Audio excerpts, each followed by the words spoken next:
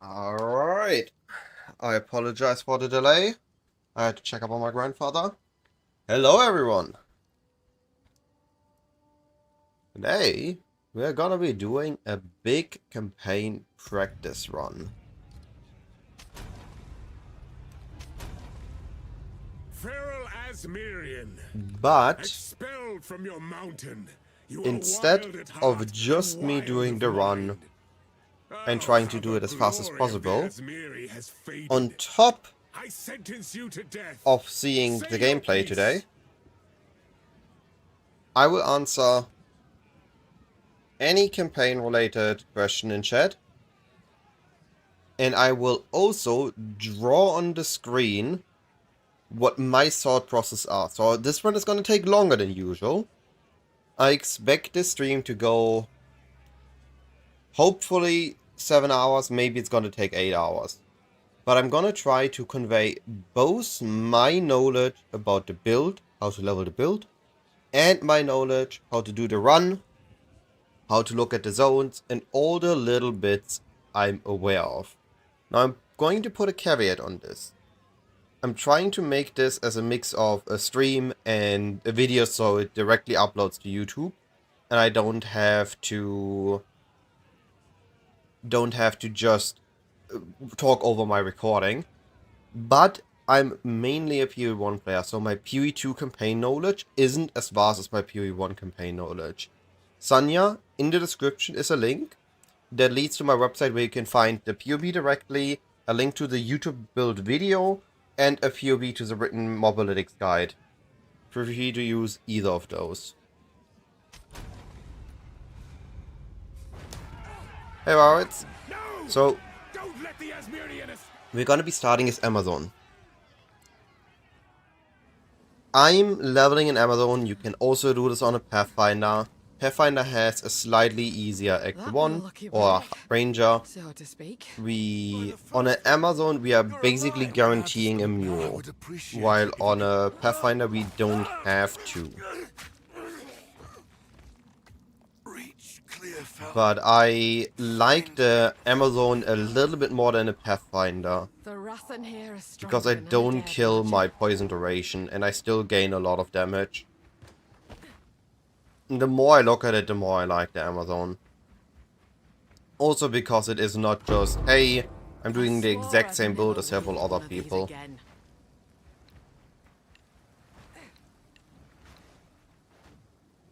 So, in the first zone, speaking about sharing my experiences, of course I'm looking for the chest to get the gems, get the offhand, get the main hand weapon and everything. And I'm just following this river. So I'm gonna get to the last check, but I'm gonna show this here. If we're looking back at the minimap, this river is going along here. It's crossing here on the bridge, it's crossing here, it's going here, and it's ending here somewhere. Or it's ending here somewhere, it's whatever. So I start following the zone, and then I'm just following along the river, looking for the checkpoints. Near the checkpoints are the items. And as I grab the items, I then progress along the river. In some zones here, it goes something like this. In my case, it was just straight up here. So we follow along the river that is on the outer edge of the zone. So we get to the first dude. We are trying to attack him, kill him as fast as possible. The less we have to dodge, the faster we can kill him, so we're trying to keep a little bit of our range. We can technically sustain the damage of the big attack with just our mana potion, but I'm not as confident on the Huntress start. The spears are a little bit too many buttons for the first zone for my liking. So I'm mainly dodge rolling, taking a little bit of extra time here.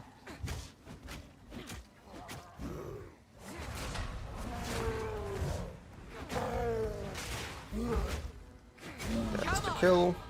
The kill is a guaranteed level up to 2. And we got a bow and quiver drop, which is good, but it is not perfect. You saw that I walked through this thing. If I do the entire fight in the lower part of the arena and I don't watch this object, it actually loses its collision. So when I only visit it after the fight, I'm not colliding with it. Now, if you are starting in Amazon like I do, I have to make a choice. I can either mule a ranger and use lightning arrow and lightning rod, or I need to mule a mercenary Iron hand. Every life has a that I get my crossbow.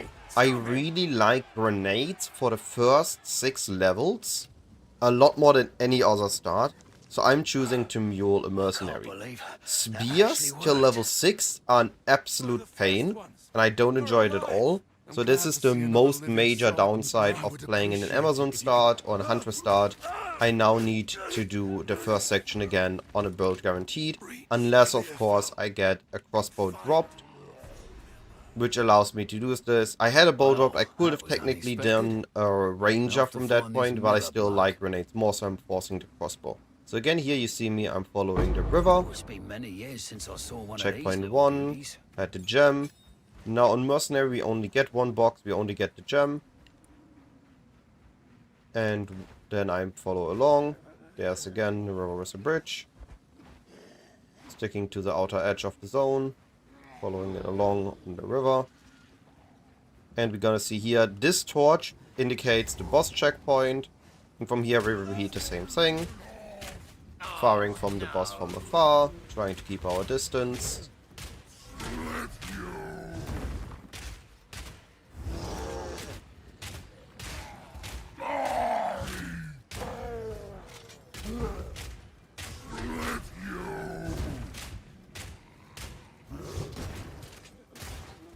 Now there are too many small pies, so we are going to be using the fragmentation routes instead.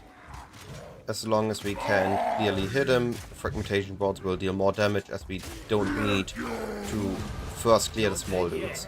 Again, we're waiting for the loot.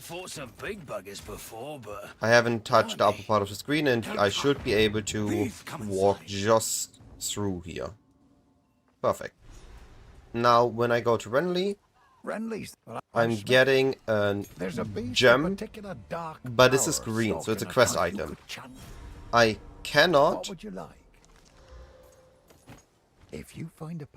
get this gem into the stash, so I need to convert it first, and then I store everything. Now that I've stored stuff, I can swap back to my Amazon, or sorry, it's still a Huntress. Now I swap back to the Huntress. Don't click exit to lock in screen, but at League Launch you can exit to character selection without any issues, and you can swap between characters. And now I have everything I need. Now I can go to Renly, I don't want to sell these because they're magics, they might be useful. I don't need this, so I can sell that. Eh? Oh god. There we go. Alright. Finally, we are in the first actual zone of the game. We are equipping Explosive Grenade, we are equipping Contagion because of its huge power in Act 1. What I do is, if I left click a gem, this skill panel on the right opens, allowing me to control click the gems into it. I will explain the zone in a moment. Just going to get some clears done.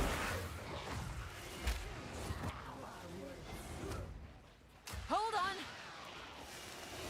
And sorting out my stuff. So we're keeping this for now. We don't need those anymore. I'm supposed to sprint here, it's faster. I'm kiting the enemies over my grenade. I'm cursing them, so if anything survives the initial hit, they get then spread with the contagion. Then I start the boss here, the wolves are okay. I'm gonna pull them to the boss, and I'm gonna contagion one of the wolves so that the contagion spreads to the boss and deals its additional damage. And then I'm just using basic attacks while the grenades recharge. It's another reason I really like... need to be careful here, else I die. I really like Explosive Grenade, as the crossbow actually has pretty strong initial damage. Why did the boss get cursed there? Couple more attacks. Forgot to select the first node. That was a mistake. This one, pick it up. The first increased damage is pretty major. Alright, and there they died. Now we can walk to the checkpoint, teleport here. Alright, let's talk about this zone.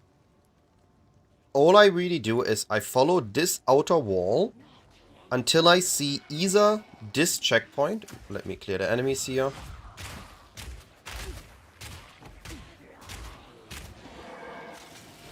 Hey, that's not nice reviving the enemies.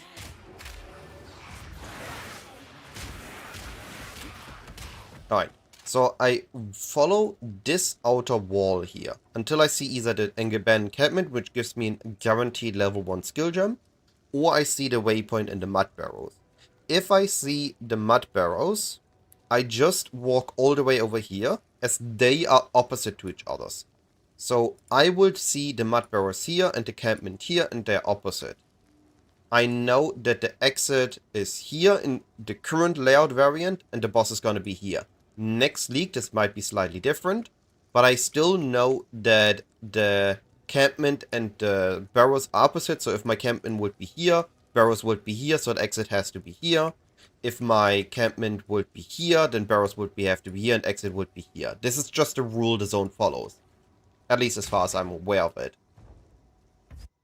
If anybody here is more knowledgeable in PoE 2 campaign than I am, of course you can always butt in with things.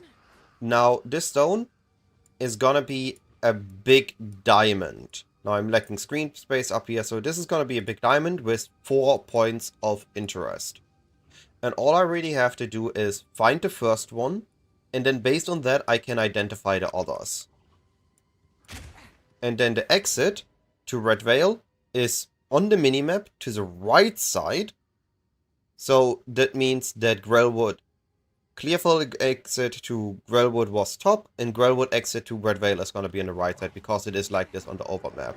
So I just need to find my first point of interest, and then I can orient the zone as needed. We're going to repeat here, kite the enemies over my grenade. There's a blue pack. Blue packs give incredibly good XP. So we do want to kill stuff here. Blue chest gives a guaranteed blue item. Now we are just looking for the first point of interest. We are mainly just sprinting through the zone, trying to get through it as fast as possible. It looks like we had the left-sided entrance, so we entered from the left tip of the zone. And now we are at the bottom tip of the zone. Oops, I need to be careful to not die here. Try to kill him, I gathered enough. There are contagion spreads. We activate the first checkpoint, so we have left end and bottom end. Now I'm continue to move right, which should find me the right end of the zone eventually. Oh. Enemies continue to die behind me, thanks to contagion. Have I read the zone wrong? No. Okay, I haven't. Was it just a weird layout? So I'm expecting something to be there. Here's the bramble. Alright. So I know now everything about this zone. Let me head back to the start. Because the bramble is here, the hut has to be here, and because the tangle is here, the waypoint has to be here. The Grim Tangle and the waypoint with the Grellwood tree are always opposite to each other. In Ariana's hut and the Grim Tangle are always opposite to each other. So if I would have moved slightly lower, I would have directly seen it. And I could have directly moved here. This here was someone's home. It's really annoying to time your grenades properly on this lady. But if you know what you're doing, if you practice it a little bit, and time her her teleports, you can... Oh, I'm stuck on her. You can sometimes time him. Not perfect, so I'm just gonna kite her upward, as this is the next direction I have to go. I need one more checkpoint in this zone. Rathan don't discriminate. It twists witches and innocents alike. We get this. This gives us multi-shot and explosive grenade, makes the campaign a lot easier. Get a tense crossbow.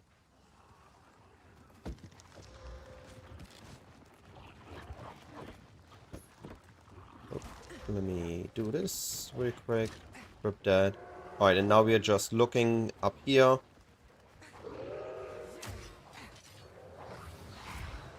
killing. We're just looking for the top part of the zone. Big pack, we kill that. Going up even further? I'm confused. Where's my tree? Maybe I'm too far to the left. There's the tree. The tree also zooms out slightly, so this helps us find it. And once we have found the tree, the Arena's hut, and the Grim Tangle, we have the Red Veil exit based on our overmap. So the overmap, the Red Veil is right off the railroad, so the exit has to be right as well. Now I'm gonna allocate one strength node here, so I can equip the tense crossbow instead of the makeshift crossbow. Just gives me slightly more damage. I'm not gonna be IDing those. We're keeping this, we're keeping that. So something I do here is I keep track of my inventory. And I have specific spots for specific things. And I will return to this later on to give a better example of this. Oh.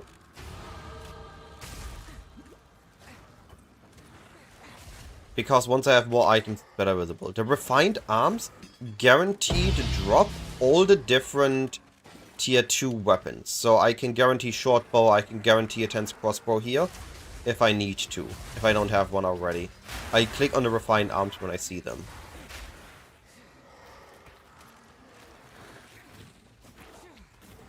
Now, there is a way to just learn this layout. I'm not that good at it yet. Instead, what I do is I'm looking for checkpoints and I'm looking for rust veins, or whatever you want to call those. Near to the obelisk of rust, the floor is a little bit... How do I say this? A little bit more reddish. And sometimes you see this glowing red thing, like this there. These help you identify where the obelisk of rust is if you don't know how to read the layout. Reading this layout is insanely annoying. There's like a 26-page document. And speedrunners haven't found a way to have simple identifiers. You need to learn like 6 different layouts and their identifiers. This one. And I'll be honest, I'm not that much invested in running PoE 2 campaign fast that I want to learn that. So instead, I have a couple of runs on this. I understand roughly how this works. I am assuming I have these in a kind of triangle position. Oops, need to be careful to not die while I explain this. I need a kind of triangle position. I now usually are 2 obelisks on one island, one on the others, and I'm looking for these red spots on the ground, or these red veins on the ground, as they usually help me identify the spots.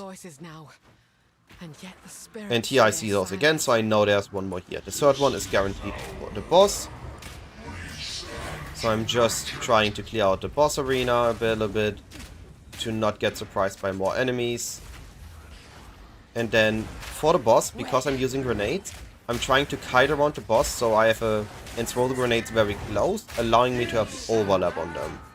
If I need to kill enemies, I'm trying to pull them close to the boss so I can cast a contagion on them, so that if they die, they do a little bit more damage to the boss and they have not been just annoyances. Now it's important to not forget allocating your nodes. All the damage matters on this dude. We really need all the damage we have.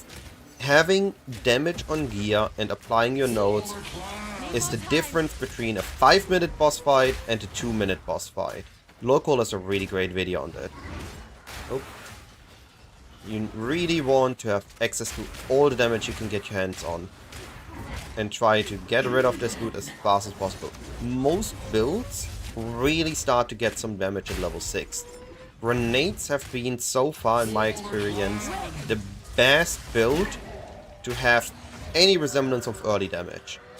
Because we can utilize multi-shot, while other builds need something like rapid attacks just to have a little bit extra damage. Here when this does, just stand between those spikes, by the way. Dodge the big attacks, stand between the spikes, stay far, and you're good. Now, luckily, we got a couple of rares, so we want to pick those up. Forgot to upgrade my flask, that happened. And then make sure that our inventory is filled with stuff that we can sell. I can adjust this slightly. Then use that there, and I have one more item. Never mind, I dropped my transmutes. That was a big mistake. This is gonna cost me a little bit of extra seconds. But today I'm not looking at the fastest one I can, but the fastest one I can do while explaining things. Now we talk to Renly. Renly gives us the spikes. Now we sell. The short bow is better than this, just because of the better flat damage. We want to ID rare items. They sell for much more ID'd, and we IDing boots because they can have movement speed. Now, if you have a good guide you're following, so in my case I'm following my own guide, of course. I have this guide here, and I have added a regex to it. You can take those regexes, paste them in here, and now we are looking for bows with damage, or crossbows with damage as well. So this is a good crossbow with damage. I'm thinking of buying that one. I don't need a quiver yet. I'm checking also for gloves with damage and boots with movement speed. I don't see any, so I am picking up this quiver to rely a slightly longer on grenades. I'm trying to kind of mix the different damage types I want together to have the smoothest Act 1 experience capable for me. So I'm gonna be using grenades and Stormcaller Arrow as a mix, so I don't need to overly invest into strengths. Once we place the first spike, Una spawns directly. We do not need to talk to Una. Now some people go to town here. My best experience lately has been I now go to Grimtangle. So I only need to enter Grimtangle once. I don't need to enter it several times. Now I portal in Grimtangle. And this gets me to town. And I can talk to Una. In the next patch, you don't swap between overgrown and underground. If I click here, it sends me underground. In the next patch, you can directly go there. But this makes it slightly easier for me to get access to the Grimtangle in the current patch. Here we summon Una. And we talk to her, and now we can do a respawn at checkpoint, which automatically skips the animation for the passage. Now in this zone, this is gonna be either in this direction, or in this direction. I don't know that yet. So I'm looking at what I have a feeling that this zone extends to. This is hard to describe. If you haven't learned the layouts, if you haven't run a lot of campaigns, you can't really see. But right now I'm looked like I'm getting moved down. So this is what I'm gonna be trying. I'm gonna see. I saw a dead end here. I saw the lake there, the underwater lake, or pond, or what you want to call it. So I'm assuming this zone is leading me down. I'm not killing rares. Rares take too long to kill. But I see the rare chests there, and I do want that. So I'm gonna be risking everything I have and dashing past these to get access to this chest, which gives me a guaranteed rare. As guaranteed rares are very powerful early. So now I don't see anything further left, so at this point I assume this zone is extending right. So I'm just trying to kill here enemies as I gather them. My goal is to find the druid and reach level 6. Oh. Can you please? Thank you. Level 6 is a big key point for me, because that gives me Stormcaller Arrow, or Flash Grenade, or Vine Arrow, whatever build I want to go with. That is the next strongest point. In today's run, I will be trying Stormcaller Arrow. I have so far tried out... Alright, this is the boss arena. I'm only level 5, so I'm just gonna continue looking for the exit as I go, so I get my level 6 power spike. With the weapon swap being instantaneous, it's gotten a lot easier to mix our skills, especially early on, where we are still in a weaker state. Nope, pick that up. Still not at the right level. Once we see this, I was expecting it. We know that we are at the exit. So the exit has another checkpoint. Now what I'm doing is I touch this checkpoint. I touch it again, so we mark this one. If we click on respawn at checkpoint, I'm just going to kill the enemies here. If I don't see any more enemies in this vicinity, because I have reached a dead end or whatnot, I'm just going to respawn a checkpoint, and I'm forcing my level up here. A good player could likely pace this one better to get the XP, or don't rely on level 6 to kill the druid. I don't mind forcing level 6 here, even if it takes me 1 additional minute, just because I'm not an insane player. I'm not learning all the boss fights out of my head, don't need the strong skills. I rather force the level up, because it's also good afterwards, right? Having more XP in the next zone means I'm slightly stronger. There's a couple reasons. Oh, don't die, this should be my level up. So first of all, I get the next crossbow upgrade, right? That's already big. But second, level 6 is what we require for the level 3 or the tier 3 gems. They are level 3, but they require character level 6. So now I could go and grab Flash Grenade, but in my case, I'm gonna grab Stormcaller Arrow, because I've already prepared a bow. And now I can use Man or beast? What are you? Stormcaller Arrow in combination with Explosive Grenade instead of Crossbow Shot in combination. These are the strongest Act 1 skills I have access to. In combination, I'm killing my boss fast. Hold on. Now, you just saw me getting teleported in the middle by the boss. If you cannot get out of it in time, wait for the teleport of the boss, and instantly after the teleport is when we want to dodge roll. So we get out of the inner circle and we don't die. And that is all there is to this boss fight. This makes it very easy. Now that I do have Stormcaller Arrow, I can do some mix and matching of my skill gems to have it slightly easier. So on this, we are going to be using, not Concentrated, we are going to be using Armament. And we are using the triple shot Stormcaller Arrow, which is a little bit slow, but we accept it because it one-shots any pack. Alright. In Cemetery of Eternals, I'm following the outer edge, and I'm looking for the sarcophagus, which gives me a guaranteed lapis or iron ring. So I get the iron ring. This world is suffix. I'm gonna look for flat damage on it. Flat damage is giga important in Act 1. Mentioned it a couple of times now. Also, that's why we are IDing the gloves.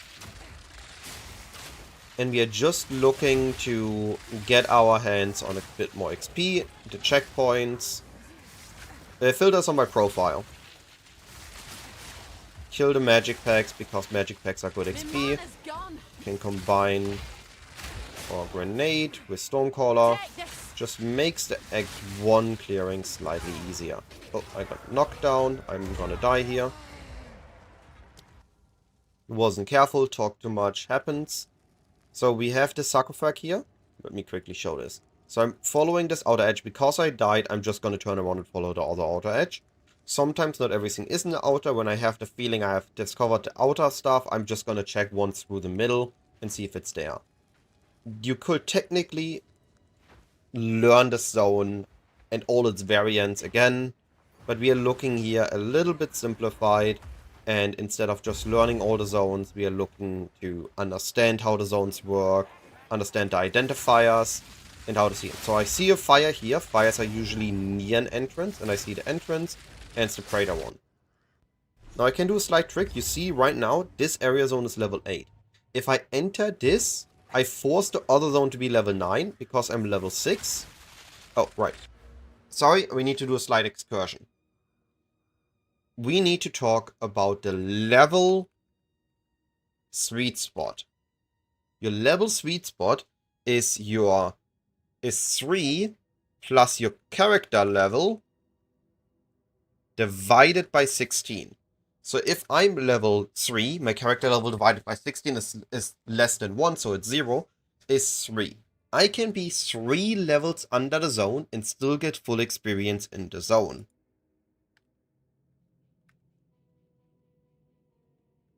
So, if I'm in a level 9 zone, I get full XP at level 6. So I can create both of the cemetery zones at level 9. And I get the full experience in there.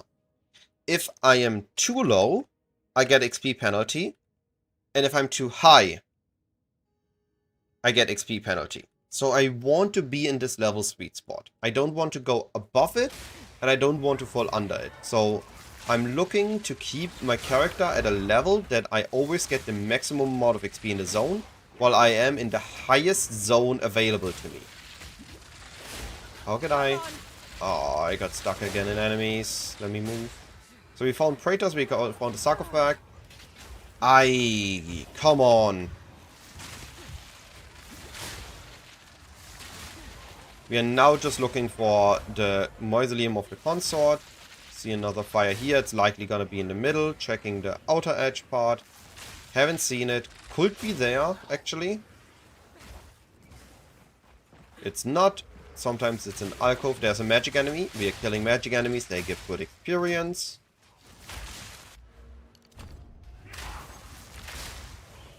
And now we're checking the middle. You should be doing a couple of practice runs and get used to sprinting. Sprinting is an extremely powerful tool that saves you a lot of time if used correctly. If you are not using it correctly or you're getting too distracted like I did when talking now a couple of times, you will notice that you're gonna get staggered and you're gonna die. So I highly recommend doing at least...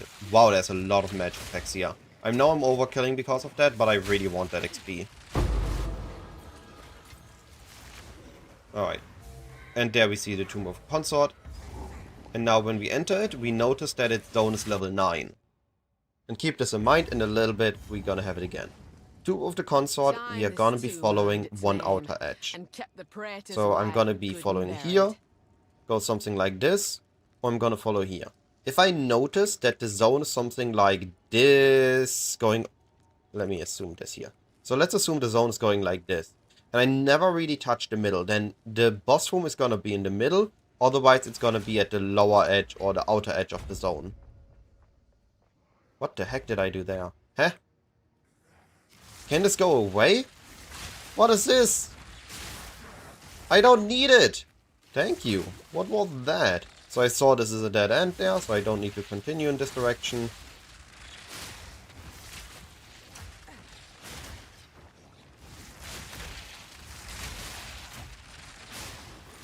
Instead, I'm just following the outer edge. This is just a single magic enemy.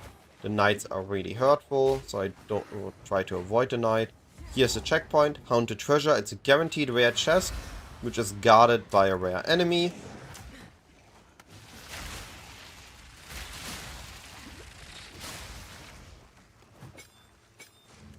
So here I'm swapping this in, so my attack is slightly faster.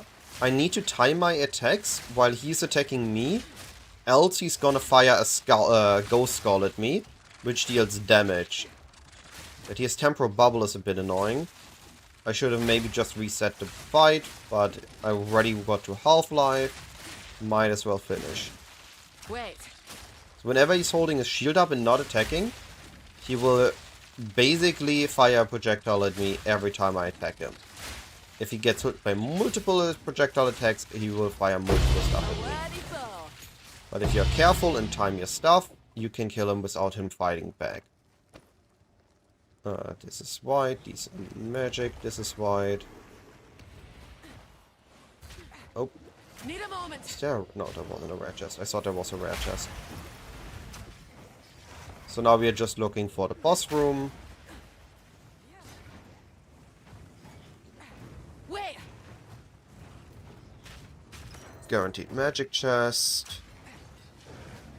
Oh. There we see the checkpoint of the boss room. We are level 7. We are good to go for the boss fight. So we're using Stormcaller and Grenade here. This is a good body, double res live. Now in an optimized speedrun I will not equip a body because it has a movement speed penalty. I'm not doing an optimized speedrun, I'm trying to have a good campaign time that feels smooth, even if it takes me slightly longer. No mana.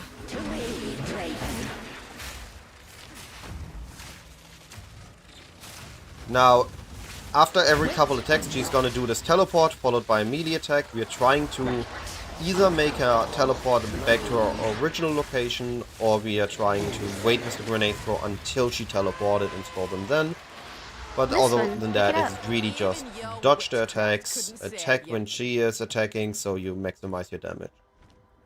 I earlier did a mistake. I didn't buy the wisdom scrolls, so I can't ID all of the items I'm having on me. Oop, that's the wrong one. Now, I'm gonna control click this zone, and you notice that the zone that was earlier level 8 is now level 9 as well. I'm dropping a couple of magic items that I don't care about anymore.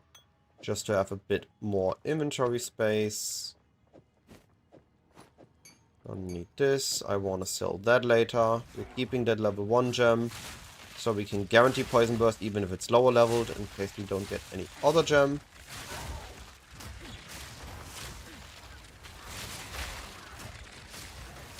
Alright. Now in Mausoleum of the Praetor. Do I have a moment? Okay. We spawn at the outer edge. We don't know where on the outer edge we spawn. Can you not annoy me? Hey. Perish. Thank you. We spawn somewhere along the outer edge of the zone. And we don't really know where we are at. At some corner of the outer edge, we're gonna be having the Abandoned Witches, which is a bunch of gold and a guaranteed rare chest. And he can be in the middle, somewhere here, or at the outer edge. We are looking at the minimap to identify the boss room. And I will show this once I see it. So we are just looking to identify which is the direction the zone extends to. I'm gonna die if I get hit there. Which is the direction the zone extends to? What are the outer edges? Where are we looking at? This there might be the boss room, but it could also just be the Abandoned Witches room. Here's the checkpoint, so this means this is the Abandoned Witches. And there we see it. We actually have found the boss room. We don't quite see it yet, because it's not actually fully visible. But knowing the rules lets you actually identify it faster. Let me get rid of these small fries. You notice these corners here. These are these casket corners that we have at the edge of the boss room. So I can predict the boss room is here. This is gonna be the boss room. And the path to there is gonna be something like here. Or it could also be a passage here that leads there, that leads there. Something like this. And when I walk there, you're gonna see that I just identified the boss room just by a sliver of the edge. Now all I have to do is find the entrance to it.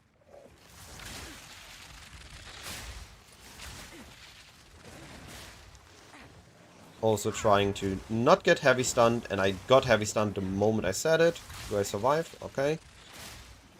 So there's likely no passage here, is what I assumed. So we need to go around it. Need to go around it.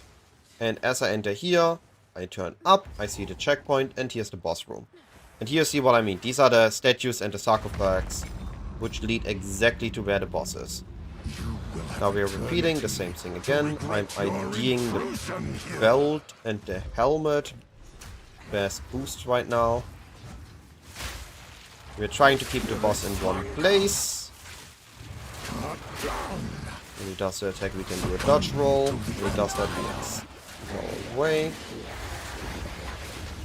And those come we dodge roll. And he just did his melee attack, so we are safe to throw our grenades without him moving too much. So we get the full damage of him. He just did a dash, so we get good again. Get him hit by the grenades. If I see there, my grenades landed way further apart, but it was good enough, and the boss is down. This one, pick it up. So again, I'm just focusing on the rare items. Now I can go here, click the checkpoint, go here, open the memory gate. The moment he starts moving and saying his stuff, I can again use an interaction skip, respawn a checkpoint, places him already back here. And we are good to go to fight the boss. We need to wait a slight moment before we attack with our grenades. And all we do on this boss is just like the other two. We try to not die, try to position, and time our... Oh, this is the big slam.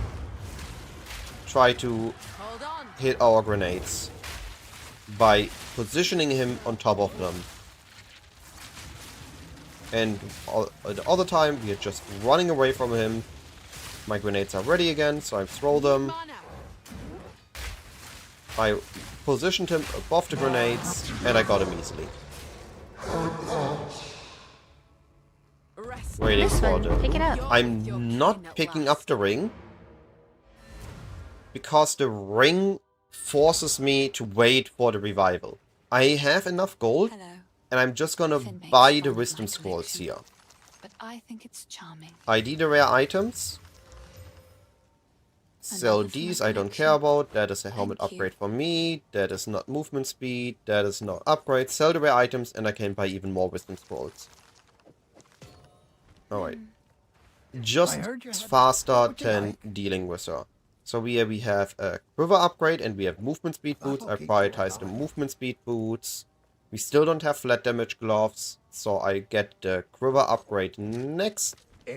That's my priorities. And now, when you kill Lachlan in Cemetery, you automatically get the Hunting Grounds waypoint unlocked. So I don't need to enter the next zone, I can immediately portal. Now we are in a big, big zone. And it has a couple of things along the edges. We have the Occam entrance, it could be here or here. We have the Phrazon entrance. We have the... what is it called? The Crowbell, which is about another point on the edge. And we have the Druidic Ritual. So we're just gonna follow along the edge of the zone. Actually a bit more squared than it's circled. And we are just walking along until we find a Phrazon entrance. If we got a big part of one edge done and we just found Phrazon or Crowbell, we can also change direction and check the other edge, depending on what we found and not. I don't need the ring. The dude awakes on its own the moment you kill Count Geonor. Count Geonor skips the revival animation of him and automatically unlocks him for the future of the campaign. So we are forced to pick up the ring unless we want to ID items. So now I just dodge roll, kill a bunch of enemies behind me, explore the outer edges of the zone, and I get XP as I go. My goal is to hit level 9 and before I hit all the objectives in this zone. So this thing here, let me show this. This is the second part of the Crowbell Arena. We know this. This has to be it. So we know that in this corner is the Crowbell entrance. And we can now fight Crowbell.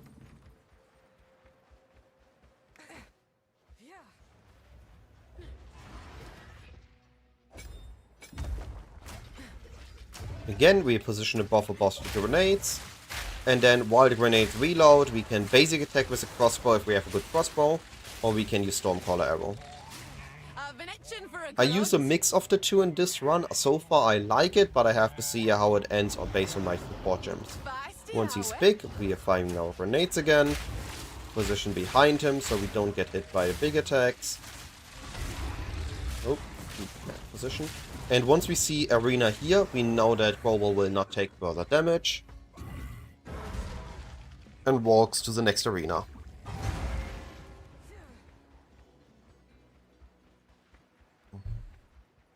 This arena is X-shaped, and Crowbell will always position himself here first. So we can again pre-fire our grenades to deal slightly more damage once Crowbell arrives.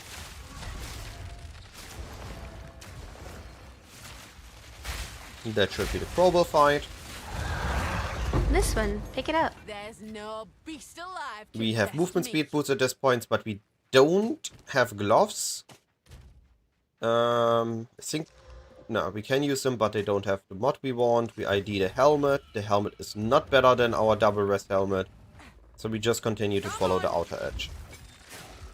Swap the gems back.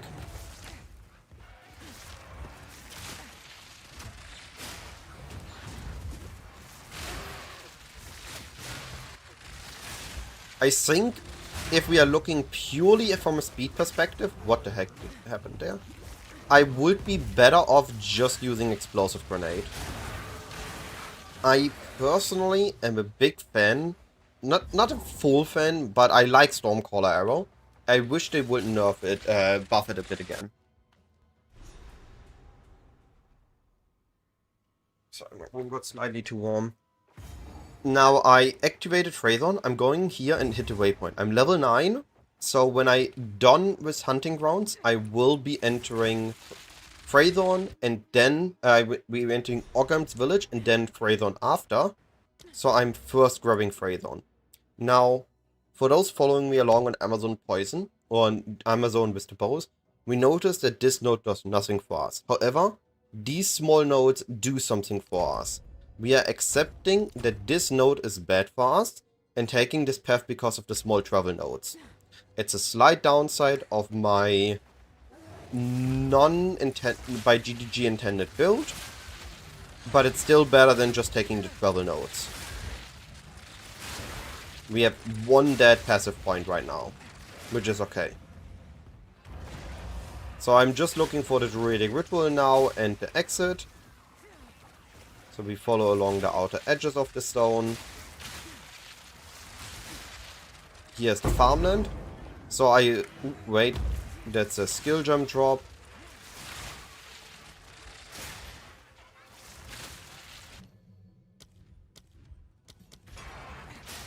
That's a free one, so we can upgrade the explosive grenade, makes it deal slightly more damage. A lot of blue packs here. Gonna be trying to get them all down.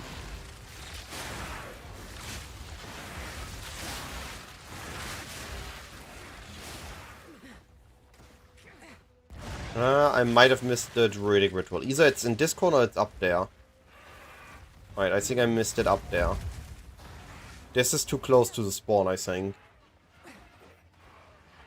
Dario, why is Twitch being a bum face? What is happening there? Oh, okay. I seem to have missed the Druidic Ritual.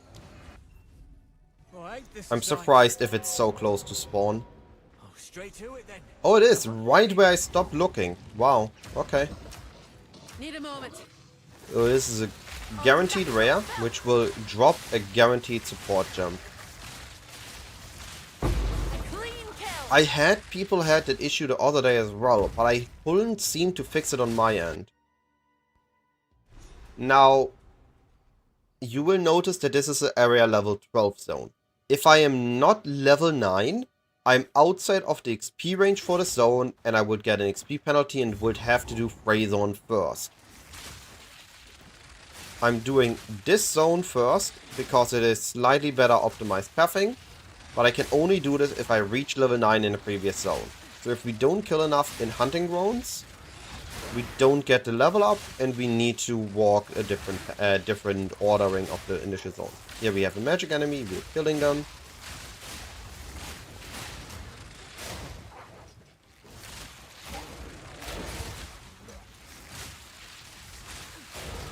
This one, pick it up. But Una will thank me for this, no doubt. Alright, let's quickly talk about this zone while I'm here.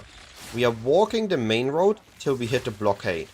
Once we hit the blockade, we are looking for the shortest way around it, because right after the blockade, when we go back to the main path, we're gonna be finding a checkpoint where we find Una's loot. At that point, we are walking till we cannot walk further into the direction of the main road, and we need to again find a way around it to get to the exit. This is a very simplistic zone, as long as you understand the rules of it.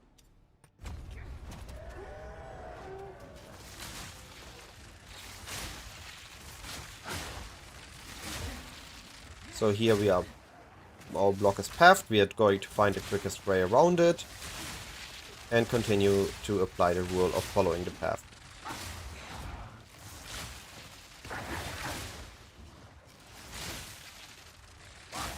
Now we see, here's the wheat field. This field is giving another guaranteed rare that is gonna be giving us a tier 4 support gem. Once it's spawned.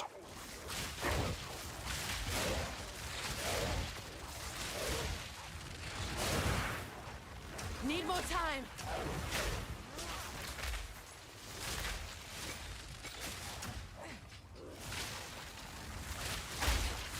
There we go, we got a big hit in. Challenge.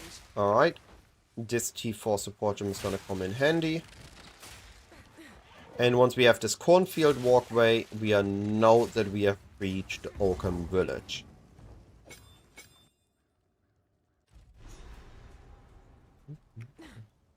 Once we reach this waypoint, we're gonna go back to Phrathon. That's why we activated the Phrathon waypoint. Anybody is experiencing issues with Twitch, I'm also streaming on YouTube, so you can watch the stream there. I apologize for the inconvenience I'm causing, I just don't know what is wrong with Twitch streams sometimes.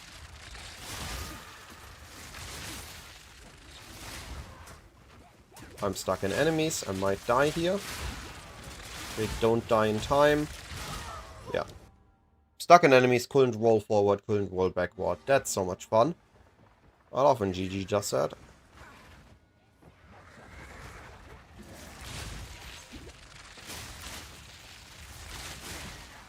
Once we see these, so in this zone, I haven't found a guaranteed way to look at it yet.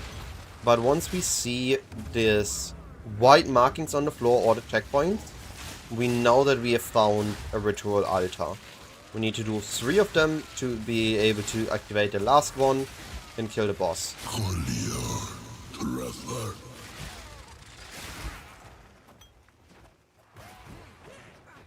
No, blue. Maybe I do keep it that way. Maybe this is better.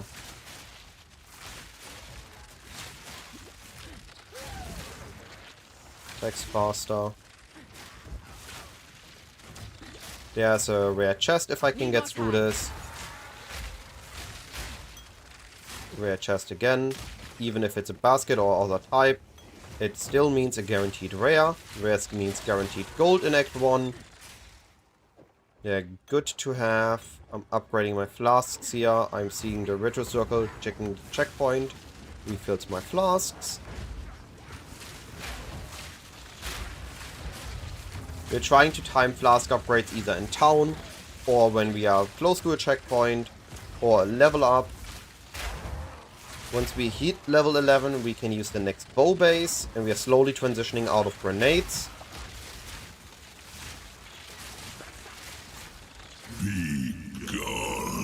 We are looking for one more ritual. Here we see the big one. We don't need to go there yet. Oh, why have I picked that up? I thought it's rare. This will be sold. Those will be sold. Here's the last one.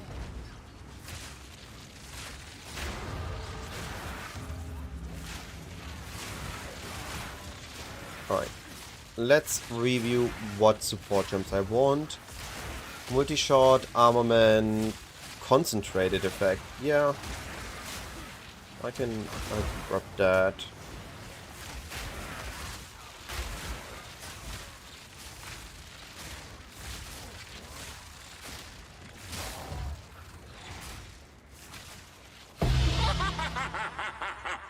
Cool. We're getting the one bow. Now we did manage to get a rare bow, so we need to quickly check. Rare bow is a 23 DPS. Our Stormcaller goes down with the Warden bow, but we have to transmute. Now it's fine.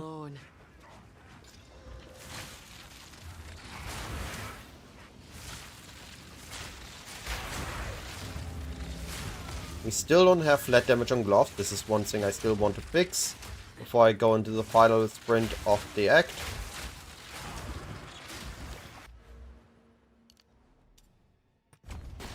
Come on.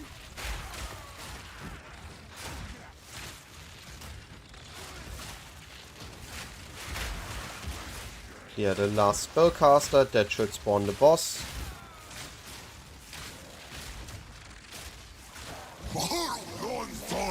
Again, just like the other boss. Oh, I got hit. That was bad. We are trying to throw grenades beneath the boss to maximize their damage. When we have the purple thingy on us, we are forcing to walk. If we have the red thingy on us, we are only dodge rolling for a bit. There, when he says that statement, he's phasing. It's 8-17, 14-11. Yeah, it's okay. Again, we're looking to use the grenades for burst damage and Stormcaller for consistent damage. Now we have the red one.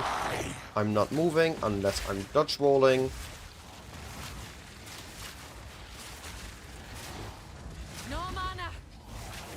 Can this get hit? Thank you. Oh. Oblivion Raids is this melee slam. We are just moving backwards when we hear that.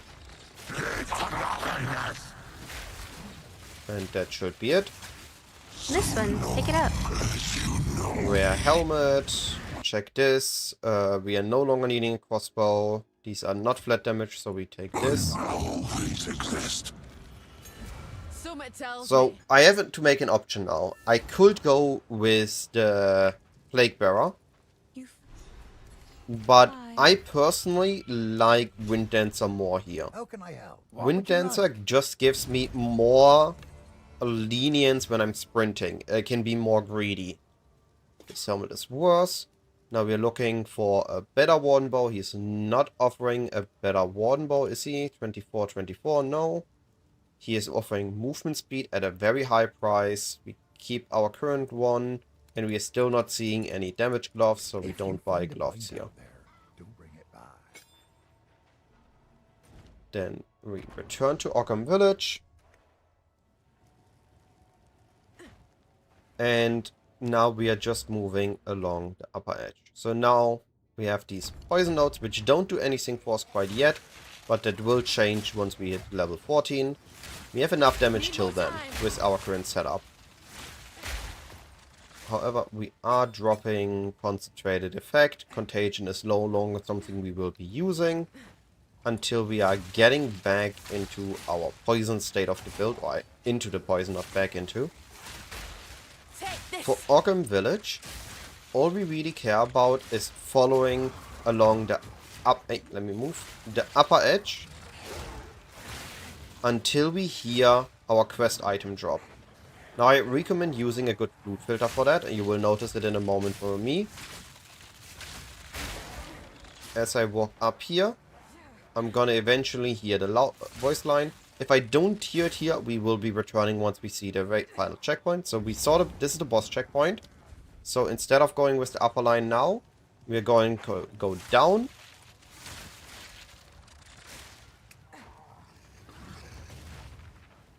This one. Pick it up. And there I hear the voice line. I see the checkpoint. The voice line just helps me orient where exactly is the smithing tools and the This guaranteed one. chest. Pick it up. So this is extremely powerful. We get a guaranteed rune here. We get a guaranteed rare here. And we get the unlocking of the smithing tools here. Very handy. Don't skip this part. Do search for it when you're here. Level 11. I would have liked to be one level higher. But I should be fine to manage.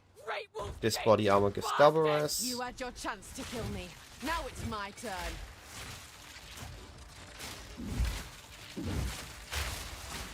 So we're just throwing nades where we have them. Stormcaller for the rest. Dodge the big attacks of him, of course. Cowards! Fight or die! That's the guillotine drops. Just stand out of Need a the moment. knockback. If you're in front of him, dodge backwards. If you're besides him, dodge behind him. Be crushed is a big slam. Oh, that was dangerous. I could have died there if I had less max life. So again, dodge backwards. Then go in where also he tries to jump you.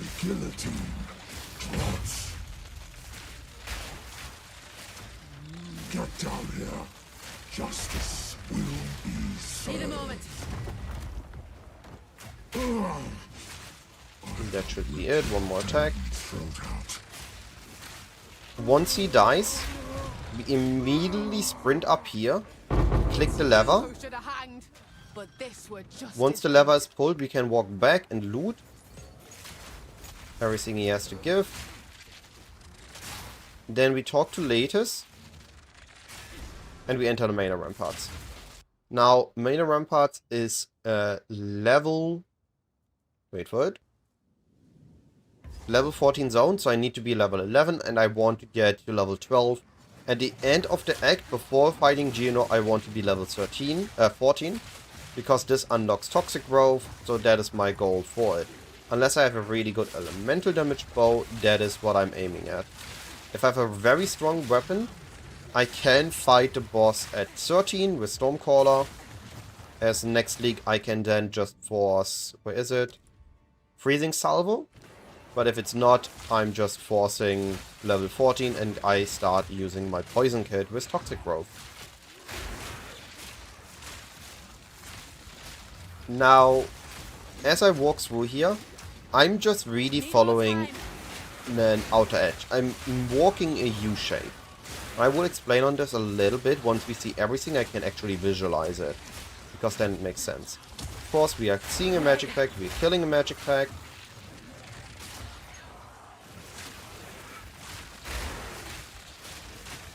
Hey, Edgy.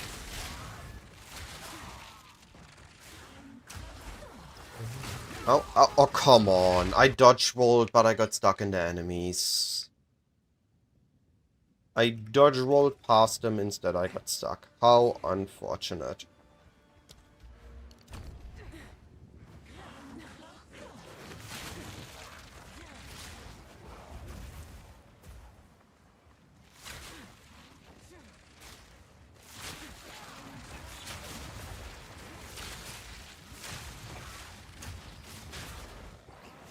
So there we saw Wind Dancer knocking back the enemies, giving me a moment to reposition and not getting knocked down. That's why I like Wind Dancer. Of course, if I would be on an Elemental run, I would have picked Herald of Thunder here. If I would have been on a Pure Poison run, I could have picked Plague Bearer here. Some magic pack, so we kill that. Out dying this time. There we go. Now here I'm gonna go to the upper part. There should be a checkpoint here. So rare, I don't want to deal with that. And the gallows. This is the gallows we escaped earlier.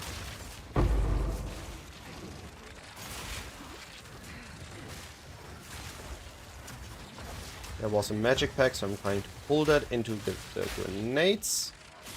I did not try, took enough damage, and there's a rare chasing me.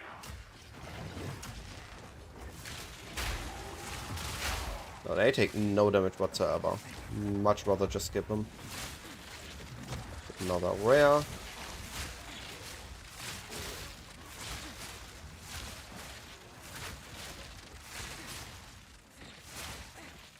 Alright. So let me explain how we look at this zone now that I've explored it. As you can see here, I really just walked this U shape. So in this case, I walked here. And I know that on the final switch of the U, if I do a turn to the open side of the zone, so not towards the checkpoint and the waypoint at the start, but to the opposite side, I will find the checkpoint. Now, if it would have been a U-turn to this direction, would have been something like this, get that there and have the exit here. But in the essence, it is just a U-shape that I need to do a slight step to the side to get the checkpoint with the last guaranteed support gem.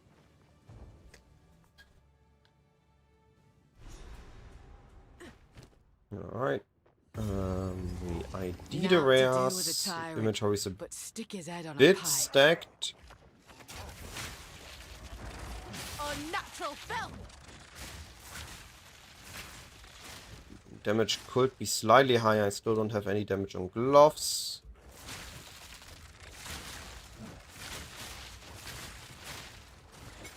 Ah, I still had. Okay. That explains why my clear felt so bad. Alright. In the manor, we are going to be walking by... We have 3 layers, and we are always going to be walking by this thing. On the first layer, we are walking by on top of it. On the second, we are walking back. And on the third one, we are walking past it one more. We're walking towards it, I guess. So we're always looking to go towards finding the bridge and then the opposite of the bridge. Now, depending on the first layer, there's going to be a cathedral part to this zone. And in this cathedral part, we're going to have a guaranteed boss fight, which we want because it gives max life. We're looking for that one as well. This is the cathedral part, I mean. We have the checkpoint, we have the books, we have the chair rows. Once we click on this, the boss spawns. Sanity recedes ever Again, further into pre-stack the our dark. nades. Shadows hover above us. Position yourself behind the boss. And waiting. What sickness has come among us that so unsettles our minds? It sits poised to strike. Nowhere is safe.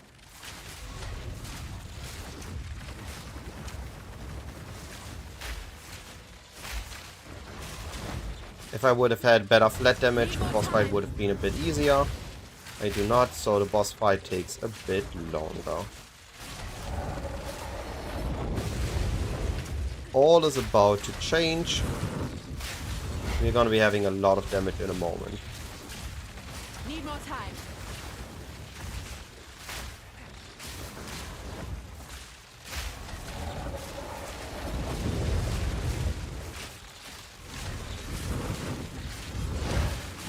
There we go. This one, pick it up. Whatever it was, it's dead now. Now that we have killed the boss, we are just gonna be looking for the stairs. So because we have the bridge here, the stairs is either gonna be down here or up here. I still need to kill, so I can ignore all enemies, but I'm especially looking for blue packs. And I'm trying to force level 14. Can they stop pushing me around? Hello? Game?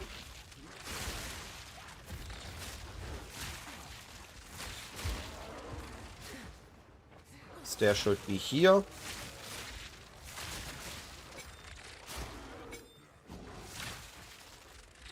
Yeah, there it is.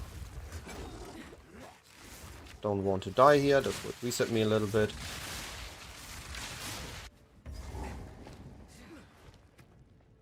Yeah, I just need to throw more grenades and not rely purely on Stormcaller for clear.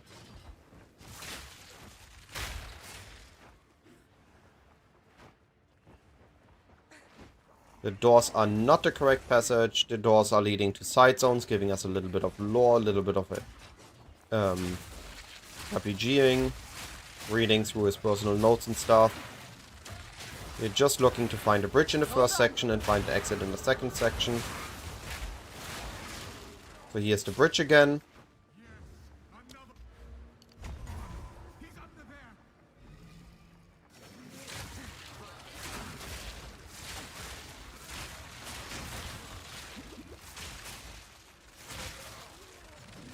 I still need a whole level up, so I typed my XP slightly worse than I could have done.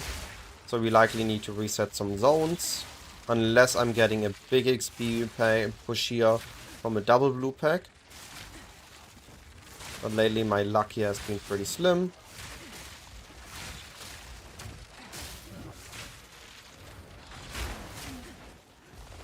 Yeah, so rare here. Wait. Can I kill it? How much damage does it do? How much damage do I do? The second rare. If I can stack them together, maybe? Never mind, I just get insta-killed. Cool. That's fun.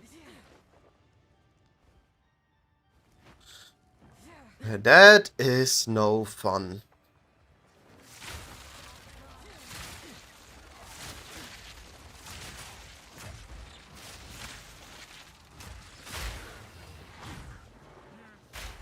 Still need 70% XP, still need better inventory management.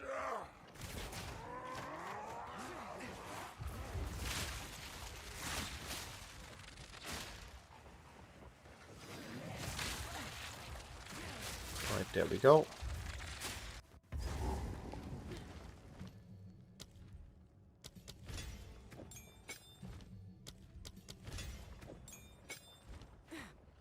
This helps already. Wait. I have Conk Effect, I have Multi-Shot for next league, Armament for this league. Then yes, I have enough.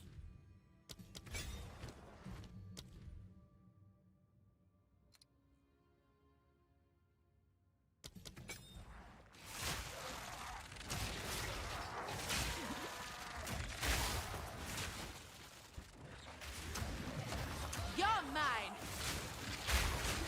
Hold on. That's a blue pack, I needed those, that's good. As long as I don't die here, that is.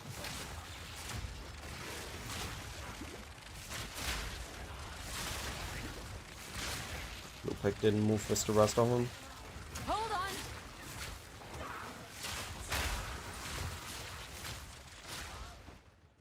%50 more XP. This here is the guaranteed entrance to the boss arena. Hey, can I... What the heck is going on? I can't move. Now I respawn at checkpoint. I'm gonna force my level up here again.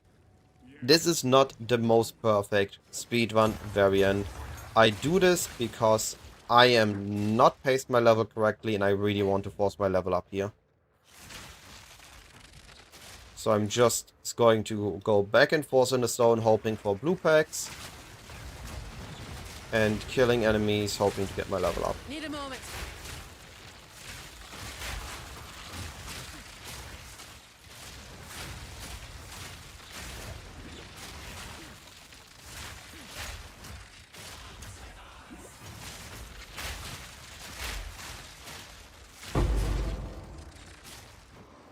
I always take support, uncut support gems. Now during this run, I'm not using those. At league start, you should use those. Fill out your support gems as you can, get more quality on your build. I'm using the minimum amount of support gems I can use, so that it is more realistic on what we are expecting at launch. Just to showcase better how the build is gonna behave then. Wait.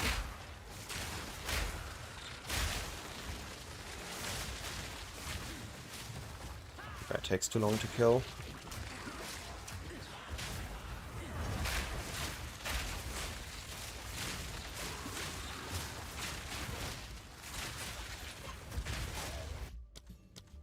Spawn a checkpoint again. Good night, area. Have a good sleep, and I see you tomorrow, buddy.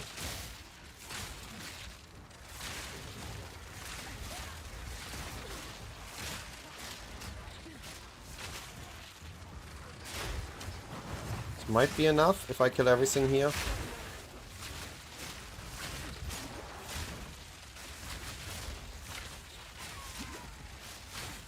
Wasn't quite, but this should be enough now. Hold on. There we go. We respawn a checkpoint one more time. Now we go to town. All I do is I check one last time for weapon gloves and I talk to Lytus or Latus for my level 5 gem. I'm picking up the Iron Rune here because I want to rely more on my poison damage. What would you like? You can also force a pure lightning run, of course. So, ooh, that is 37. There's damage gloss. We are taking those. That's a good one.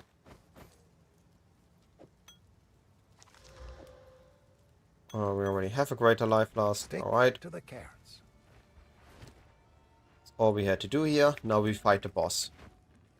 I've heard enough of the beast to know feeding it's a food. We get Toxic Growth, and now we are changing some stuff around.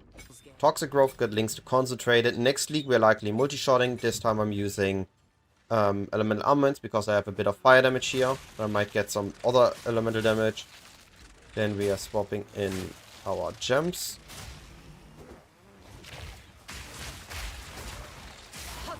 We are grabbing Poison Burst, Vine Arrow, Toxic Growth. We are dropping Explosive. We are dropping Stormcaller. Oh. So we need to fire 2 to 3 attacks to proc a boost through. So we are just trying to keep him on top of a Vine Arrow. And when he does a big attack, we are firing our Poison Burst till the push shoots proc. And we are watching him slowly die to the poison. Oh, oh, I have it.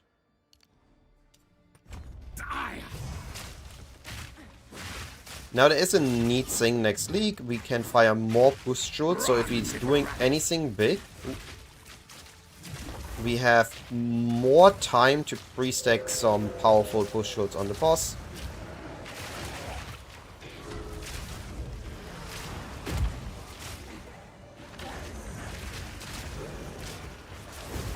Ah, he dashed too early. You can either do the poison swap here at level 14. You can do the poison swap at level 22 when you get Gas Arrow, or you can just do the entire campaign on Lightning.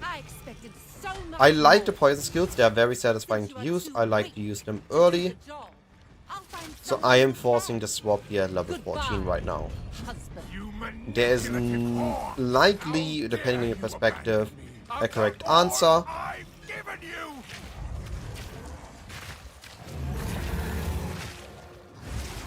Chilling frost. I will take out your heart and savor each bite. I just do this because that's what I wanted to play and I'm forcing to play it. Because it's not bad. It is quite strong if you get the push to proc. The eternal impure. Now here we are just trying to kill one of them. We are listening to the voice line. Dodge roll at the right timing. Roughly every 3 seconds. And Contagion, Vine Arrow, Poison Burst is keeping the small guys aware, refilling our flask in case we need it. Ow. We assume that he jumps in the middle of it, so we're preparing our skills there.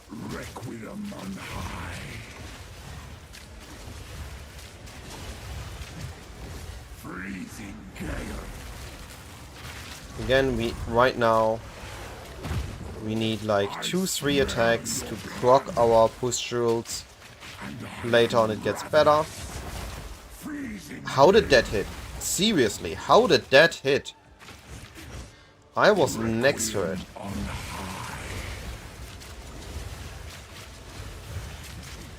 I smell your blood,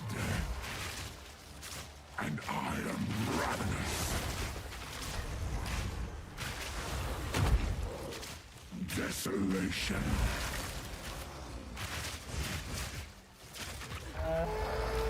Can I get one more burst in? You are hunted. Ah, the push wits exploded too slow. Again, we cursed the first one, this Contagion the first one, and we are relying on the Vine Arrow and the Contagion, the Poison, the Spread. So we can mainly focus on dodging. No tales were told. None knew. None. Next, we need to be careful. He's going to be having the empowered attack. So we need to be careful if he does exactly this. I got hit. Okay, only got hit once, lucky.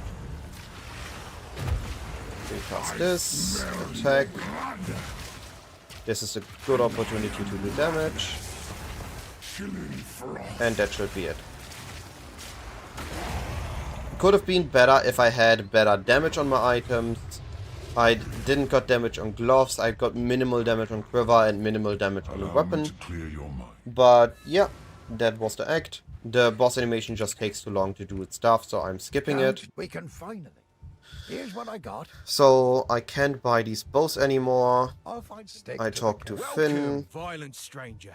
I am Finn. My and game I shall froze? be your What is humble this? Provider of useful Hello? and diverse objects. That at my owner's house. Renly's Why did house. talking to Finn You- freeze my game? See, It makes no Thank you. sense. So we are done with Act 1. Next act has a lot of lightning damage, so we deal with that. And we're done with the act.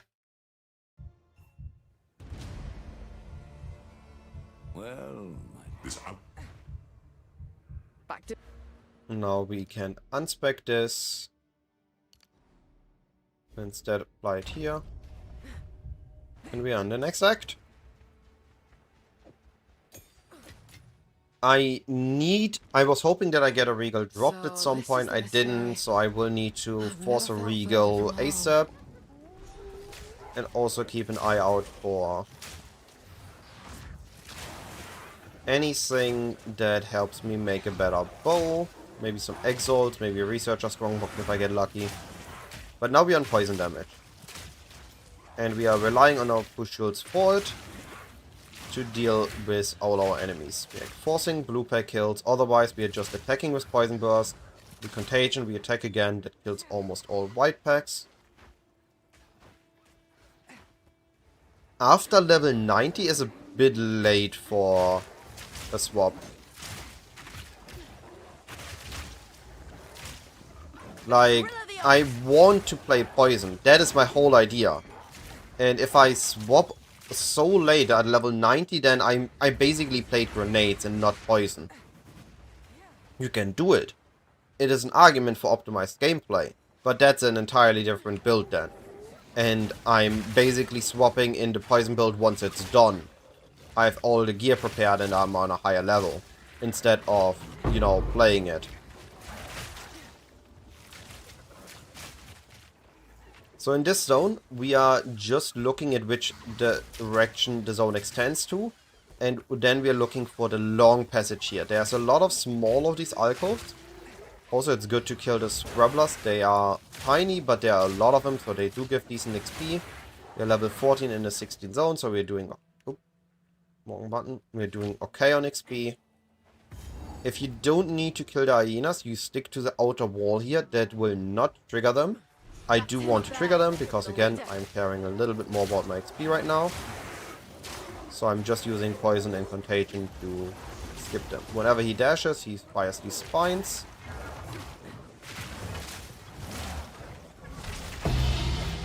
Ooh, there's a recurve ball we have been looking for. That's good. Care for the spikes. I do need a bow upgrade. We get that at level 16 with the recurve bow. Huh? I'm surprised that he did the slam there. He shouldn't have done the slam if I counted his attack correctly. He should have been charging because he done the normal attacks. And only then did the indicator for a powerful attack. Doesn't he normally do that other way around? No, apparently he doesn't. I missed it. Okay. Why do you keep running, dude? Stop it. 1, 2. Step. 1, 2. Step. Oh, I didn't meant to go out of the arena.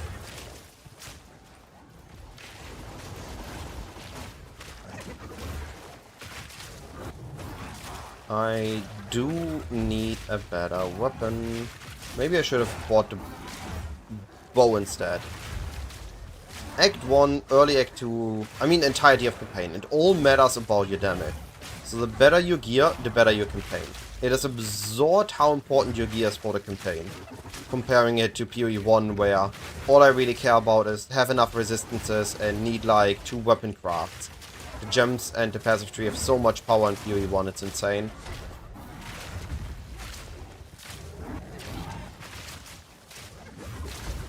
Huh? Why did you do a slam there? Dude. So we're trying to kill him in the top of his arena. Because if we do, we have time to place the portal before the other hyenas spawn. Giving us time to... Ooh, that's big. That gold is big. Giving us time to place the portal, kill the enemies, wait for the loot, and then head to town. Alright. We have entered the caravan. Whenever we enter the caravan, we talk to the hooded one. Then we can talk to Zaka. We are selling the helmet because it gives over 1k gold. Then we are selling the other things. We're not selling the recurve bow. We no longer need these. Multi-shot we will be using next league. Then we are buying the wisdom scrolls. I store the things I no longer need. And we are buying and we are grabbing our Act 2 filter, which of course I've also prepared. And we are looking for a good recurve bow. This one is T8 fist. This is a good bow. We can look, will ours roll better? No. So we're gonna be taking this one for now. We see no gloves, no boots, no anything was good. Talk to her, there's past her. The trail for glory. Talk to her, so we unlock the map. Then we go to the Mardun mines. The positions of the locations in Act 2 shuffle around a bit, but we have a pretty set order. Now, if you're curious about the order of zones and the zoning.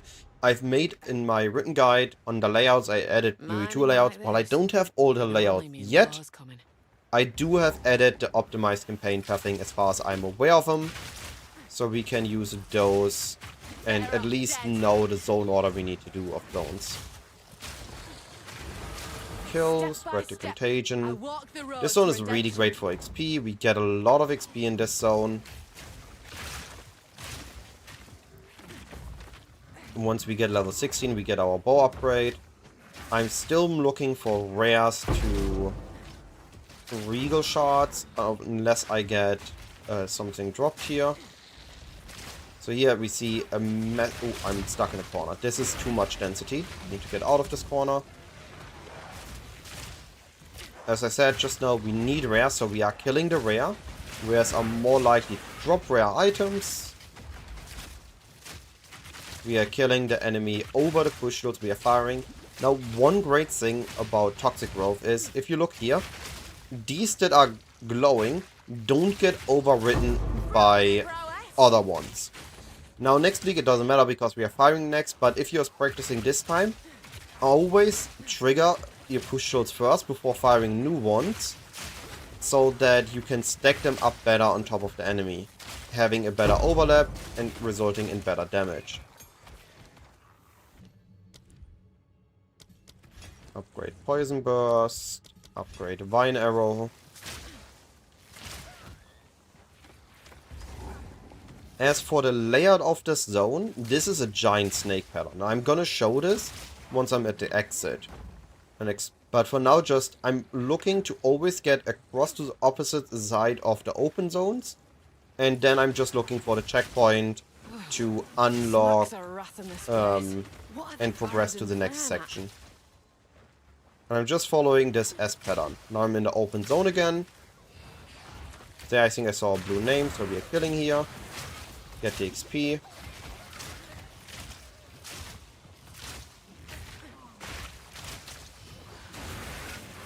There we go. So exit is on this part, so we're trying to go down there.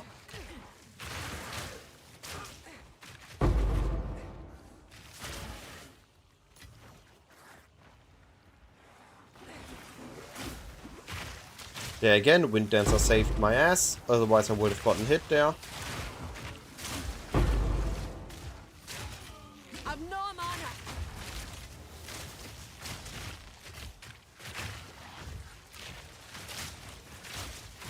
Could use a bit more attack speed. Iron Ring. That is good, that gives flat damage. And we rolled Suffix so we can augment it, and we rolled cold damage, saddest of times. Here's the final checkpoint of the zone. Wait, was this a rare chest? No, I imagine things.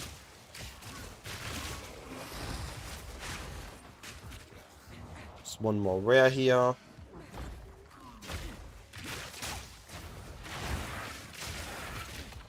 Again, I do need more rare drops, so I'm forced to kill rares. I need their loot.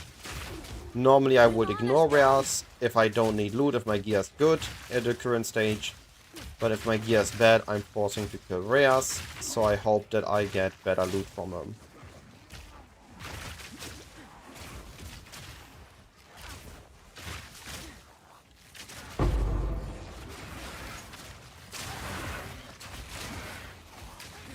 But we have reached the next level up, we finally got a better weapon.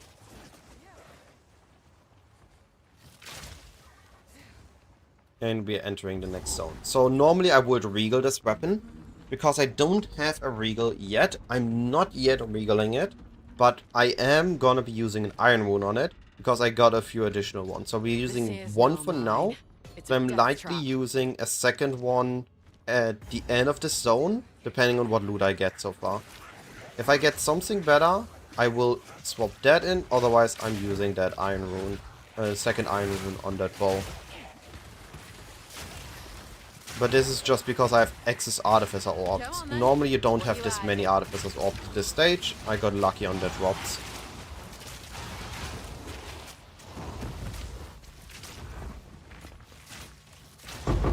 Kill.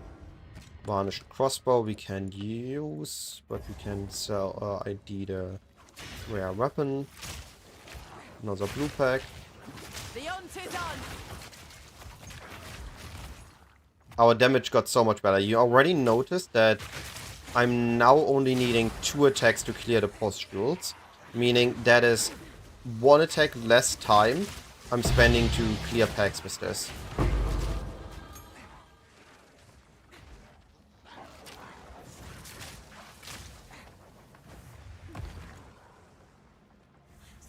Got my level up to 17. We can allocate decks. This. We want to check this. This is 36. This is 49. It's not worth upgrading into that anymore. Insane? I'll show you insane! 1, 2. Attack. 1, 2. Vine arrow. 1, 2. Burn! Burn! Burn! 2. 1, 2. Once we hear this, watch out. There's something cool we can do. We just run. And the moment she does this, we can attack again. 1, 2. 1, 2. 2. And she's gone. Once she's down, we talk to Risu. We talk here. Alright. So let's quickly talk about the zones. I forgot to talk about the last one, and I will talk quickly about this one. The Regals came in so handy. Holy, that was a godsend. This zone, we just trying to get to the opposite side. So we are looking for the first checkpoint. If it's here, we're going there. If it's here, we're going there. And whenever we see this open circle where there's some light shining onto it, then we are gonna go around it, and usually that is when we see the final checkpoint and the boss arena. I will quickly go back to the... Normally I would portal to town here. I'm only going back to the last zone to quickly show the layout of that, because I forgot as I was walking through it that I wanted to show it as well. So here, if we're looking at it, it's a big zone, but it is really just an S. So we go and follow the passage until we hit the open zone, which we hit here. On the open zone, our goal is to get to the opposite side, look for the checkpoint, and at the checkpoint we follow again the passage. Now, we apply the same rule in the second section of the zone. Leave me alone, I'm trying to show stuff. We go to the open passage. We are going to the opposite side of the open passage, and we are going to be following the path to the exit. That's all there is to this zone. Once we are done, we are portaling to town. Not the waypoint, sorry. That was... We would have portaled at the boss there. We would have placed a portal between the boss drops. We talked to the hooded one. I just got regal, so I no longer need to vendor my rares for regal shards. I can instead try to regal the weapon. I got unlucky here. I hit a suffix. I hit a suffix that does nothing for me. So instead what I'm gonna try to do is... This one is... Wait, this one is 23, so I'm gonna do it with that one. This one has no flat damage. We're gonna be trying it because we really want a double prefix damage bow. We got T10 lightning. So this is 40, this is 49. This one has a attack speed suffix, so I'm hoping for Regals next, for Exalts next, I guess. It's not good. We are keeping this one because we already have the rune on it. It is overall better. Not the best bow state, but we are gonna be looking out, continue to look out for these. Talk to Risu here. We can't level up stuff yet. Alright, I can use this moment to talk about my gear. In Halani Gates, all we do is we walk up to it, trigger the quest state, and portal back to the caravan. Alright, let's talk about gear. You see that I have specific spots for specific items. I have always my wisdom transmutes, augments, regals, exalted orbs. Then I have artificers, redstones, and blacksmiths here.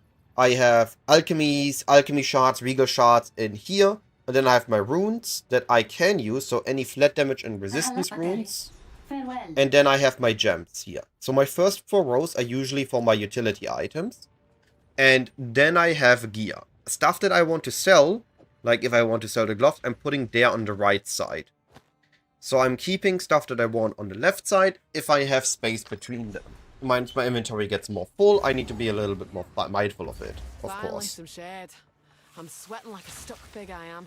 But that is what I do for my inventory management. Alright. This zone is pretty simple. All we really do is find the stairs first. In the first section, before the stairs, we can't find a rare chest next to a bunch of gold, so we're sticking to one wall and hope we find it. If we don't find it, I'm not forcing that chest. Domination. Sometimes, if you really need gear, you want to force it. I just got the regal orb dropped. I don't think I'm gonna get lucky if I force the chest, so if I find it, I'm already got lucky and it's worth opening. If I don't, I'm not forcing it. Got another unique. Ooh, we got a quiver upgrade. In Act 2, we get sacral quivers. These are insane for survivability. Having access to flat life on hit is insane. So I really like to prioritize these, even if my damage is a bit lower because of that. Now, next, we found the first stairs. Oh, here's actually a checkpoint. This wasn't the stairs we were looking for, actually. We were looking for the 6 sisters chairs. So we can open this rare chest, which gives a guaranteed rare. I think also gives a guaranteed skill gem. The rare is movement speed, but we can't use it because of strength, so we will be selling that. Alright, a quick information regarding my poison ammo zone, or poison build in general. Normally, contagion stops being effective towards the end of Act 1.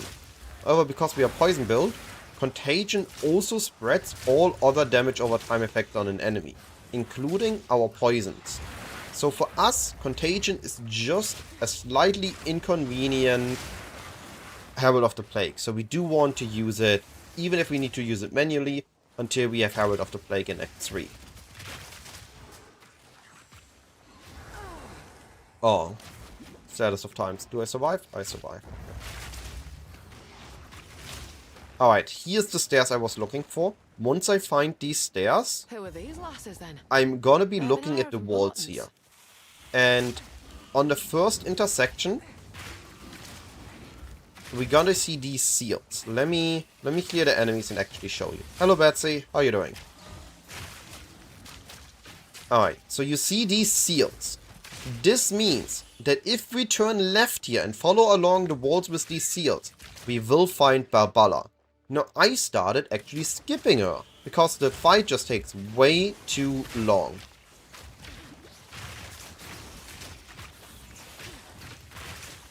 Take this. I instead only go the opposite way and only look for the exit. The exit is usually in the middle part of this area.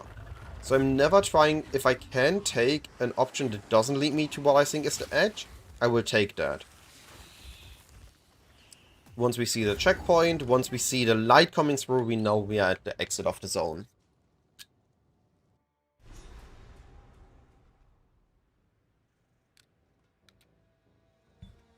Now in Halani Gates, again, we are checking, we're level 18 and level 20, we are still doing good on XP. It's the falling. So what we are doing next is we need to deal with these things. Now there is a slight bug with Toxic Growth, which doesn't seem to be getting fixed next league. You notice that she is doing absolutely nothing. Her pathfinding gets broken if there are any push-ups of Toxic Growth around. So we need to spawn them at a different location or detonate them so that we can get her to open the first gate. Once she does that, we are okay. We have a checkpoint for the next one. If she doesn't come to us, we can force her to come to us. There's a blue pack here. Of course, we're killing blue packs. We are looking like we're actually doing more than 500 XP, but the next section is gonna jump in levels so quickly that we grab all the XP we can here. Don't underestimate how much XP you're needing. We really want it. So because the lady didn't follow us, we will need to proc a forced teleport. And there are two ways to do that. Either when we reach this checkpoint. No, we reached the checkpoint and he didn't. So what we're going to be doing next is we're going to kill the rare. And once we kill the rare... Oh, let me kill her. Interact with all the corpses because it's free. Grab the rare. We can respawn a checkpoint. And if we do respawn a checkpoint, Azala is next to, or Azala is right next to us. So even if we leave her at the first gate, we can force her to come to us and open the second gate for us. And we can do it one more time before the last boss if we want to do so. I don't have many transmutes, otherwise I would have made the chest magic. But given that I'm lacking transmutes, I much rather open just the chest like it is. And grab the loot from it. We don't need that, we do need that, we keep that, we need that. Those are great gloves if they would have had flat damage. Out of flat damage, they're not as great. Easy XP here. Give these demons mortar. Looking for magics. Otherwise we wait till a lot of them are following us and we kill them in one go. Sometimes we have a magic back here, we don't. Last gate is broken. Before we enter the boss room here, if you have anything you can pre-stack, for example, next league Toxic Growth can be pre-stacked. So I would fire 3 Toxic Growths and my Vine Arrow on the boss. Dodge the first thing he does, and then, because he's doing a lot of dashes, we try to kite him over on our push shields to maximize our damage. Right now we are taking 2 attacks. Oh. Slam.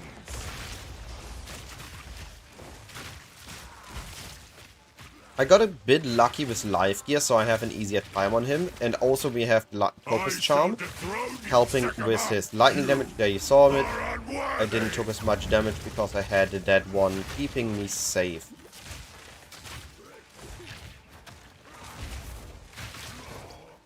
I shall dethrone you, Sekama, and leave Should you be about to to be the phased. sands. I shall dethrone you, Sekama, and leave you to the sands. After this, he should have his immunity I phase. tried We had a to good seek burst, peace, yeah. And the Sekamas disgraced me.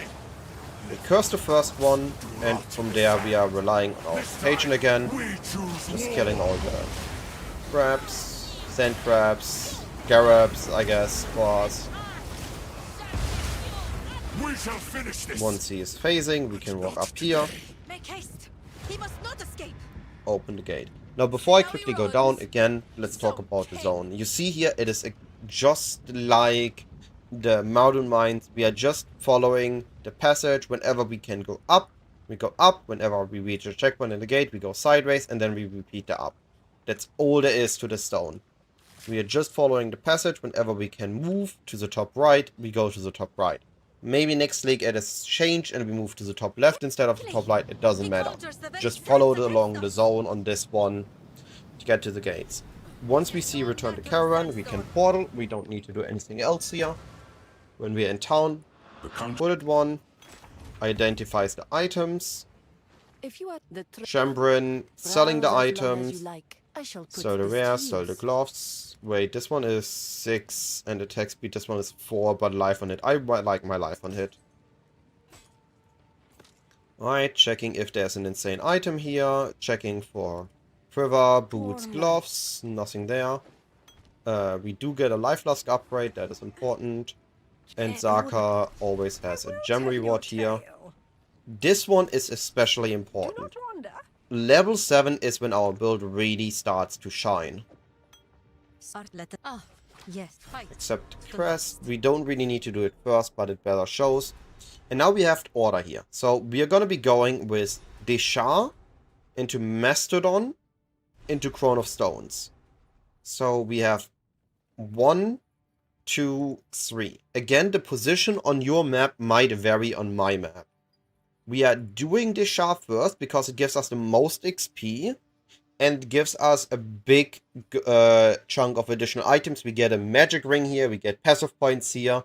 Then we do Mastodon Quarry because it's easier, and we collect both the relics to do finally Crown of Stones, where we then place the relics, so we don't need to return to the zone later. So that is the order we want to go.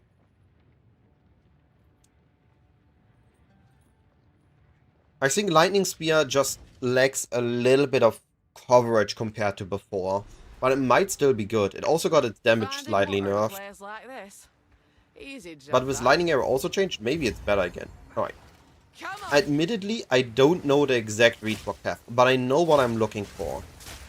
The boss arena that gives you +2 passive points is gonna be somewhere in the middle part of the zone. The Kabbalah relic, which we want to get dropped, can only be dropped by snake enemies. So we only need to look for snake enemies once we only need the relic drop. And we are looking for some sort of lowered place which identifies the arena. So something like here could be the arena, and there it is. When we see this glyph, we know we're in the boss arena. Another monstrosity what needs killing. So here we just repeat it. Fire toxic growth 1, 2. Fire toxic growth 1, 2. Mind the snakes. 1, 2. When we have a lot of enemies, we apply contagion so they kill themselves.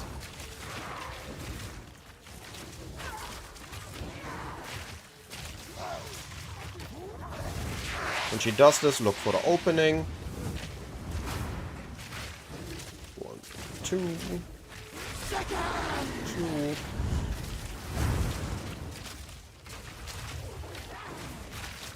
It's not the fastest boss kill, but it's a very simplistic, very consistent damage. And the better your gear, the faster the boss goes down. Hey, Wallhack and Langcat, how you doing?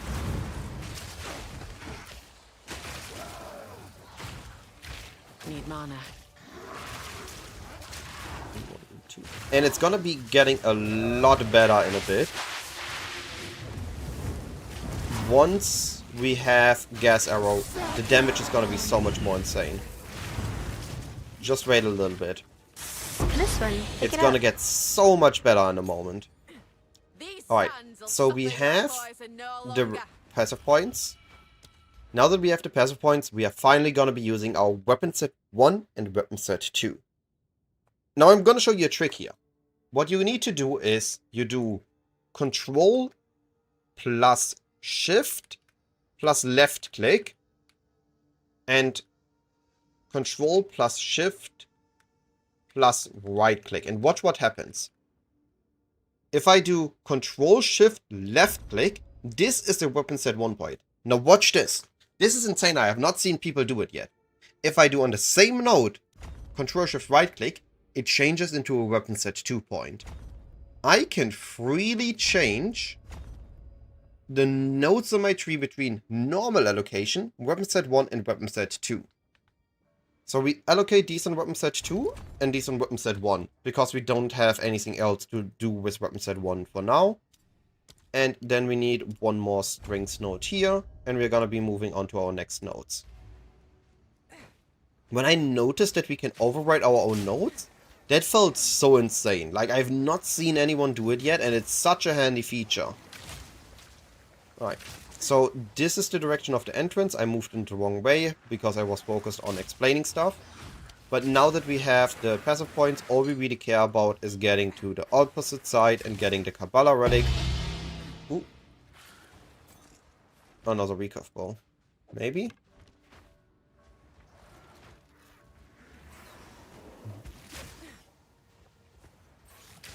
So we are looking for this. Here we go another layer down. Now we see the stones. Now we're getting snake enemies. We need to kill all snake enemies, even the white ones. And hope that we get the Kabbalah relic drop. Does Charge Shot fully solve the mana issues? No.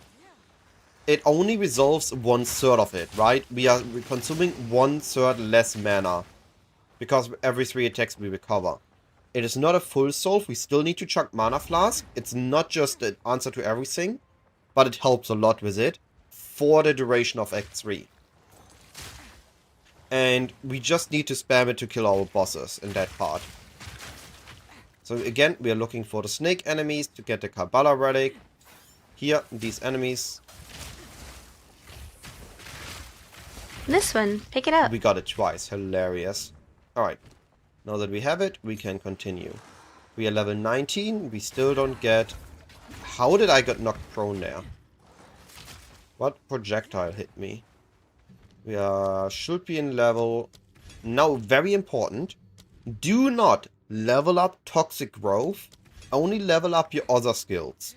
Contagion at level 1. Toxic Growth at level 5. This is because Toxic Growth pustules will take more and more poison to detonate as the higher level they are, but the damage they gain from level up is insignificant enough that we would rather have them detonate consistently than detonate for slightly more damage. So only level them up once you understand how the build works, and you can detonate them still in 0.1 second.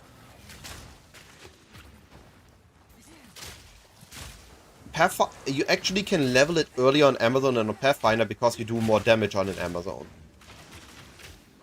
Enhancement is an essence I do not care about. Now, here in the Lost City, let's talk about this zone. There is the Golden Tomb, which gives... I think the Golden Tomb was a guaranteed Spirit Gem. If you're using Plague Bearer, this one is important. If you're using Wind Dancer, it's not as important. As Wind Dancer, we just really care about the buff more than we care about the damage on it, as the damage is getting nerfed. Herald of Plague does not spread poison to Toxic Growth, only onto enemies. We just use Gas Arrow for that. Please die, give me your XP. Alright. I again killed the magic pack and ignored the path I had to take. The zone always extends in the opposite direction of the entrance. So if the entrance is right, we need to move left. If the entrance is left, we need to move right, and so on. A weapon's only as strong as the hand what wields it.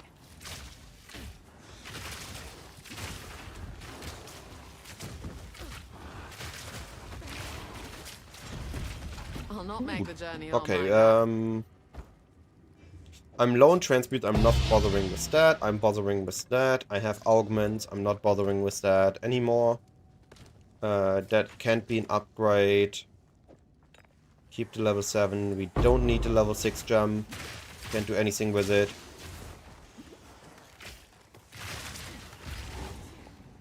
This gives a good amount of XP, so we're taking it. Gotta be the strangest pack Do be animal careful I've though ever to seen. what I just tried to do, not get caught by that. Got caught, try to not do. Brutally prowess. Gives it guaranteed jewel, but is also rare, so it can get rare loot. And we have the Golden Tomb. This is what I meant, it gives a Spirit Gem. It's handy. And also spawns a lot of Scrubblers once you open it. I don't know why I keep calling all these small enemies Scrubblers. This is just because of PoE 1. Most small beast-like enemies are Scrubblers in PoE 1. And now we are looking for the correct exit. The next zone is way more interesting. The next zone has way better stuff for us.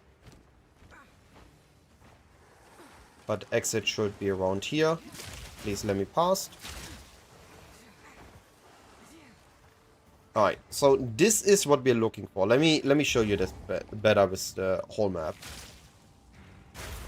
So in the beginning, we need to go into this direction. The entrance was down here. So we're just looking what allows us to go into this direction. If the entrance is from this, then we go there. If it's like this, then we would go into this direction, of course. Once we see this V-formed bridge, we take it, get the checkpoint. In a second area, we have like a maze of small floors. We have the two things, the gallery and the Golden Tomb here. If we need those, we can force those. And we go to the opposite side, and we are looking for this room. So let me put that more into focus. This shape So this thingy here is the indicator that this is the exit. If you see that or part of it on your minimap, go there if you're looking for the exit immediately. Just 2 more selections and you're done with video. Nice. Giga hyped about the league. What are you starting, Nancat? And build a lot of Pathfinder, especially if you level the mana issue is a problem. Yeah. Mana issue is always a problem if you don't have enough damage. Because if you don't have enough damage, you need to spare more. When you need to spare more, you consume more mana.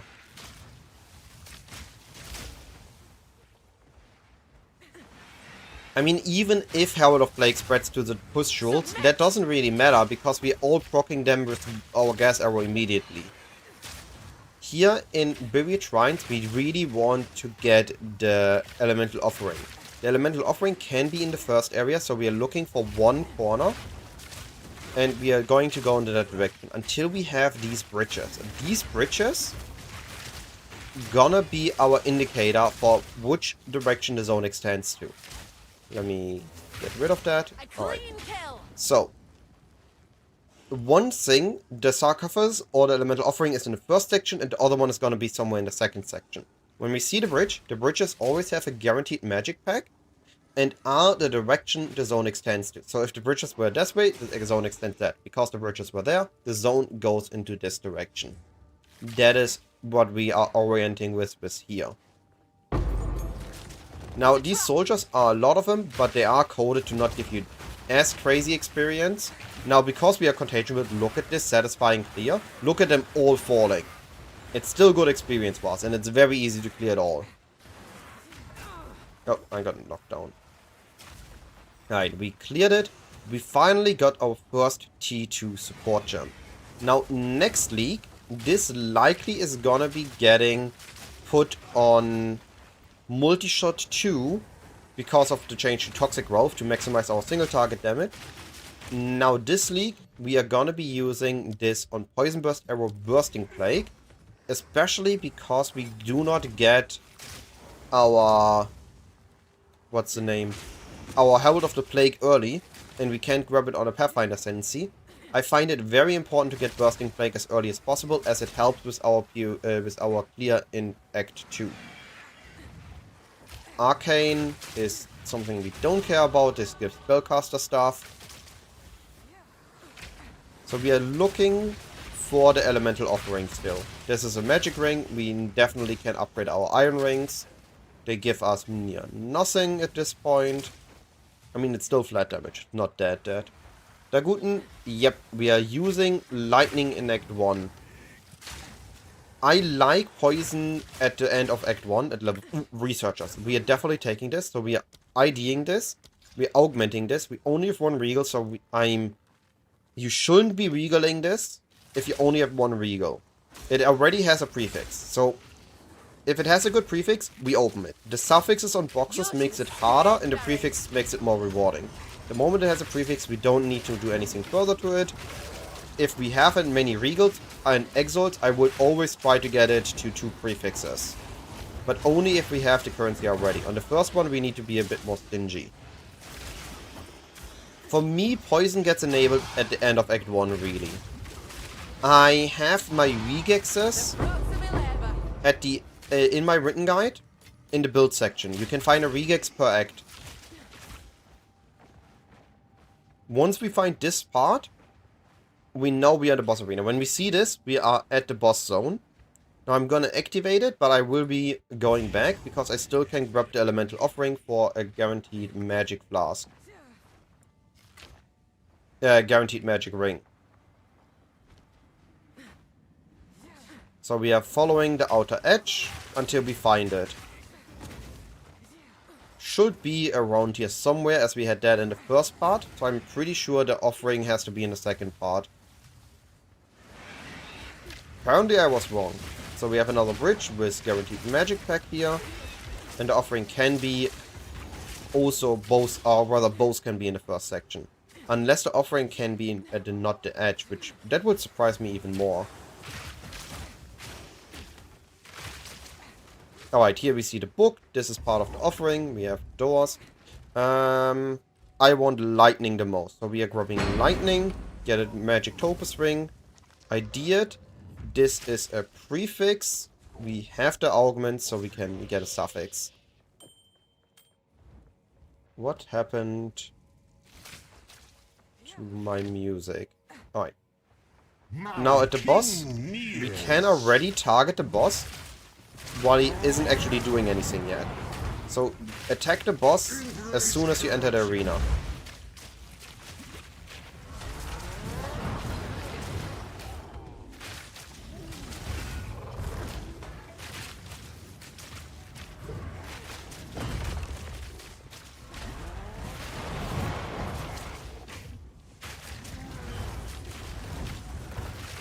Sins of the mother. Oh, a bit close. No mana.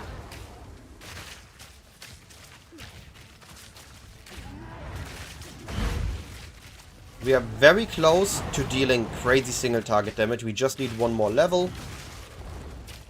Everything we need for better single target damage we get in the next zone. So we are almost there.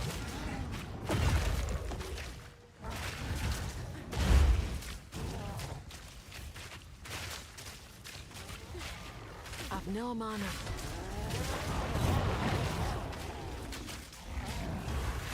And there we go. He's down. We ignore his loot for now. We are sprinting in here first. Talk to the lady. I ask. Aye. Click on the As you cinder. wish. Kill the lady. Open the portal. And now we are taking the loot. This one. Pick it up. Don't feel good that. But at least our Grab suffering's this, at grab an end. this, re-grab the ring. Can't use this, can't use this. We upgrade Wind Dancer, so we have that out of the way. And now we can grab the Essence of Water. Your Inventory is a bit sacrifice. packed, got a lot of wares on me. But there we go. Talk to Hooded One. Need something? My wares We have are 3 renowned. Regals. We don't need As you to wish. Regal Shard our wares. We can use the wares. Can use this. Do we get a Gloves upgrade? 2 to 4 physical damage. 2 to 3 physical damage. But it has attack speed rest. So it's not an upgrade. We can't use it either. Those aren't upgrade either. Goodbye. Those aren't good bases either. There was a goddess. Now we start Stay getting inside. T2 support gems. That's great. And we go to the Mastodon Badlands next. We already have a Grand Life Flask. Don't need to change anything on it, so we can drop those Life Flasks again. There's as Here many we are going to be bones here sticking as to grains of sand. one edge, and we are going to be looking for an additional T2 support gem.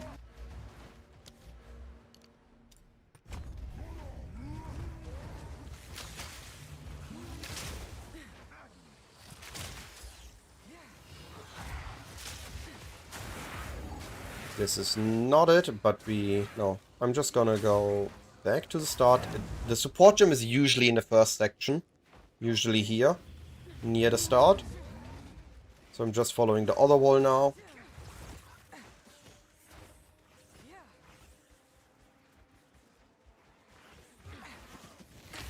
Big pack.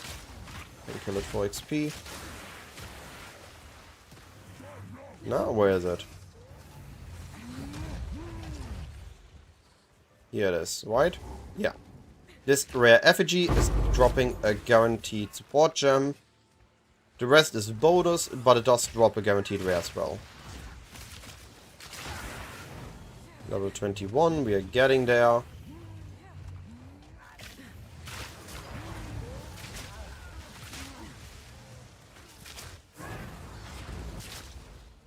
Chaos resistant minions, I don't really care about those. This is the Lightless Abyss, this is only with Abyss Core enabled.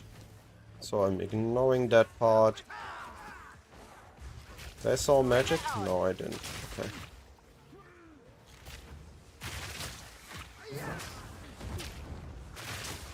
Necromancers, eh? That'd explain all the bones.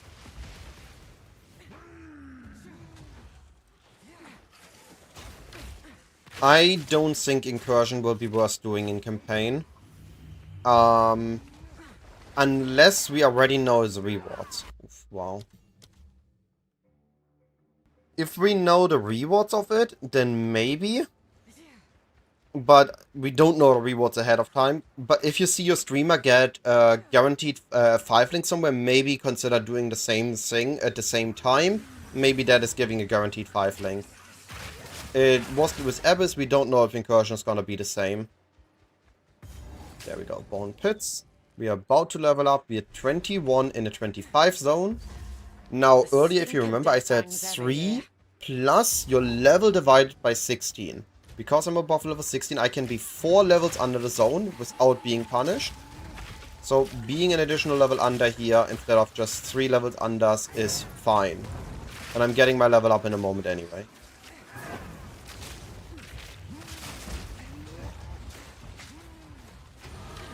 There's the level up, and this is gonna unlock the fun part.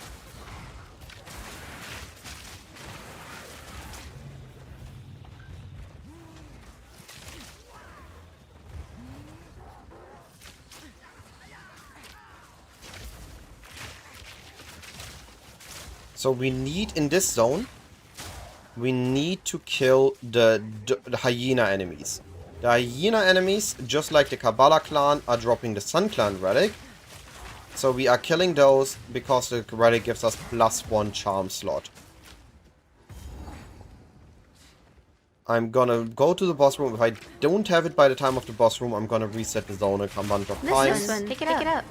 This is the first time I got both of them double drop. That's insane. This is a magic. We are putting it together with its magic compatriots. And kill all at the same time. They are chaos resistant again. It's a bit annoying, but there we go. Potential build upgrade. We have enough transmutes to try. Physical Thorn and Charm is better than this. Magic Pack. We are killing. The rule of killing magic packs in PoE 2 is important. Now, a big difference for those that are used to playing PoE 1. In PoE 1, it is very easy to just... Wait, where's the entrance? Entrance is there. I need to go this way. In PoE 1, it is very easy to stake on XP because there's a lot of density on white maps or white mobs, blue packs that you can easily kill. In PoE 2, we have less zones, so getting your XP in each zone is way more important. So you need to spend the additional time to get your level ups when it matters. Because you don't have the lenience of having 2 or 3 more zones that are also gonna be on the same level where you can do your catching up. You need to make sure that you are on the proper level when you leave a zone. Unless you just punish yourself in the future. Alright, we are finally getting to the good part. We are unlocking Gas Arrow. We are linking Gas Arrow with Deadly Poison. And what was the other one? And Persistent Ground. So, Persistent Ground is a little bit better than Prolonged Duration. Because when we have no increases or more, it's as same as good. And now what we are doing is we are firing Gas Arrow on the boss. Firing a Vine Arrow on the boss. And now all we do is spam our Toxic Growth. And we see that whenever we land one Toxic Growth, the next one is already exploded. And as long... Oh, I was not aware I just walked into that. And as long as we keep consistently firing, we can do consistent damage to the enemy. And the only limitation is our Mana Flask. And that's why we're using Gas Arrow and not Poison Burst Arrow. Because Gas Arrow allows us to... I'm running out of mana charges already. I need to pull the elephant onto the other one. Why is the elephant not moving? Can you die?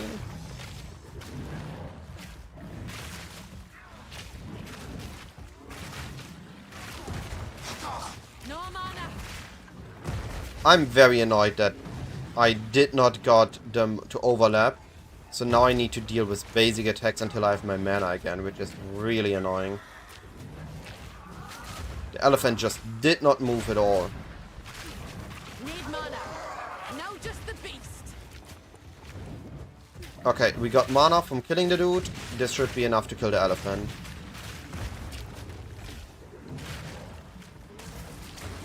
There we This go. one, pick it That's up. what I wanted to do. Maybe a This bow one, upgrade. pick it up. Make sure you are able to loot the task. Yep, we're going Amazon. I believe that Amazon is stronger for poison than Pathfinder. Take your And I have time. yet to have a solid argument against it. So, just because the base type isn't good enough, this does I not shall compete. put this to use. There's no good bow here, we sell those. There is no good gloves here. There is no good quiver here, no Blessings. good boots here. I'm likely a little bit over-checking. I don't have to check as much. Right.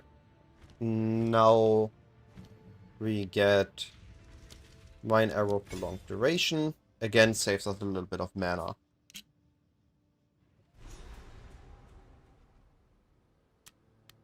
This valley were carved. And not by man I either. think that this level 22 is when we really start to shine in terms of our single target damage.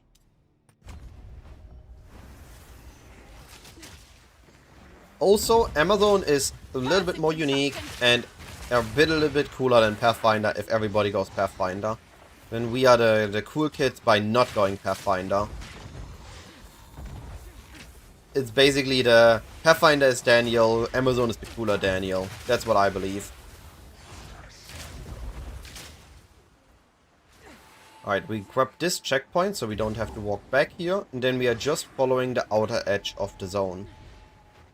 I know I haven't actually done arrows for a couple of zones now. This is just because all of these zones are, hey, follow the outer edge and you will find what you're looking for. Don't skip it and just follow along the outer edge for your goals. That is all there is to them. Oh my word. Incredible.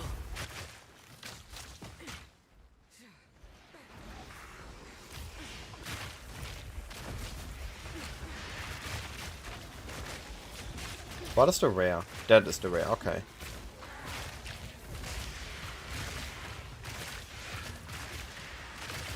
Need mana. A clean kill. Alright.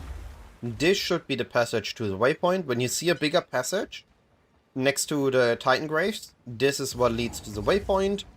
Here we put in the medallions. We sadly can't control click them. We need to manually move them. And I like the effect duration more than the charge gained, but this is really about preference. We can change it at any point anyway.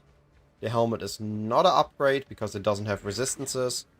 We do want better bases, but we also want resistances on our bases.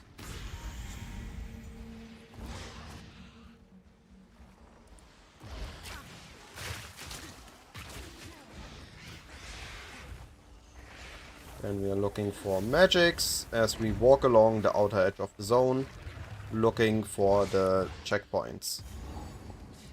So we have 1, 2, 3 checkpoints. We can go back to the start. We have the waypoint. And we can enter. Now you notice I'm already 22 in a 26 zone. So I will need to get additional XP now. Otherwise I am gonna be having an issue with level. Now I'm in the 27 zone. Forbidden. I'm 22. One more taboo broken. The next zone I want to be is at least 23.5. I am definitely suddenly from doing fine on level to being under level. So I will have to head back to another zone and regain my XP a little bit. Otherwise, I'm just gonna be struggling keeping up with level for the rest of the act. Because I went and did not kill enough. Which is what I mentioned is it's very important in theory to be on level for your zones and kill enough enemies. Because I didn't do that, I'm now struggling a bit. Now I can still force my level up here, but this zone is pretty low on enemies. So if I don't get enough XP, instead of continuing to the next zone, I will force a little bit of XP in an old zone. Just because it's easier there. Our entrance is entrance here. Now, we finally got a zone where I can talk about this again. The entrance, we don't really know based on the entrance where we have to go. We need to look where the zone extends to. Once we figured that out, we are following that direction until we see checkpoints. And the checkpoints will further us into a direction that tells us where we want to go. Well, we don't have to. We are physical damage, Haji. We are high physical damage. All we need to do is a leech on gear. We don't need to turn our physical leech to elemental leech because we already have physical damage. There's not a downside that we can't use it. It's an upside because we save an ascendancy point.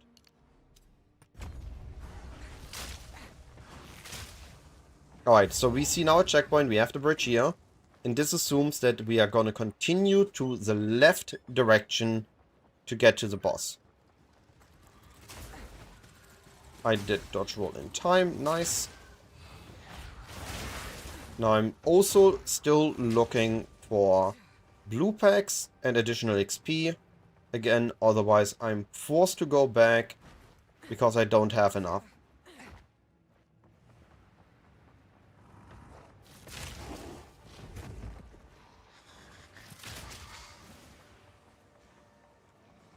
That's the rill of the hunt. There's a blue pack.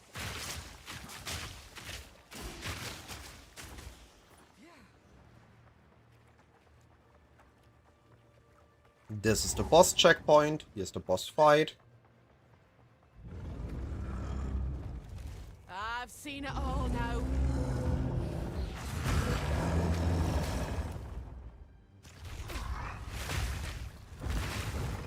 Now this is usually a pretty safe spot for everything but one of his attacks.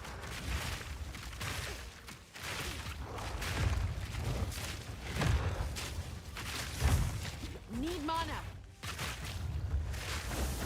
Now he moves.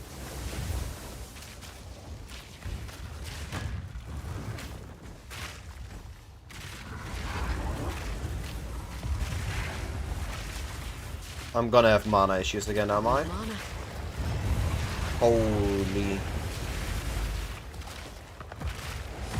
I wish I would have had better damage, then it would have resulted in way less mana issues.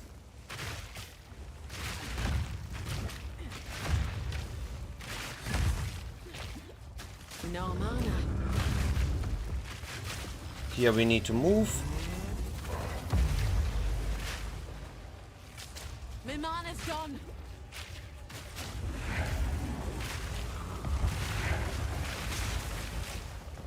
Need mana. Now he does spawn minions, but they were not quite enough to get my chargers. So now there are no minions. Please give me a flask charge. Ah, come on. I've no mana. Really? My mana's gone. I feel slightly bullshitted. That's the second boss now. I'm having mana issues.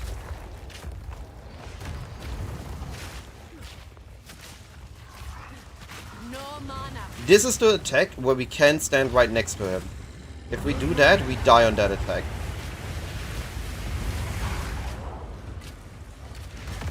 Oh no. No, no, no, no, no, no, no. Just perish. Dude, why are you not taking any more damage? What is this? There we go. Last second, we were all about to be frozen. This one. Pick it up. I need a better weapon. Please, game. Drop me something.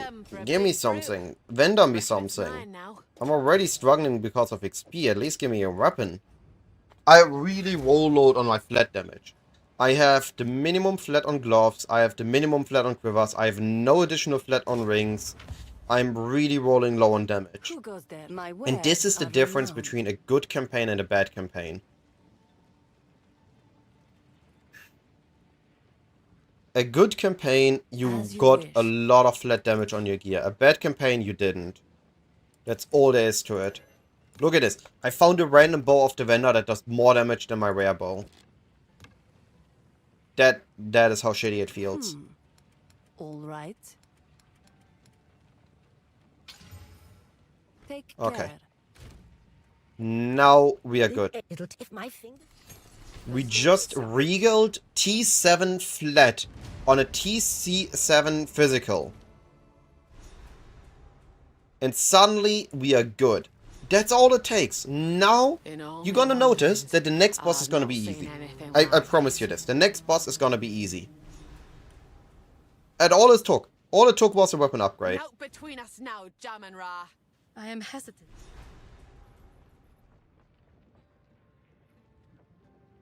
Commandos, I just told you, it is bad because I have no flat damage on gear.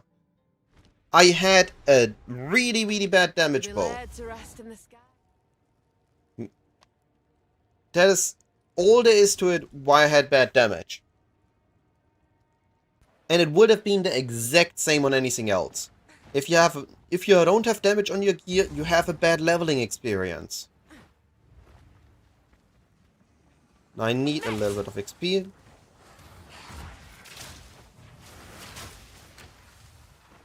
But in PoE 2 it's the same for casters. Casters also rely on a decent weapon.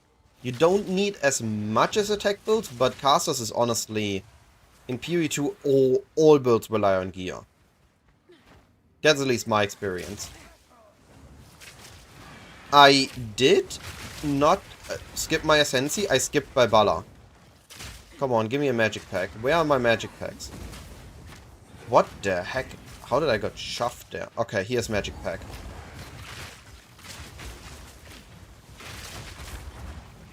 There we go.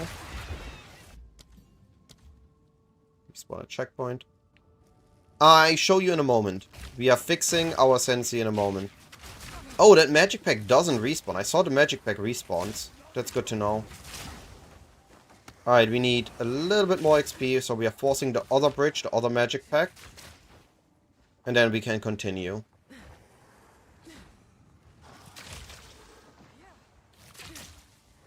Where's my other bridge? Here, okay.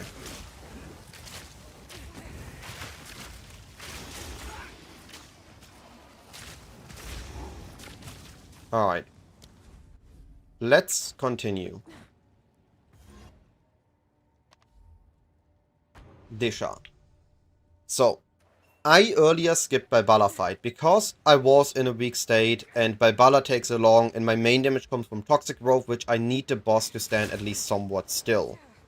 Instead of a Balbala, I'm getting my Ascendancy coin here. And I will show this in a bit. I'm looking for the Artificer Orb. I have 7, but I'm doing this to show that. So in Disha, there's 4 things we want. There is the Artificer Orb. Ooh, magic pack. We grab the XP here. There's the Artificer Orb. There is the Fallen Deshar, giving us the quest item for +2 passive points. And then there is the... another magic enemy. Kill that one as well. And then there is the way to get your Ascendancy in this zone. What the heck? Where's my Artificer Orb?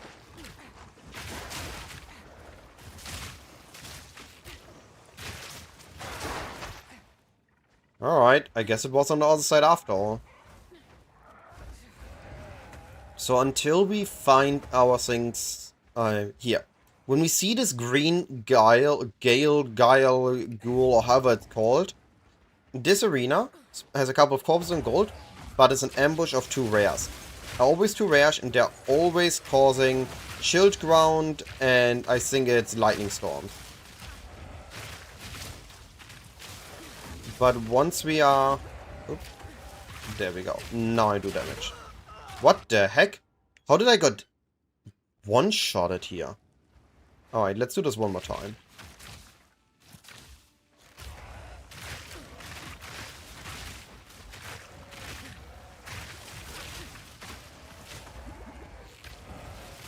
They always have 1 guaranteed mod and 1 random mod. And when you kill them both,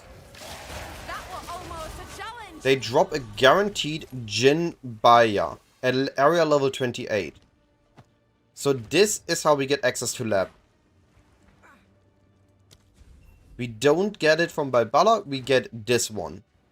which is more appropriate to our level now.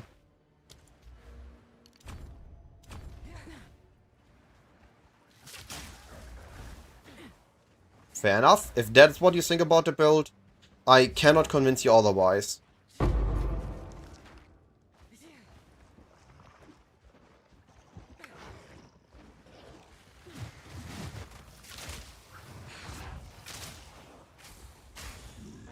Any magics? There's a magic.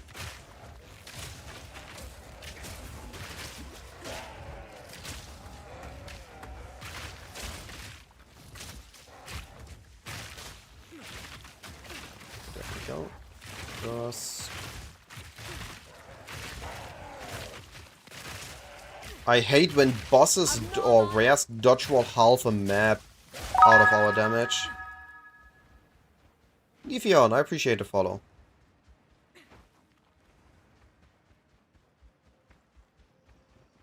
Not mine. Alright.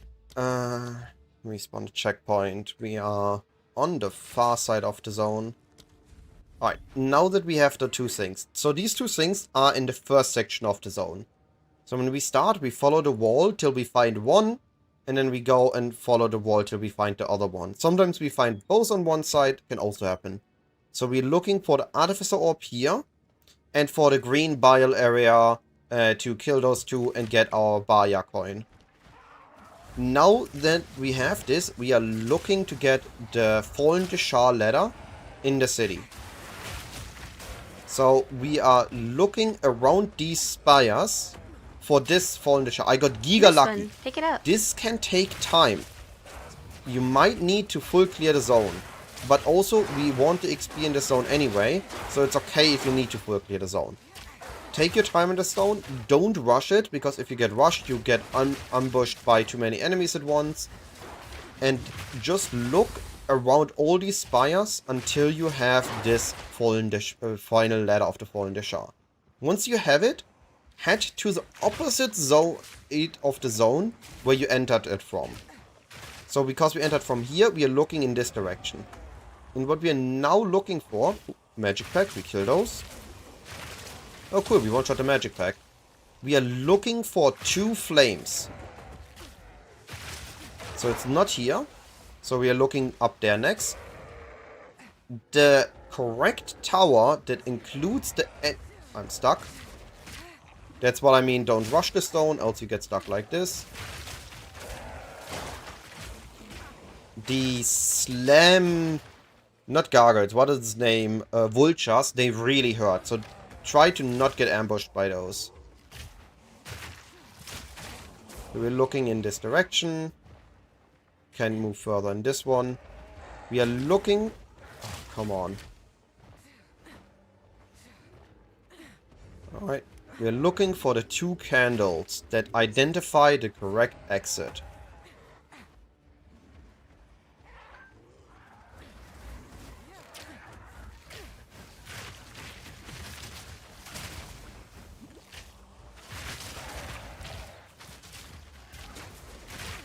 Two rares, we kill those, because it's 2 at once. But we try to do that without dying ourselves. A worthy foe.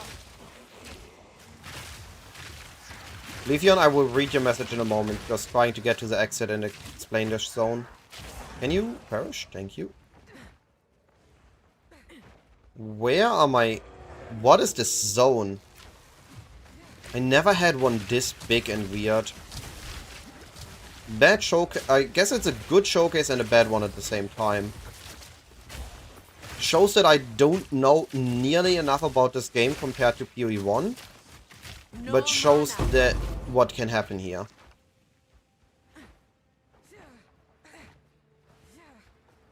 I mean, it has to be a... Okay, there. We see these... We see these things glowing. That's what I meant. And then we see the checkpoint, and then we see the exit.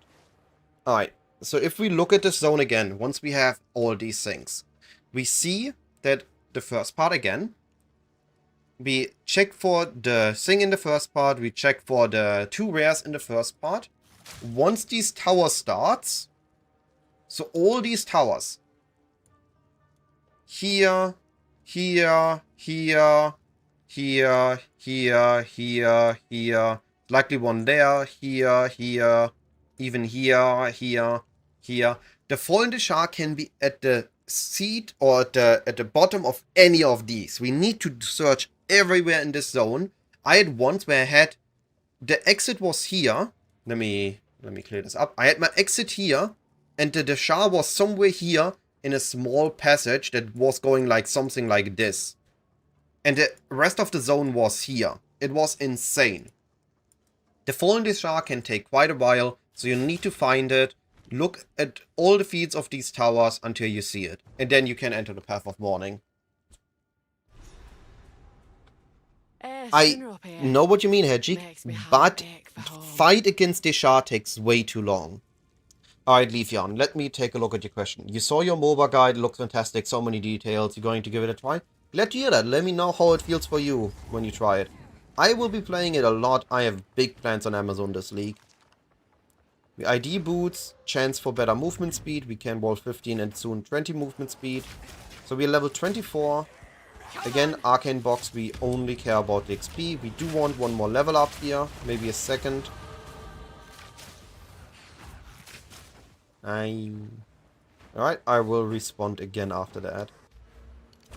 Grab the weapon sets. Our next... Oh, right. I forgot. I keep talking about weapon sets and I don't do it myself. That's a good showcase, isn't it? So you notice that I allocated weapon set points here and here. But I never set up my skills accordingly. That's also a reason why I likely didn't do the watch single target damage. We need to set Poison Burst Arrow and only weapon set 1. We need to set Gas Arrow and only weapon set 1. We set up Vine Arrow and only weapon set 2. And we set up... Oh no, Toxic Wolf I did... No. There. Toxic Wolf only in weapon set 2. This is important so that we benefit from the proper nodes at the proper time. Our weapon set 2 has plus to the poisons, but reduced poison magnitude and more poison duration. We only really care about this for single target, not for clear. Instead, for clear, we're gonna be picking up low tolerance, which gives us increased damage against enemies that aren't poisoned. This also applies to the poison we apply on the push shields. These push shields are also afflicted with that increased poison. So, if we have this on Gas Arrow, which is in weapon set 1, we can utilize this correctly. And we can just freely apply increased poison to them and they deal more damage. Now, let's talk about this zone. The entrance goes here, so the exit somewhere has to be here or here. This is what we're assuming, so we are just following the zone, and as soon as we can go in this direction, we're going there. If we can't, we take another one and see if it lets us go further into that direction. And we are keeping an eye out to not walk into any dead ends.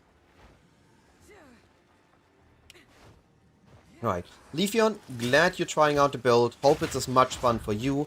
I'm having big plans on it. And of course, let me know how it feels for you. And if anything can be improved on it to improve the experience on it. There's a rare chest. We take this. I have enough in my pack already. Now, to do weapon sets, we do need to weapon lock here by right-clicking on those. Electricity we take. This is what I get for fraying you.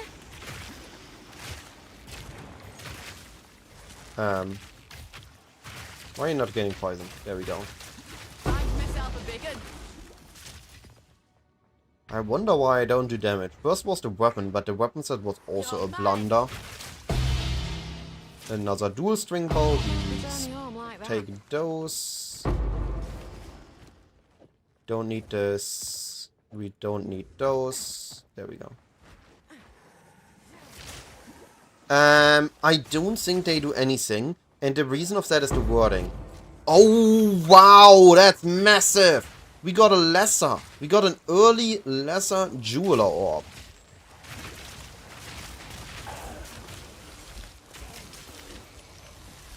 That is so huge. Now, for the fairness of this being not...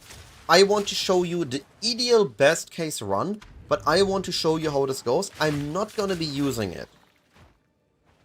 You at League Start, understand this, you should be using it. I'm not doing this to show you the way that most people will assume this works. So what I would be using this for, I wouldn't be using it on Toxic Growth, because Toxic Growth isn't actually doing that much with it. We don't really have... In this case, yes, fair enough, we could put Lightning Attunement, but I assume that I often have some lightning or cold or maybe some fire damage early on. So I'm usually not supporting Toxic Growth with this at this point. I'm waiting for Toxic Growth support in Act 3. I'm instead using it on Poison Burst so that my clear is gonna be better and I'm doing more damage during campaign. Just more convenience in campaign. That's what I be using it for.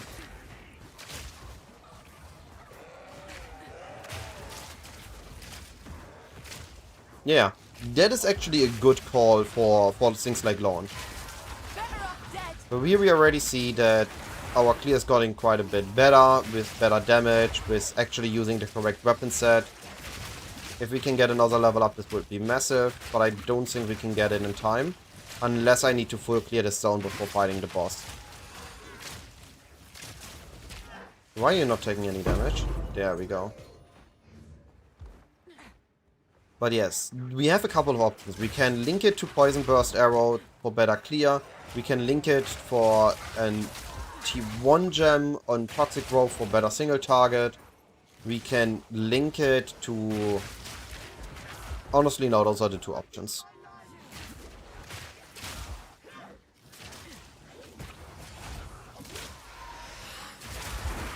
Go. Pop those to enemy. Now, on these spires, first of all, we're sticking to one edge. We are looking for the boss room. Once we have found that, we are looking... Oh, perfect, I found it. Normally, this takes some time to find. I got lucky here. But let me explain how you can find this room. You notice that it's a big open room. This is always like this. So, let me clear the enemies around me, and then I show you what I'm looking for if I do this. So whenever you're trying to find the Sisters of Garukan, or however those are called, we are looking for an in-between room. You can see here that most of these rooms are following a normal line. So this is looking vertical because of stairs, but they're all in a pattern. They just continue like this throughout this zone. But sometimes we have diagonal lines, like here at the beginning. What was this? The Sisters of Garrukans always need to be entered from a diagonal line, not from a straight line. So the best way to find this is by looking for these in-between rooms, is what I call them. They are not following the grid. So if we make like lines, we have the grid here, we have the grid line here, we would have the grid line continuing here, we have a grid line here, continuing here. But this room is outside of the grid. So this is an in-between room. And this is how I identify the correct room. And find out where it is, and have an easier time finding it, of course. Now I am close to level up, that's perfect. I'm killing the enemies here. And we are just gonna continuing looking for the boss room. It's likely either it's here or it's gonna be down there. Okay, so this is a dead end, but we have to level up. Level up gives us low tolerance and blinding strike. Both are good. Yeah, I mean, you can use it for getting XP, of course. I got staggered. But now I'm level 26. I actually get XP here. I've been one level below. You need to get at least to level 26, I think, to not get completely screwed in the next zone. But we are about to fight the boss. Ooh, another dual string bow. Oh, grab the checkpoint so I don't die. Don't enter the boss room. Actually, I really want that dual string bow game. Please, don't kill me. We are dropping this. I'm grabbing this. Gimme. Alright. I have a full video explaining it. Oh, well, not all of the video, but a big part of the video explaining it. But that makes you predictable. Strength. The time of the paladin is nigh. Alright, so now we fight the boss. Mine arrow, toxic roll, reload, boss is targetable, gas arrow, Back in your roll. and now we do damage. Look at this, I promised you. I promised you we're doing damage now. No mana. The only issue is that this boss is a pain to target.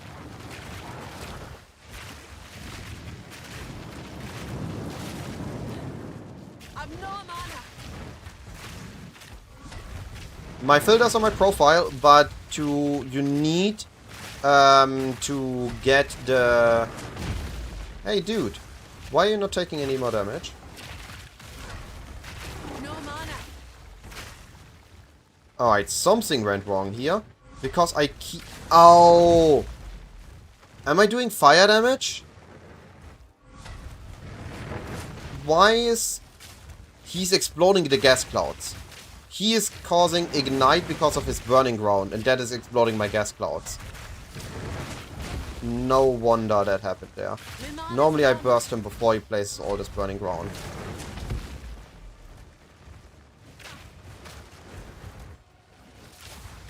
Yeah, see, my thing instantly exploded. Need mana.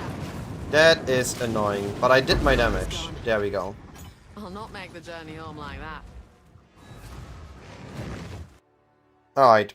Sorry for that confusion at the end. I didn't realize I had my entire arena filled with burning ground. We prepare these bows. We hand in the letter. Take care. Alright, this we can't use, this we can't use. This we can use, these we don't need. Actually, that's a lie, the one was cold. We keep this, we store these because I'm not planning to use it. We store that. No need to. I'll Sell unload that. from you. Is she selling anything? Take No. care. Speak to us. Alright, now it's finally time to get our ascendancy. So I've been delaying it. I'm now level 26. But now we are finally grabbing it. We have a lot of power now. We have actually damage. And now we can grab it. So what we can do is we go to this dude. Quickly. If at first you don't succeed. Refund these 2 points. And now we can grab Dex Strengths. And we can apply our weapon set points here, which are double as good for our weapon set 1 as they are down here. Okay, so let me explain the ideas of Amazon versus Pathfinder. A test of metal, is it? Suits me just fine. I should have not swapped the hand there. It's a lot harder to move with WASD if you have the other hand. Accuracy items are just a little bit easier to acquire. Now, if you know a lot about crafting, there are arguments for you to go Pathfinder. But if you already are really good at the game, you might as well just do your own. Real quick here. You can see that I have a 28 and a 22. She's forcing a 22 buyer on me. But I can just use the 28 instead. I'm not forced to use the quest one. Whatever comes my way, I'm ready. I can just enter directly at the 28. So, Amazon has more damage without the downside of losing poison duration. So, we get double poison damage per second on Pathfinder, but we lose out a lot on our poison duration. This is overall gonna be a downside because we need our powerful poisons to last longer than just 1 second, so we have enough time to find a new crit poison. And this is something that we can't consistently do on a Pathfinder. So our poison just keeps vanishing, and we are mostly dealing low damage poisons, but we're dealing more poisons. But on Amazon, we can benefit way longer because the poisons last 3 seconds. So we have 3 seconds to find another powerful poison. And we always apply 4 powerful poisons at a time. 1 fewer rooms, reduced honor restored. Yeah, I take that. Yes, when you use a 28 Baya on her, she also forces a 22 on you. So on an Amazon, we have easier crit, meaning we have a better time fishing for our high damage poisons. We have longer poisons because we're not reducing the poison, and we have 50% more damage on our 4 poisons we do. Oh, I didn't saw the trap. Because we apply them during an open window, and this applies to the full poison. It is, in my opinion, just straight up better.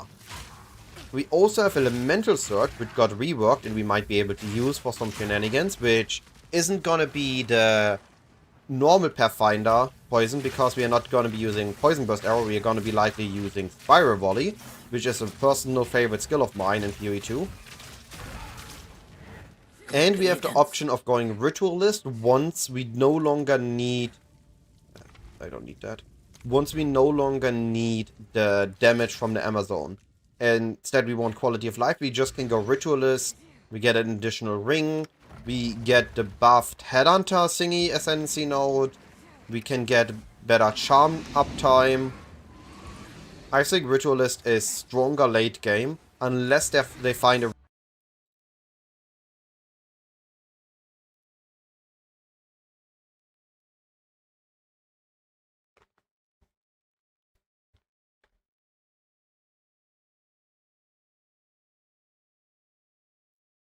That was really bullshit.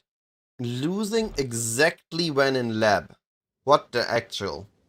And it is a timed room. I don't know how quickly it kicked me out, so I might have just lost the lab. I can repeat at the room, I might need to do the entire thing again. We will see in a moment what happened. Losing connection during lab, that is so BS. Alright. We seem to be able to continue the room. I'm ready. If it was a normal room, it would have been fine, but a timed room, we risked of the game not DCing us and we are running out of time. Oh well. Surely this doesn't happen again.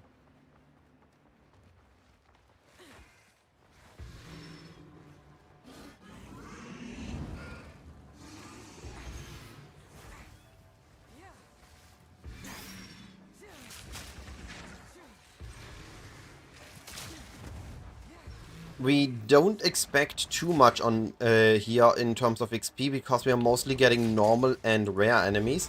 But the same rules of killing magic packs applies here as well. Also keep an eye out for rare chests. There's a lot of chests in these rooms, so we can utilize those. We can do Chalice, Gauntlet, 2 rooms, and we see one of them. Okay, that's good enough for me. Let me quickly check if my YouTube stream ended.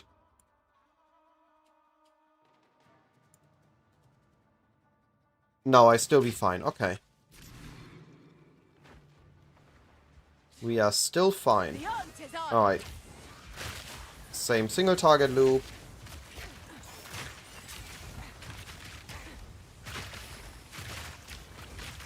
We can already see that we have both on-hit and poison damage now. We have burst damage, and we do big chunks of enemy health, but we also do consistent damage now. Right, YouTube stream is still working. I'm happy. This is the other rare. Here we need to be careful to not get hit by the falling rocks. Need mana. Man, I just wish we had mana on hit nodes on the tree near the start. Make him fall off in maps or something, but let us have better mana sustain during campaign.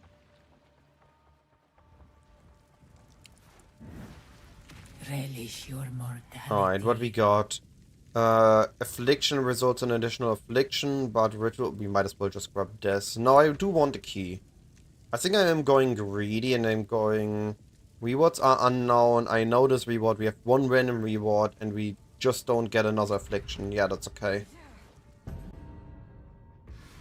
I do want to do that specific room. The keys are actually good here. The loot we get is guaranteed rares, and guaranteed rares are always important in campaign. There's a rare chest, this is what I mean, keep an eye out for those. We have the time, we take the detour.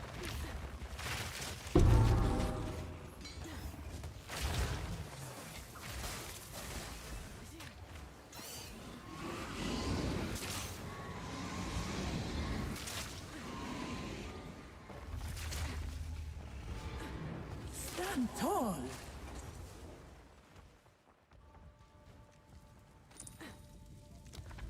Alright, so we know this is the one we want, and then we have one last random thing. We have 2 curses now, we got a 3rd curse we don't care about. This is a guaranteed rare fight, okay, take it.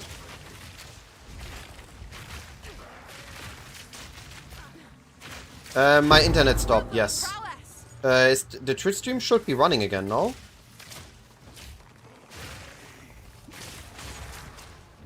The ritual has been disrupted. Is the Twitch stream not running anymore? No, Twitch is also running. Yeah, everything's working again. We see Hourglass and Escape. I'm actually picking the Hourglass trial. I'm doing good on that. And there's no curse anyway. And Hourglass gives me a bit more XP. XP is good to have. In Hourglass we can kill the rares to fasten the time, so it's not like we are losing a lot of time in here either. Curse them, see if we can spread the curse. No, we can't. This contagion, not curse. There's our first rare. Careful with these spider rares.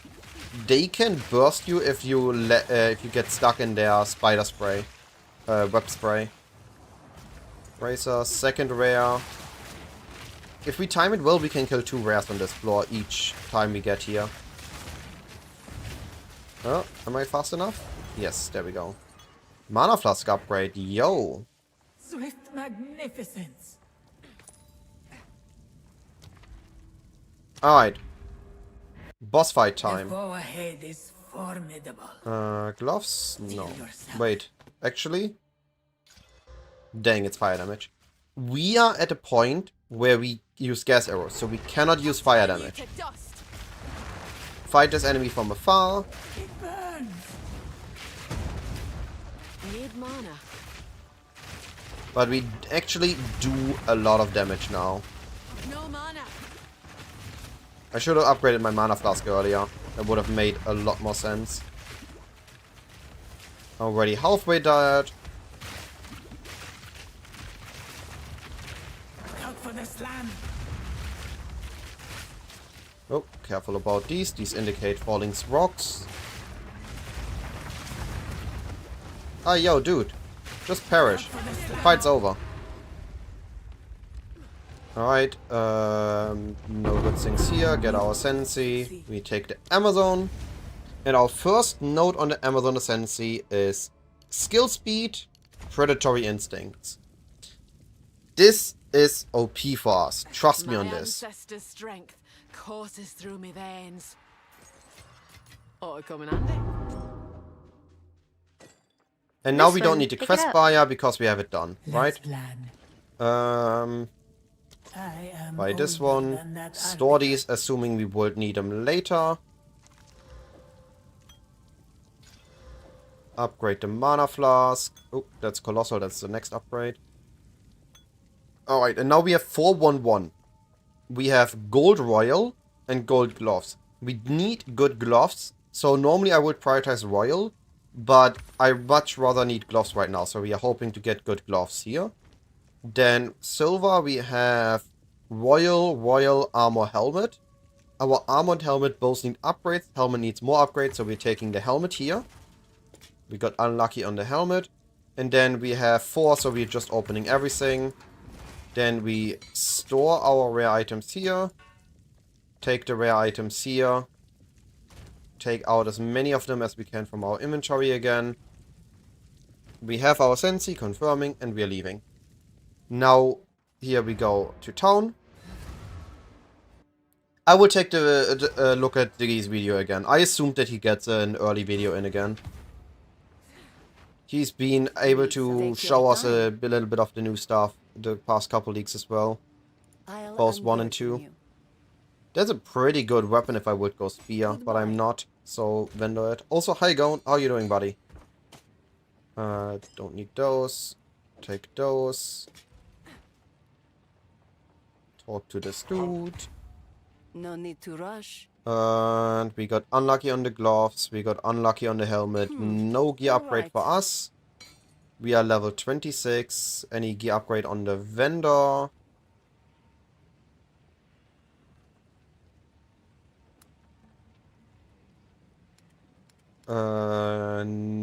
Nothing on the quiver. Nothing on the bows. Alright.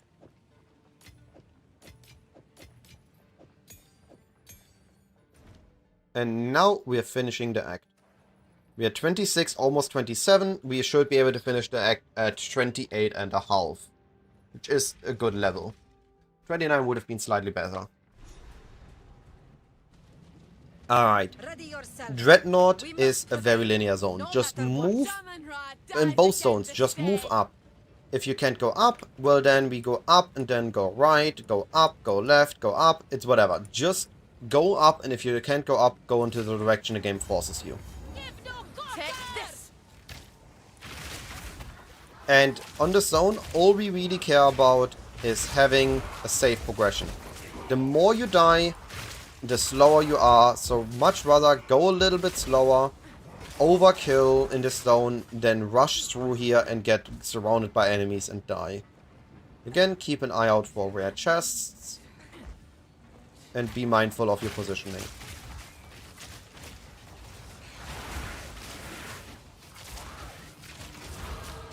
That's another level up. This level up means we are getting this in weapon set 1.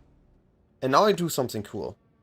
I'm doing it just to showcase it. We can pre-select a node and we can later override this. With what I showed earlier.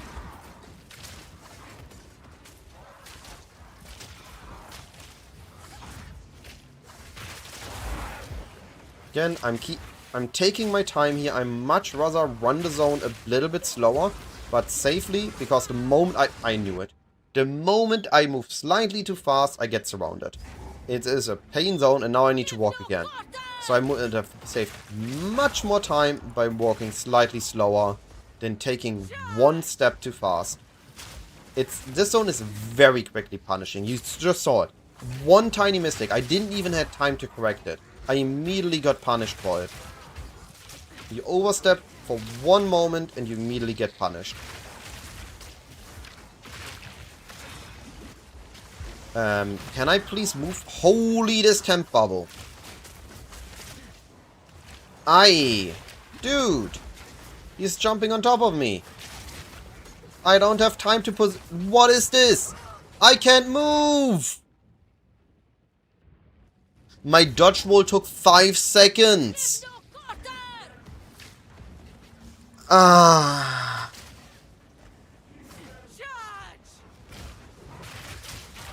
Exclamation mark guides gets you to my website where you have a link to the written guide, the PoE and the video.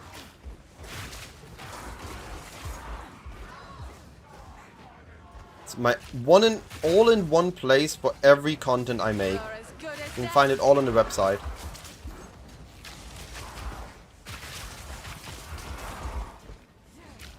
Alright, surely third time's the charm. Surely I don't get on... Like, that rare was just BS. I couldn't position, I couldn't kill it. I couldn't move fast. That was just annoying.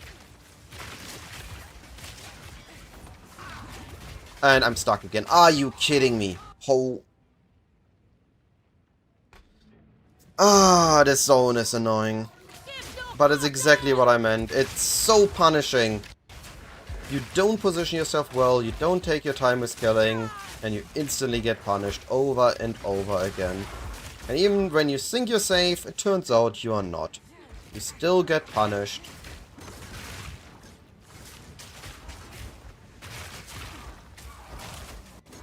It's not even that I get good XP here, because all I'm killing is a couple of white mobs and then I die and need to repeat.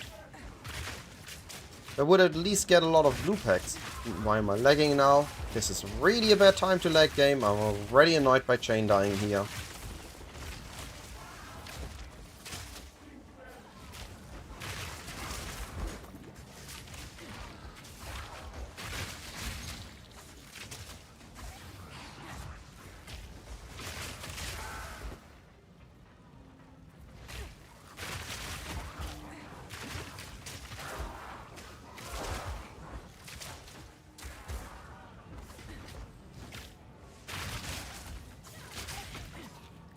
Alright, we finally... This should be a checkpoint here, no? Yeah, there's it. Okay.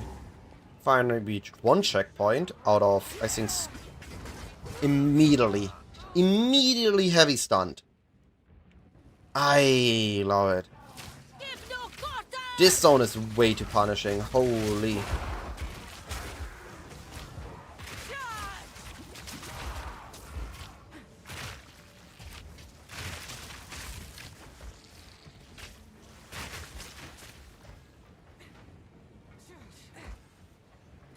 Here is waypoint 2, one past them, trigger the waypoint, then kill.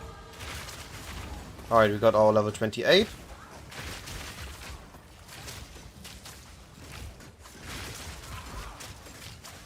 Eh? Why are they not taking any damage?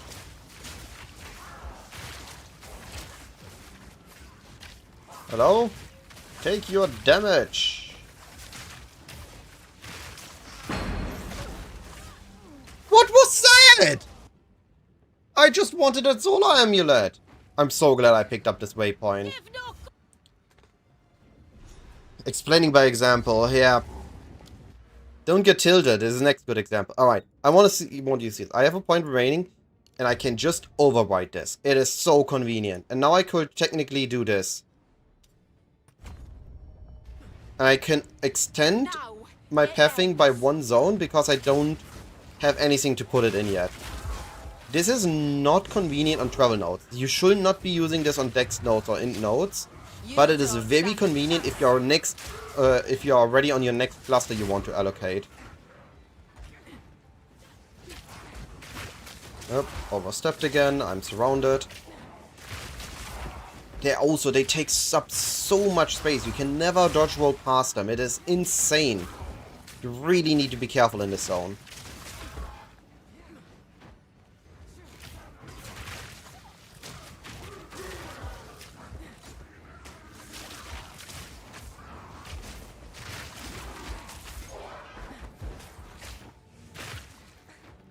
Alright, we reached the checkpoint.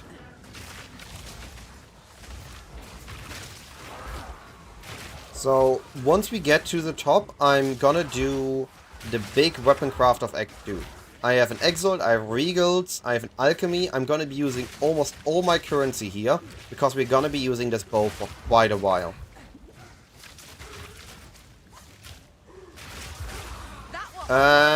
I'm having slight lags, but those aren't GPU lags, those are having, apparently my internet is having a stroke again.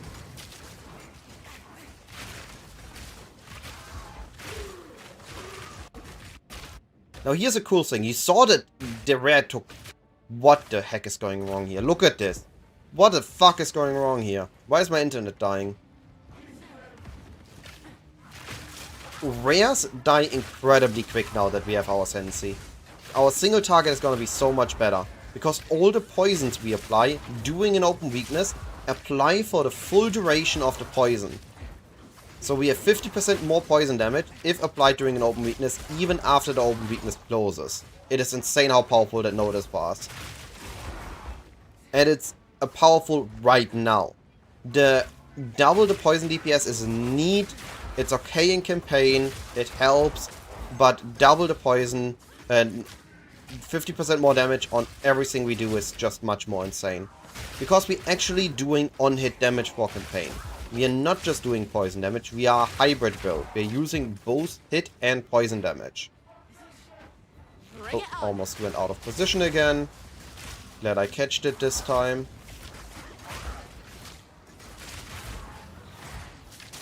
And we can still use Contagion to spread our poison here. Any other build would have dropped Contagion ages ago. We still use it. Because it's still good for us. Oh. I'm gonna die here in this corner, am I? Am I getting out of here? I get. Okay. Waystone, waypoint. Okay. Alright. Finally! We're at the top. We're gonna be going back to town. And now we're gonna be crafting our bow upgrade. This bow upgrade has to last us till level 54 something. So, No we're need to using rush. everything we have on here. I'll unburden you. This is a really bad one, so we're not buying that one. This is a decent one. I'm thinking of buying that one. But we are first gonna be using the ones we already have. No And we're need gonna to look at rush. these. So this is T9, this is nothing, this is nothing. Accuracy, T9 lightning, attribute. Okay, so we are gonna be grabbing this one. It suits This you. is the best magic base we have access to. Just restart the stream, please, if you have a decode error. I don't know what it's calling it. It seems to be a common thing lately, but it doesn't seem to be on my end. I have checked everything. There doesn't seem to be any issues on my end. Now that we have a T7, we are hoping that the Regal hits good. The Regal hit T6 physical. Yo! This bow is insane! This is gonna carry us through campaign. So we don't even need to worry about the others because we rolled T6. That is an insane Regal. So now we're just gonna be Exalt Slamming it. And we're gonna be using Artificer Orbs and we're gonna be using the... Now, again, we are partially on hit. So this added lightning damage is gonna be benefiting us. And the other one, we are using this fist damage. Browse as long as you like. As you wish. Goodbye. We can sell the old bows. We don't need this anymore. We don't need this anymore. We keep those. We keep this. We keep those for resistances. Alright. Let's watch the boss.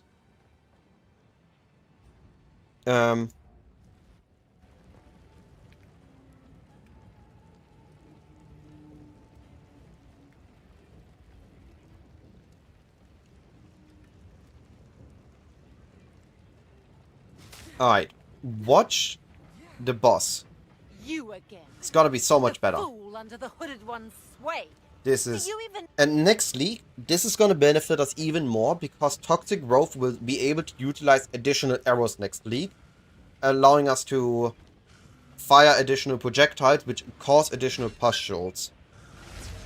Alright, so we apply Gas Cloud, we apply Vine Arrow, Bow before your king.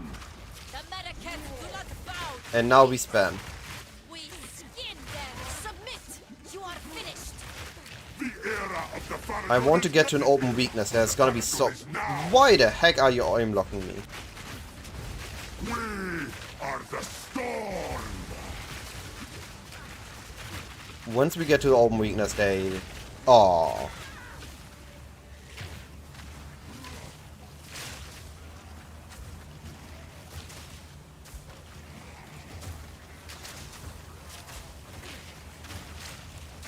Trying to consume as little mana flask as possible.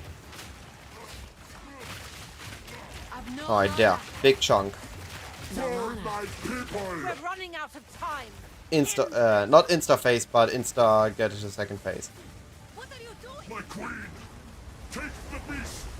Alright, so here's a cool thing we can do. If we do this right now and lock back in, this should allow us to not get knocked prone. So we are now in a black screen. This would be the transition. And now we can just click on Arena here. Send And now we are on the second part. impede Oh. my enemies. Ow. Dude. That's not nice. Forge of hate. No mana. 1, The 2, manifest prepared. I 3, will erase you. 5. 10,000 Place new one. spears. 1. Our gift to you. Endless hate. Need mana. 5. The era Oh, I'm way out of position. Oh boy. I'm so lucky. I was way out of position. give our And there we go. That's the boss! Isn't it easy? All you need is a good weapon. This is not over. All we need is a good weapon. I return you. And the boss becomes easy. And again, outside of my weapon right now, I'm beyond weak on my gear. I have no good flat damage on my gloves, or my rings, or on my quiver. I'm running a 1-mod magic quiver. Now it's a 2-mod magic quiver. It is insane how weak my character is, and the good damage I did just from getting a good weapon. Getting good gear is everything that matters in the PoE 2 campaign. Of course, you need your support gems, but we can basically guarantee having the right support gems at the right time, right? So it all comes down to having the right gear to follow it up with. That is a lot of life. I think I want that. Take care. I'm keeping this for now, though. Just in case I decide against it. Alright, GG, sorry for the delayed response. Have a wonderful day. I'll be seeing you around, Go on, buddy. tell me. Who are you, really? Didn't even give XP. I did not notice that Jamara doesn't give us XP because we actually are not the one killing him. I don't believe it. An Here we can do the ancient same thing Casmere. again. Exit to character selection. This places us at the waypoint in town.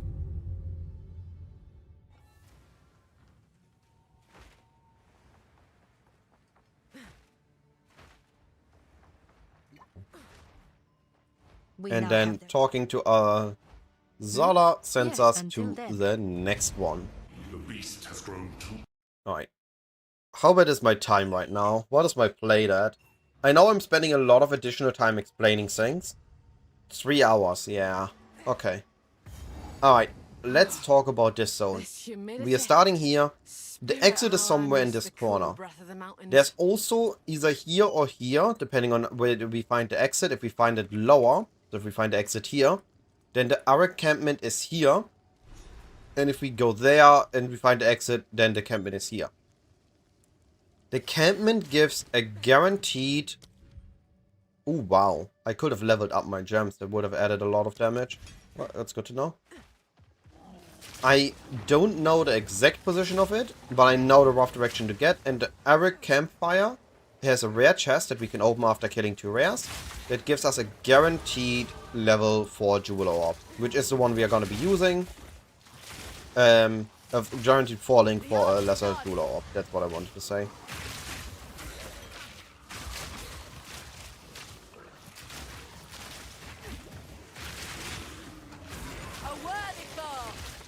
Also life flask, we already have one. So we're just moving up the way the zone allows us to until we get into this transition into the jungle area. So far we're still on the sand floor. We're still in the sand area. But in a bit here the grass starts, so we're getting into the jungle area. And now we're just looking for the checkpoint for town and the checkpoint for the Eric campment. This is the Eric campfire. We found that first. So we're killing those. We do so much single target damage now that we have everything set up. It's insane. And there we have our guaranteed lesser Jeweler Orb. Now, there aren't many good supports at this point for Toxic Growth. Next league there's better, because next league we can just use... what's the name? If we have high on fist damage, we have Execute. If we have Multi-Shot, we have Elemental Armament. If we have a lot of lightning damage. So we have a bunch of options which we can support it by next league. But because we can't use multi-shot on it yet, we have a little bit less options. So we're going to be using this on Toxic Growth. And we're going to be supporting Toxic Growth with either Execute, or what we can do as well is... which was it? Blindside. So we have on weapon set 2 this. Once we have Blinding Strike, not on weapon set 2 but on weapon set 1, Blind Strike is a possibility. So maybe we allocate this normally and then we can take Blind Strike here instead. For now, I will choose to grab, because I'm only having lightning damage here, I'm gonna grab Lightning Attunement, which we talked about earlier, as it doesn't nerf my physical damage and just gives me a little bit of additional lightning damage, which means we have more consistent shocks.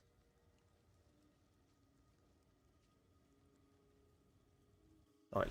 I will be right back. I need to check up on my grandfather. And once I'm back, we are going to be What are these continuing folk with doing out the in the third middle act. of nowhere?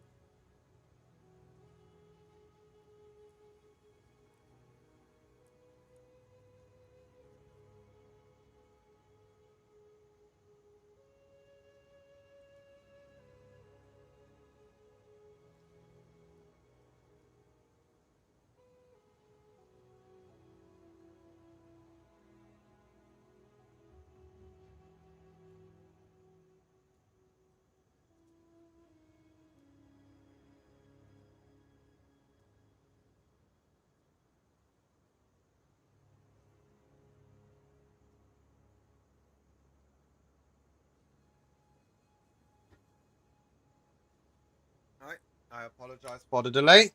My grandfather's alright. I'm ready to continue.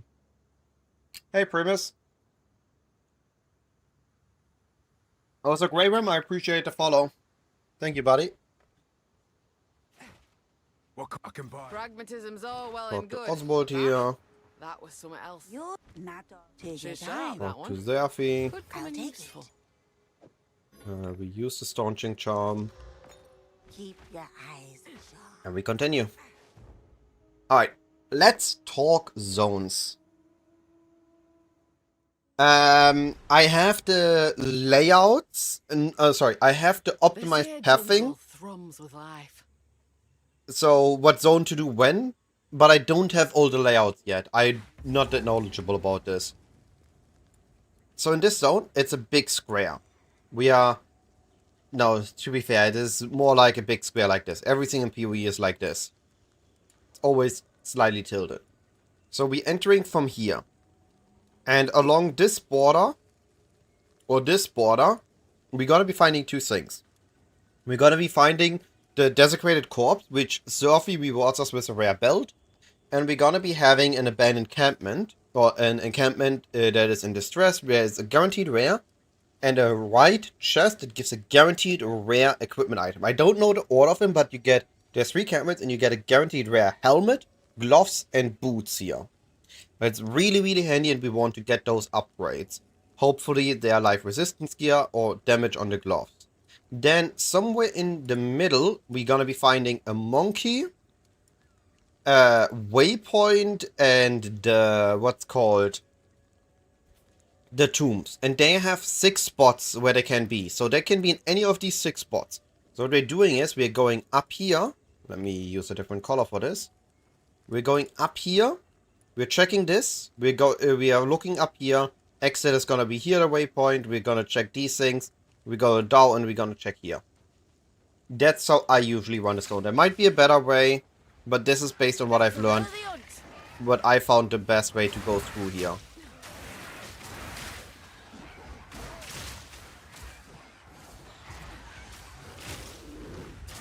I have not watched the Ziggity Groot gameplay yet. I will be watching it later. I'm likely gonna be running it really close to dinner with this Act 1. So I need to pick up the pace a little bit and get more stuff done. So here we found the waypoint. Found the Venom Crypt. We are taking this for now and we are continuing to the edge. We found the edge of the zone.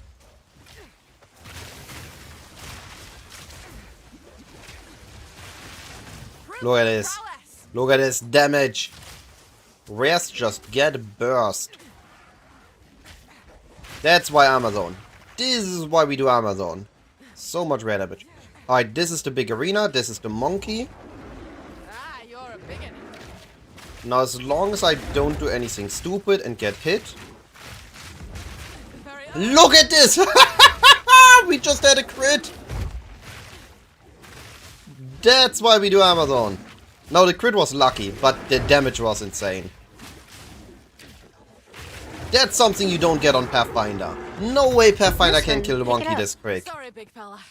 That were a fight for the edge. We can't use fire brace, fire. Alright, this is the... Oh! Wait, what? Oh!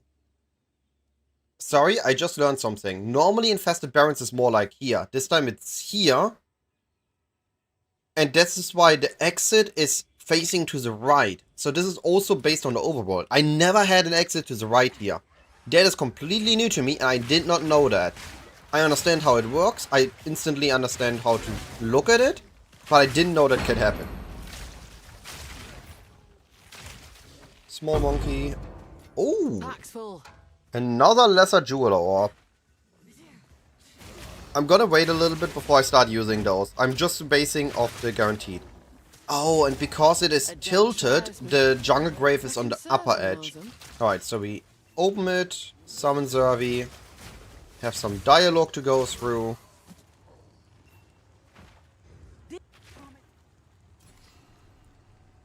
We grab the Rawhide belt. It is live, no resistances, but it is an upgrade to us. Are the gloves an upgrade? They are leech. No, the others have resistance. Alright. So we are just looking for the campment now. The campment is here. We see the fortified walls. And this chest, this white chest, has a guaranteed rare item in it. If you don't know about it, I don't think people find it. But if you open all the chests, then it's good. We have here deflection and low lightning damage. These are good. If these aren't better. Ooh, we have to use these. These are pretty good. High life, rest, and a bit of rarity. That's pretty strong. Movement speed boots, no.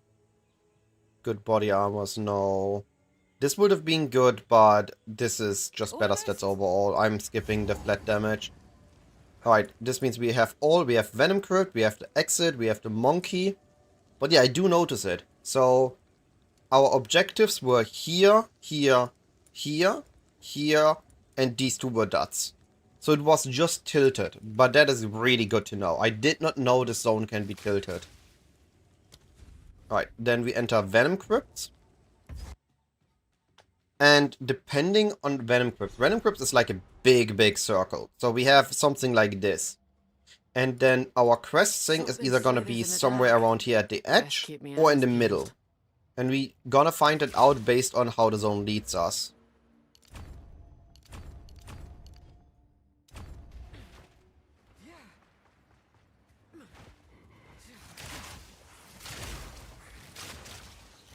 Venom Crypt also has a lot of small passages, so if you're not careful, you can get stuck on enemies there. There's some magics, we are killing magic enemies. Also need to be mindful of level, we are 29. So this is a 36 zone, a 35 zone. So we do need to kill a little bit. We are now 30, we are now gonna be fine again. We are at the lower edge of XP, but we should aim to get another level up soon. Because PoE 2 is way more punishing in XP than PoE 1. But our damage is actually pretty good now. We have a proper weapon that is worth so much in terms of damage. I'm so happy with the Regal. That was massive.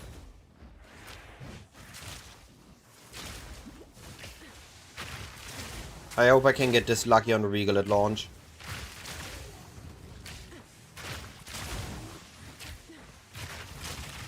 Rare.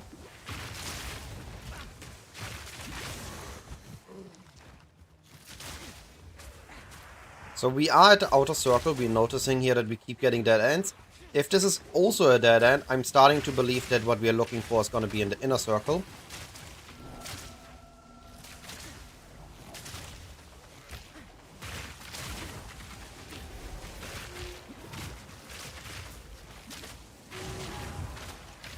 Need to be careful here. These tornadoes can hurt. So we noticed that we've been led around here, so it could be here in the middle as well. We noticed for sure once we found the other quest item.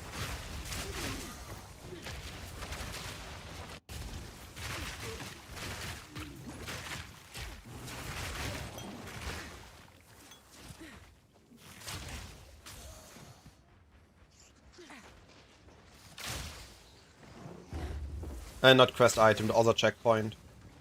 Alright, so one thing is gonna be here. This is so far out, there has to be something here. And it is... It's the Priesthood Crypt, okay. So, this is the other checkpoint we can find in this zone, which is just a couple of guaranteed chests. It's not ±5. If you are higher level than the zone level, you get extremely diminished XP, so the game forces you to go into higher level zones.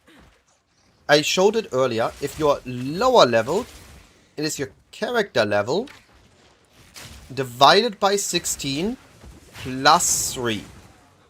And here's the other checkpoint. So that's what I meant with it's in the middle then. So if we're looking at this, we had the middle ring here, and the outer ring here, and then we had all these passages going through here. Passage here, passage here, passage here. There would have been the breach into the outside the outer ring, and we had passage here, passage here, passage here. And here could have been another breach into outer ring with the item. But because we had the other thing in the outer ring, I assumed that this one is in the middle ring. So that's how I found it here. This one. Pick it up.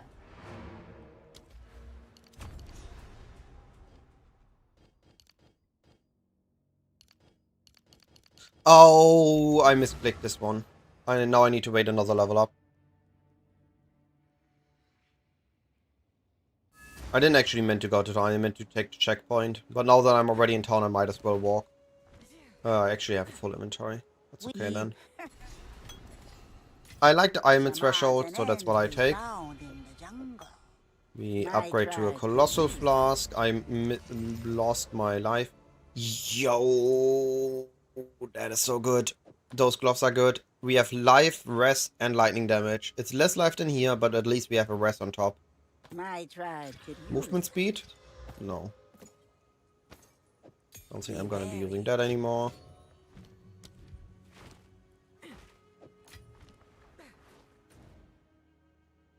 Right. So you can be lower leveled, but you need to manage your lower level. So this is, I'm about to enter a 35 zone, and I'm level 30.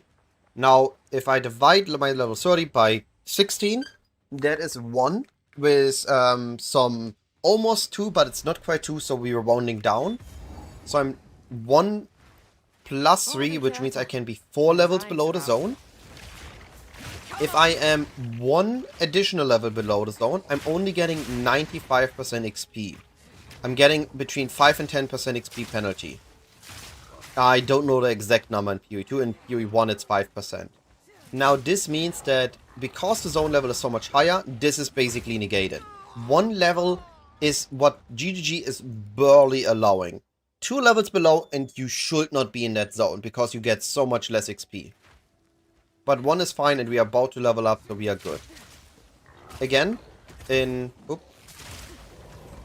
me clear the enemies and show what we are doing here, because we are finally back in zones where it is not just follow the edges. There are some rules to these zones I'm actually aware of. This is again something like a square. Now again, keep in mind these squares are always slightly tilted. So it's more like this thing. Alright. We enter from 1 position. And on these edges are our exits. And then it's somewhere here is a troubled camp. And the lava, which is just a guaranteed rare that gives a bit of XP. Which XP we want right now, so that is good for us. If we find it, we are doing it. But it's not something we need to force. So once we are past this waypoint, we have entered the square part of the zone. And we need to look for the exits back into the side areas of the zone. Which one is the rare? This one, okay. And burst. You can tell me what you want, but this is insane damage that other sensies don't have this early. I can 2-shot a rare now. Alright, now I can fix this. And we allocate this with normal point. And we grab that. Oh wait, I'm there. This is what I wanted to grab next.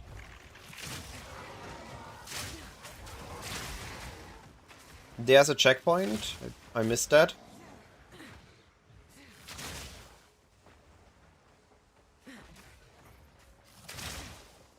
Might have been the campment, might have been the lava. No, campment is here. We see the walls again. Again, a chest with a guaranteed rare. And we have 2 guaranteed rare enemies here. So if you want to get a beast companion, this is the spot to grab him. On the poison build, we have something better to do with our spirit, so we are not grabbing the beast companion.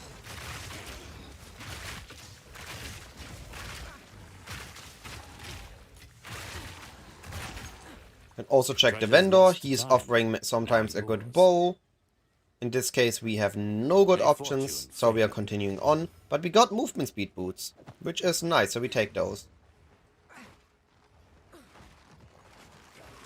Alright, I'm expecting something there and something here. So we are first continuing in this direction, and we're going back up from there and there.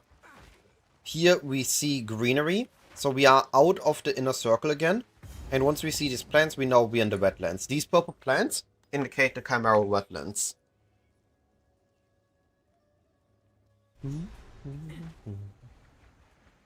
Once we have the waypoint, we go Excellent. back More in. wildlife what wants to kill me. So we have discovered the stuff on this wall. Now we need to find the other exit on this wall. So if I go back here.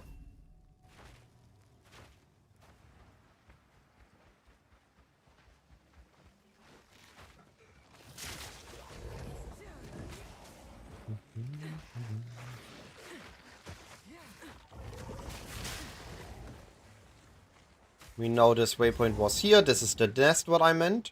So this is not giving any guaranteed drops, but it's a guaranteed rare. And a bunch of small enemies, so it's good XP.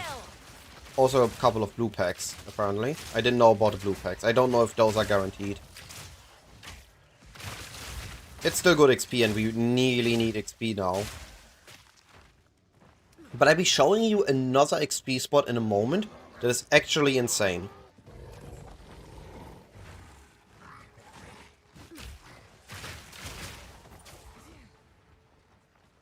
So we should be here. We see greenery again. So we are again outside of the square part of the zone. So we had the square, we had the wetlands here, we had the encampment here, and here we are out of the square again, and we get the Azag Bog. We see the transition here into the bog part, and we are good to go.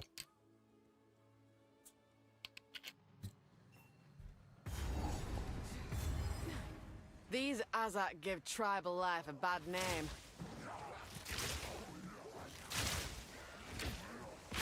There was a rare. I want a rare dead, because I can kill him fast.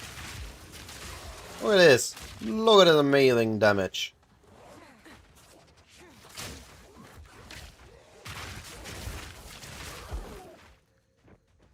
So, Azak Bog got changed quite a bit. But in essence, we are looking at a big circle. And the boss is either going to be in the middle of the circle or outside the circle. But usually it is now in a line with the entrance. And between that line and the boss is also going to be the fire ritual. So when we find that, it's usually easier to find the boss. So we are just following along the zone. We're looking for checkpoints or anything to interact with as indicators of where we are. There's something. There's the flame ritual, this is what I meant. Now, this thing here is insane for XP. If you are behind in XP, this is where you can catch up. You need level 33 to use your grenade crossbow, this is where you get it. You're gonna be triggering, where is it? This checkpoint. And I'm gonna show this after I killed the rare. We can now respawn a checkpoint. And all the enemies here are... There are 3 packs as far as I'm aware. 1, 2, 3. Of 3 or 4 packs. And they can be blue or rare. So we can just quickly kill those. Respawn a checkpoint and kill them again. This is an incredible boost to our XP because, again, they can be magic or rare. There's a rare one, so we can just easily kill them. Get our level ups and get to whatever level we need here that is below level 36. We could level all the way to 36 here. It's going to take a while. It's a lot better at 32, 34. And once we have it, we are going to go up, and either it's going to be up here or up here. Or if the ritual was too far up, it might also be the boss arenas going into the middle, but that we will see in a moment. There's a somewhat way to identify the boss arena.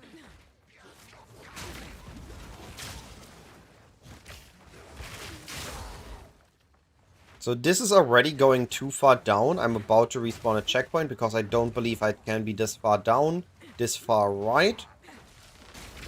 Never mind, we saw the checkpoint. It's good that even if I'm not sure, I'm still checked here.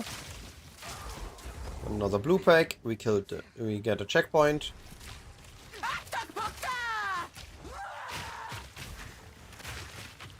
Poison on the boss.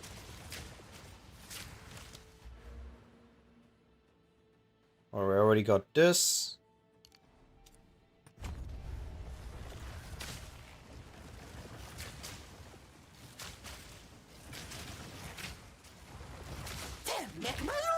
And time to burst. What the fan? 1, 2. Ah, I was too slow. I missed one damaging phase because my gas cloud was placed too early.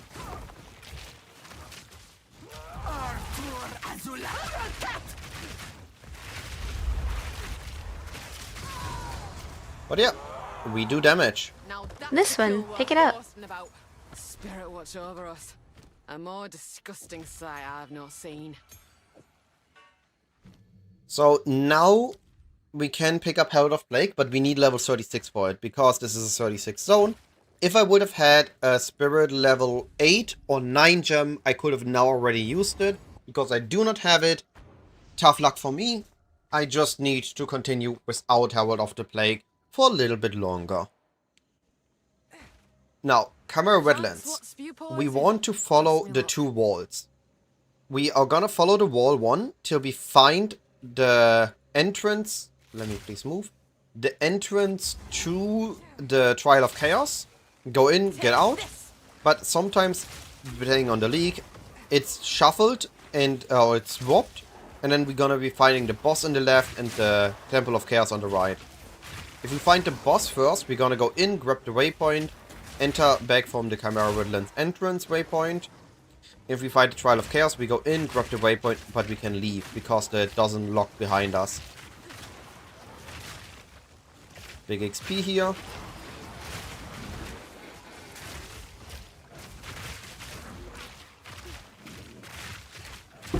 That was Ooh, almost a challenge. we got an Angels. Interesting. Now, Angels in PoE 1 is amazing for poison builds. Because Perfect One Agony wrong bypasses. move, this and is these giving, plans I will think, a shorts skill may gem. last. If only I got This is here a banned sooner. encampment. Now, here we see that we don't have a rare chest. Normal chest. So, here, the guaranteed rare is actually in the rare chest. We need to drop a bunch of items. I want the quiver. Ooh, that is a good quiver. We take that. We take that quiver. And then there's the helmet. Then there are the boots. I can't take the staff. My inventory is too full. Dropping this. I have enough gold. 15 movement speed boots. Life double res. Yo, these are insane. We are definitely using those. I'm picking up strength soon anyway. How much more we need? 10 more. That's easily doable. So we are continuing following this outer wall till we find either the Trial of Chaos or the boss arena.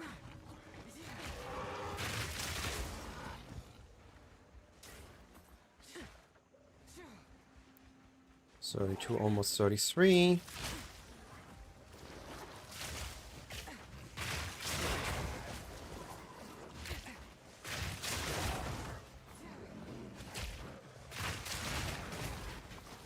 Interesting, we are back up here. Another rare.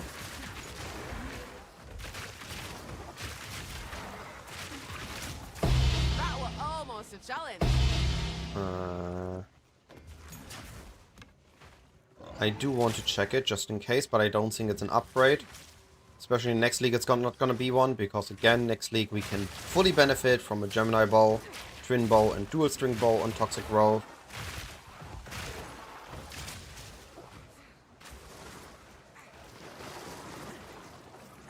I'm surprised how far further left the zone went. Alright, we found the Trial of Chaos. Yeah, next league they have a bit more physical damage, right? If I remember correctly. The good thing is we can use pretty much any bow. We are not bound to use a dual string bow. It is convenient, but it isn't forced. So any good bow that has high damage works for us.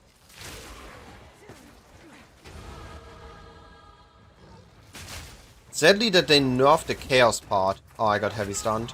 Right after the level up. Couldn't I have got heavy stunned, leveled up, and healed? Saddest of times. So normally I would have went the other way, but we are pretty far up into the zone already. So I'm just gonna walk the top of the zone instead of going from the bottom. Just based on how far we already moved up in the zone. Ooh, another amulet. Boss arena might actually just be over there.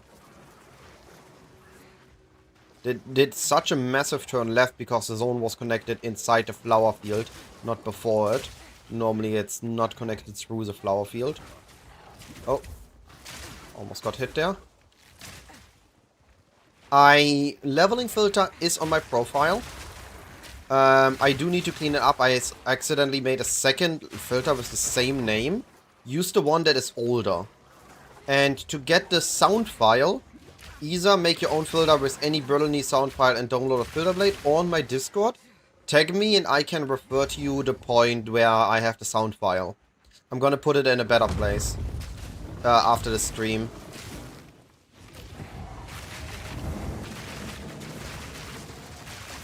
Look at this, already Half-Life! Below the stream should be this. All my commands broke when I updated to Windows 11, sadly. I need to take the time on Friday to fix them before I start the stream. Look at this burst damage we are doing. Look at him die. This one. Pick it up. Isn't this insane? Hello? What's this? Ooh, Colossal Life Flask. We grab that. We upgrade the Grand. Alright, we got everything done in the zone. We're actually not using Deadly Poison on our Poison Burst arrow. That is the next thing we would be grabbing on it. We are only using Deadly Poison on Gas Arrow, so it immediately procs the Toxic Growths.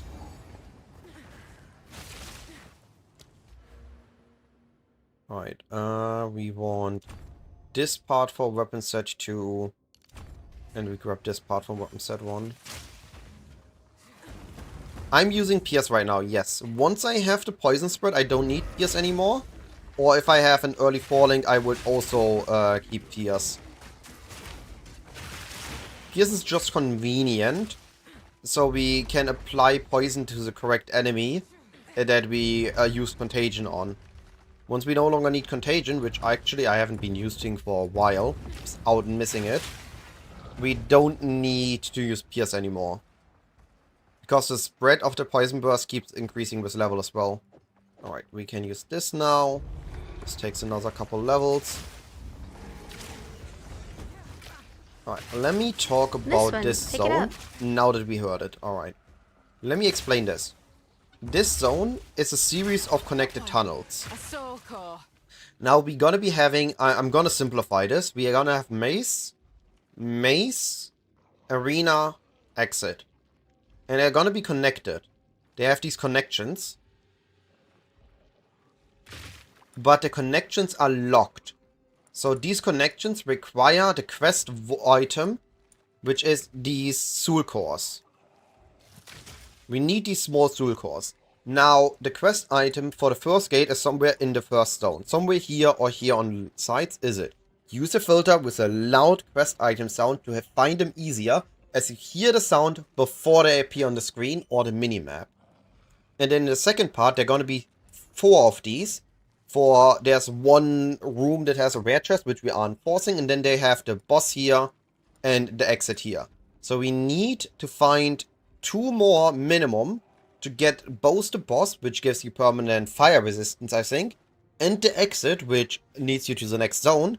And we need to find at least 2 of the 4 soul cores in the second area. These soul cores are instance bound. If I die here with the soul core in my inventory, this will vanish. And I need to find it again. So try to avoid deaths and respawn at checkpoints in the zone, because respawn at checkpoint creates a new instance with the same layout as the previous one. Once you open the door, you create a checkpoint, so it stays open even if you die or create a new instance. But, ooh, rare chest. Got my fingers crossed. It is staying closed if you don't open it, despite if you had the soul core in your inventory and you lose the soul core. So keep this in mind when you do this. don't respawn a checkpoint here when you find this vial, the soul core to get back to the entrance. That were You need almost to a run challenge. back manually. Yo, the rare almost insta-died. Yo, this damage is insane on Amazon. I knew the damage was gonna be better, but I didn't expect it to be this good, not gonna lie. This one, pick it up. Now I hear the sound again, so now I'm looking around me. I got heavy stunned. I got This one, pick it up. knocked out of my rock. This So one, it's... pick it up. Yes, I got it. I'm looking for it.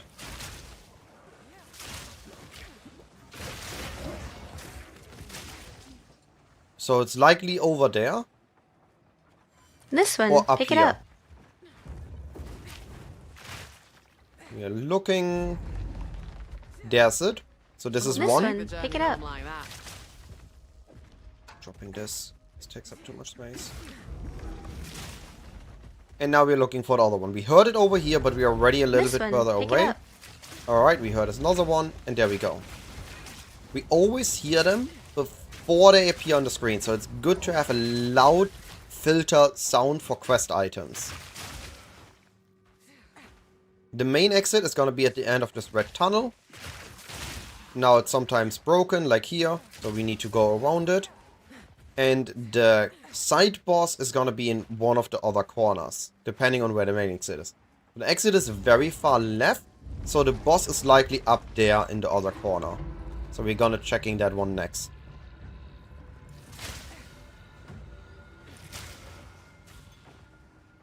Alright, I'm 3 levels away from my Plague Bearer, sorry, not Plague Bearer, my Herald of Plague.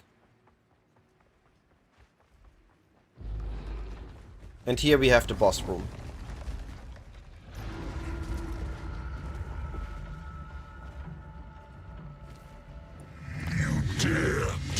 Ooh, but this is fire damage.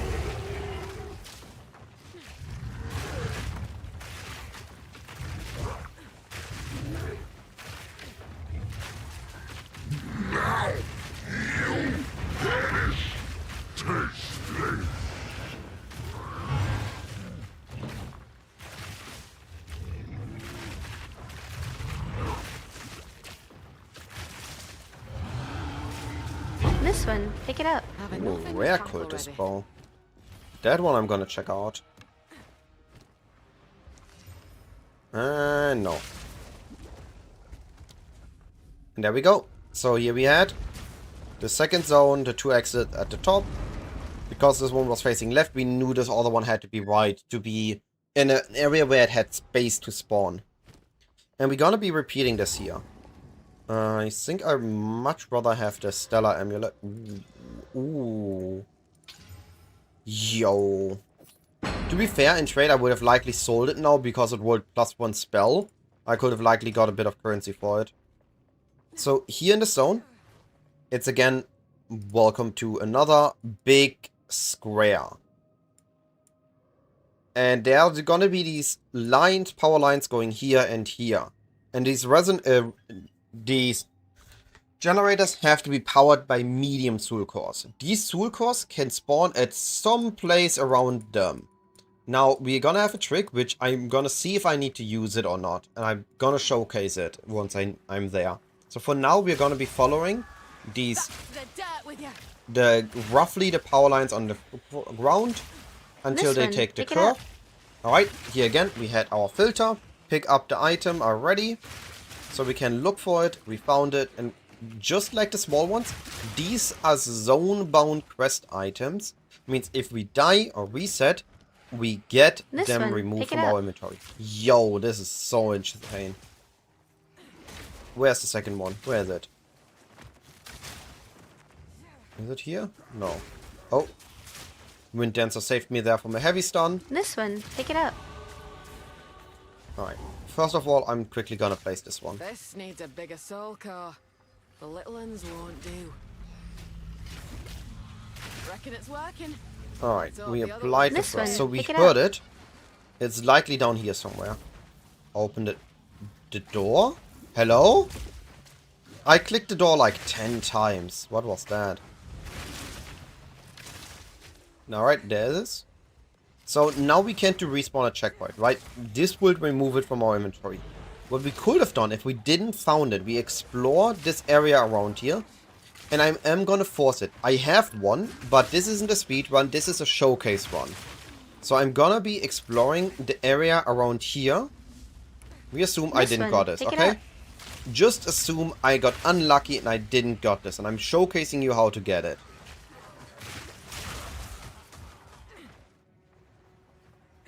So we explore everything around this generator. And then we're gonna be going back to here. And we're gonna be going to the other generator next.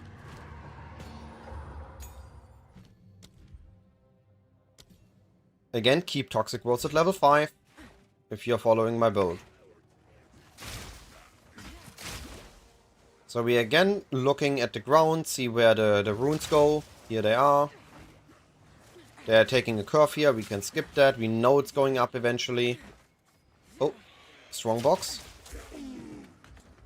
Ornate.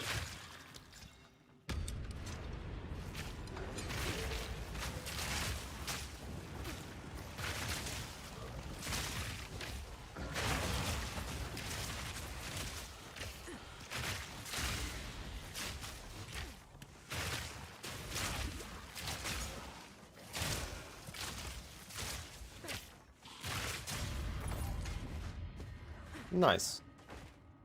Alright. Let me get back to the quest state. So we're going up till we see the checkpoint and the generator. Here's the generator. And we're gonna be again exploring all around the generator. This one, pick it up. Now we heard it again. Ignore it for a moment. I want to This one, show pick it up. this if it's not going perfectly for you.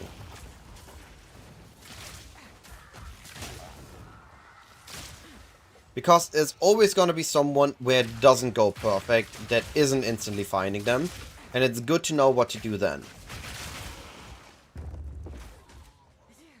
Once we have explored everything around both generators, what we can do is we take the checkpoint, we respawn a checkpoint. Now, the first one is locked in. Up here, this one is locked in, this one is already on. So now I can just do respawn a checkpoint.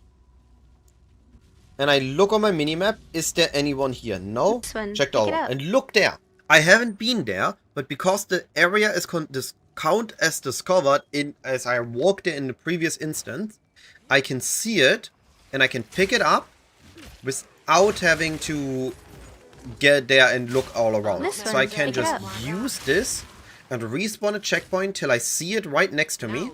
And when I see it right next to me is then I'm going there and picking it up. And then I can apply it here in the middle. That's done it. Right then. Back to the Now we go back here. We click on this checkpoint. Normally these lines need some time to get there. But if we clicked at respawn a checkpoint at any point and we place the generator, they immediately start connecting. And we don't need to wait. And then we can kill the boss. 1, 2, 3, 4. New. 1, 2, 3. Oh, I cancelled that. Cool. 4. There we go. Now I need to create space in my inventory, so I'm dropping these. Pick it up. Looks like I'm dropping more. Pull the other one. It's time for a town visit.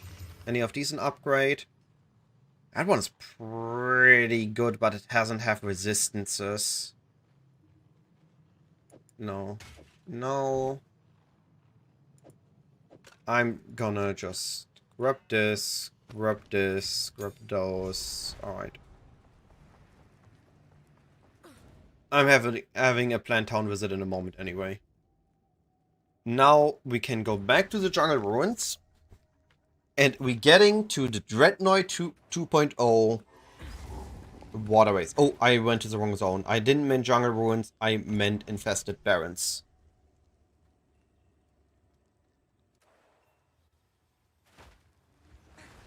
This is the worst zone Because even if you know how it works, it still takes ages. The metal and waterways are an absolute pain.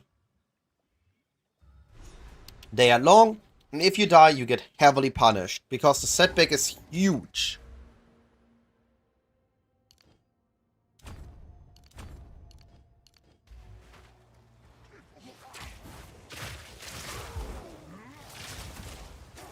So, this is a connection of mazes. Oh well, we really know how it is. It is a linear zone that keeps twisting over itself. We have a linear path. So the path is something like this. We start here, we go here, then we go there. Then we go there, now we go here, then we need to go there, then we need to go there, there. It's a linear path, but it is winding all across the area, which causes it to be really long. And all we need to do is follow whatever bridge we have, whatever path. Again, it's very linear until we find a lever, and when we see a lever, we need to activate the lever.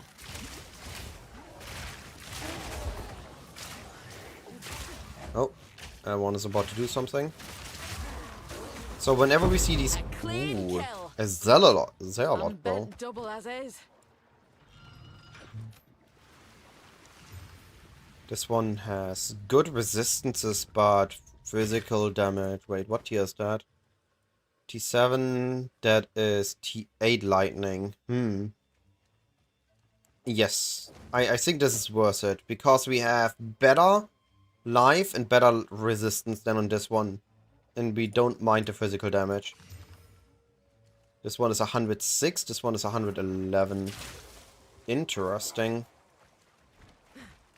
Now we walk back up, and we look for the next lever. There's water, so we can't go there, so the linear part is here.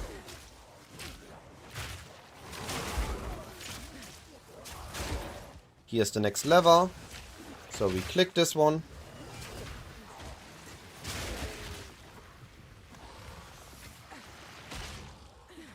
And we just repeat this play.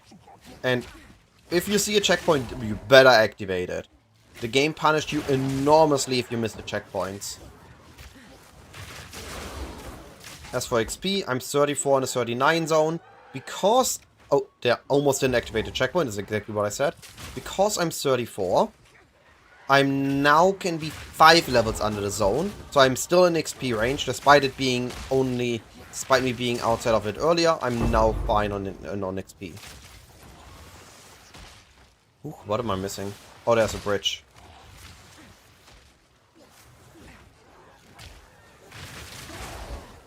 So now we are in a dead end, so all we need to do is turn around. But it still applies. It's still linear. We still only have one way to go. We still can't go here, the water's still here. So we have to go the other way.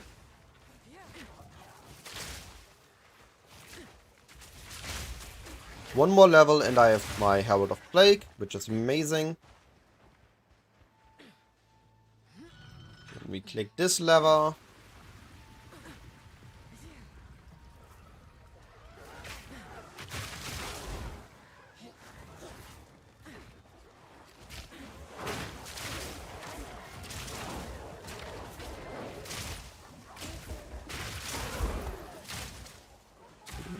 This lever.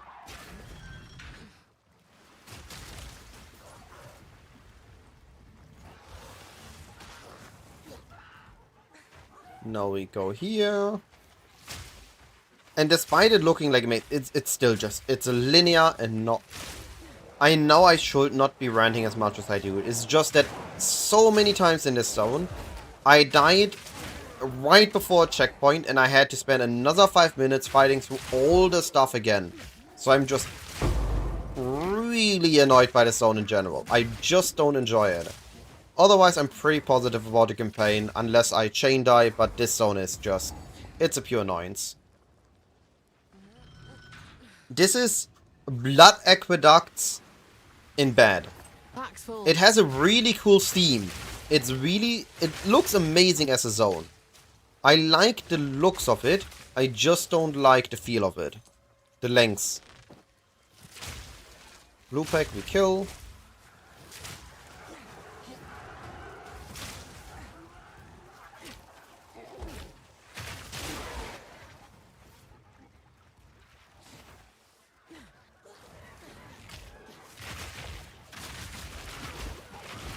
No, no, no, no, no, no, no, no, no, no, no, no, no. I'm so glad it didn't one-shot me. Almost a challenge. We are still on 10 movement speed boots. The 15s are a little bit further away. This is a helmet upgrade. Can we use it? That's life 1 good resistance. What about the body? I want to see if I can need to pick up the boots. That is not a good body. Lightning Rest, movements. Yo, that is an upgrade. I have enough gold, so I'm not forcing myself to go to town to clear out my inventory. I'd rather drop a couple of items that would only give me a little bit of gold, which I don't fully care about at this point anymore. Gold is still important for respecking, but I have a pretty good plan on my passive tree, so I don't need to excessively respec later. This should be the final lever. So, Endirion. Poison on Amazon is stronger than on Pathfinder because we have stronger poisons but less poisons. So what happens if we have more poisons? The poison on a Pathfinder... the Pathfinder is amazing in quality of life, don't get me wrong. I like the quality of life package on the Pathfinder. But the more poison node, the double your poison node, all it does is it gives you more poison, but it kills the duration of your poisons. So you have more of them, but you need to apply them way more often, meaning that your powerful crit poisons last less often, and it takes you longer on a Pathfinder than on Amazon to get your crit. So Amazon has longer poisons, has more common crits, and has... Oop, I dodge rolled badly. That was on me. I could have survived it. That was on me. I was focused on talking. But this is now what happens. So now I spawned here and I need to walk back here, back here, back here, back here, back here, back here. It is insane how much I have to rewalk. And all the enemies respawn as well, right? So in Amazon I have poisons more often, crit poisons more often, and my poisons deal more damage. So in the end, I'm expecting Amazon to deal about 30% more practical damage than a Pathfinder. Maybe 40. 40 with specialized gear that Amazon has access to. 36. That's at least something. So I need to apply my poisons less often once I only need to poisons. But I can spam my poisons more and I can fish for a super crit. So if we have the Garrican's Resolve giving us bifurcated crits, I can spend those 3 additional seconds between my big poisons on purely looking for another... Oh, I'm out of position. Another bigger poison. While you on a Pathfinder need to apply a new poison like every minute and a half. And not all of the poisons are going to be crit. You can tell me what you want, but until you have like 40-50% chance crit, half your poisons are not going to be good poisons, but going to be the normal attack weaker poisons.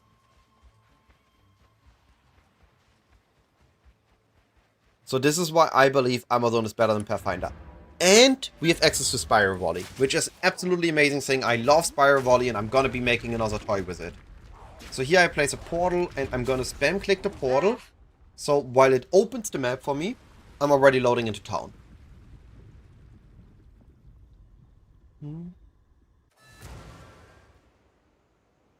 I would assume that on Gas Grenade the same thing happens, yes. So we already have a staunching stamp, so we're grabbing the sawing instead. We are selling the unique. No, we have enough. I'm starting to disenchanting uniques for chance shards. This is an upgrade. This is arguably an upgrade. This is an upgrade. So we are not getting rid of those. Bye-bye. Keeping this. Ah, there's my Colossal Life Flask. We can now grab Herald of Plague.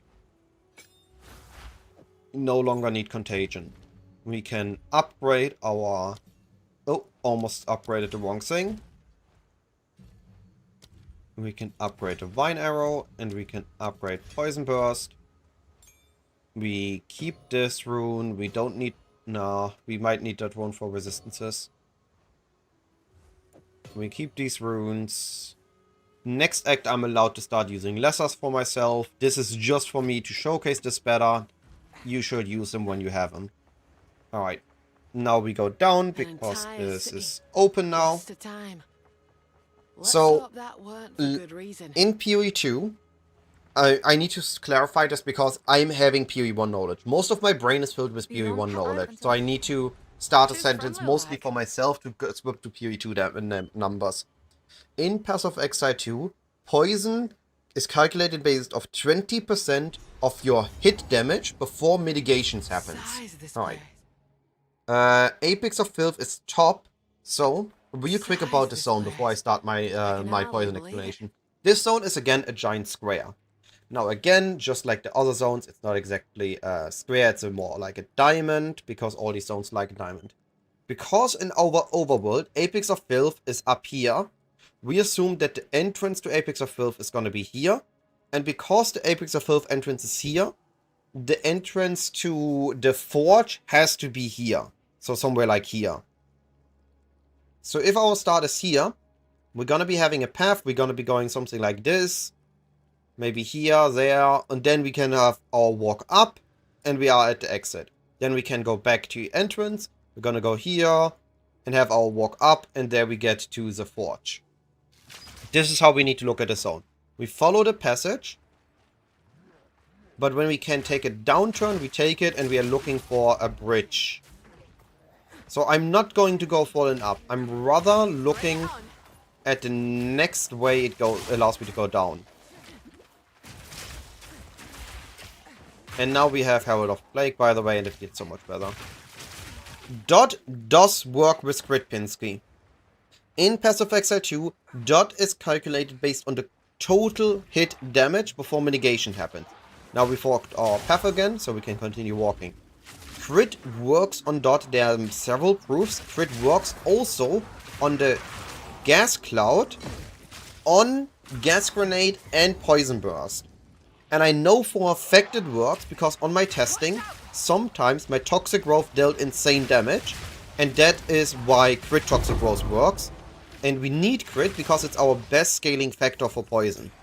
If we only care about critting like once every 4 seconds, because we already have crit in the past 4 seconds, our strongest crits are always gonna be the ones that apply. Okay. I need to take a step back. I need to explain all these things that are about poison. So first of all, we have this 20% of our damage. This means that crit multi works for this. If we have a crit, we apply our crit multi, then we take our 20%, and that is our total damage for our poison. What am I doing here, by the way? I don't think I'm supposed to be down here. I'm pretty sure I have to go up further.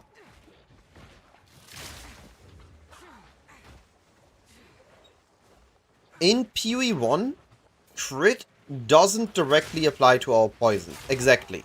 But in PoE 2 it does. In PoE 1 you need perfect agony for it. But PoE 2 base game basically replaces this need for agony. Our crit multi works like perfect agony for our poisons. Oh, interesting. My red was wrong. So we found this. But if we found this, we're just going to walk the other way. So we're going back there, and then we're going to take the path down there. We're going to take the path here. I have not tested crit on Gas Grenade, but I have looked at crit on Gas Arrow, and I was linked a video by Dreamcore of somebody proving that it works on Gas Arrow. I don't have the video myself, I don't have it ready to copy and paste it. But if you tag me on my Discord, I can look it up and I can link it you there. But I know for a fact it works. And I vouch for it. Crit works on all sources of poison in PoE 2. That I'm currently aware of.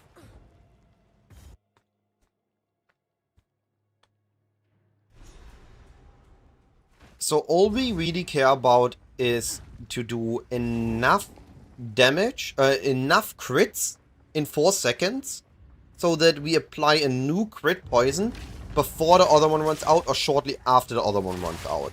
And this is what I call crit fishing. We are fishing for crits So that those are always the strongest one that applies. And now going back to the Pathfinder argument. The issue on Pathfinder is that Believer, eh? Glad we they're are not giving lacking it to us just yet. severely on poison duration. We have less poison duration on Ascendancy. One of the +1 poison nodes on our tree has less duration.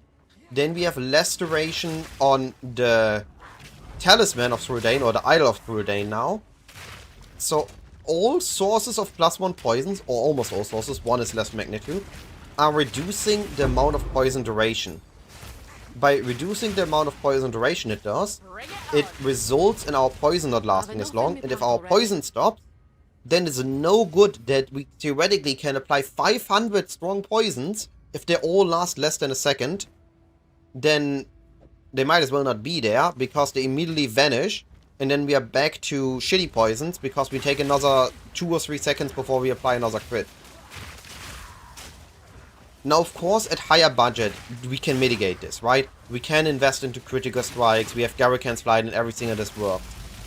But it turns out that if we just have better crit chance, which we easily get by going Amazon, Ultimate prowess. it is so much better. Another rare researcher block. That is powerful. To get to my Discord, sadly the command for it broke. I need to fix my commands on Friday. I promise I will do that. Friday morning before launch. Oh, frozen? Yeah, I got out. Okay. But there should be a link in the bar beneath the stream with my links to YouTube and everything. And one of that should lead to Discord. Metric Star, you seen a version with Snipe? Yeah, it's the same concept, right? Snipe has an insanely big hit. And if you hit big, then the poison of it's gonna be big. I personally really like the feel of Toxic Growth. I like that early on we can spam it, so it is doing hit damage while our poison damage is weak. We just rely on the hit damage more. And once we have enough poison damage, the hit damage is not wasted, because poison PoE 2 is based on the hit damage we do, and then the poison applies.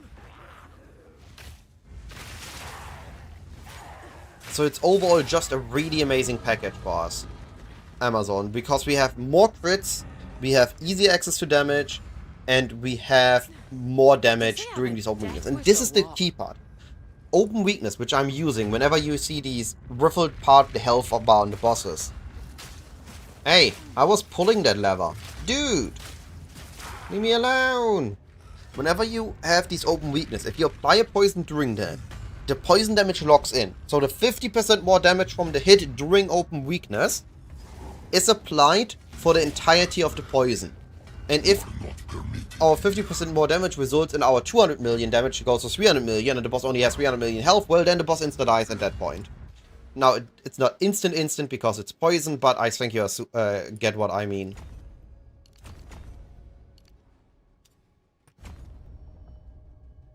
I've done something wrong. I need to check my POB. I'm missing freedom of escape velocity, okay. And I can just apply the points here. Okay, now I've done everything right. I wanted strength, right. Oh, I can use it now. Perfect. This is an upgrade. This is an upgrade. This is a base.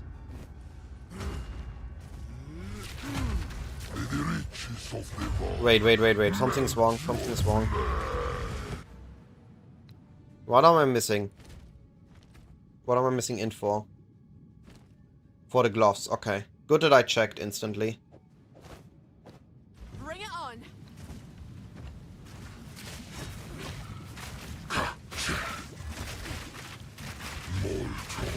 Let's stay clear of those.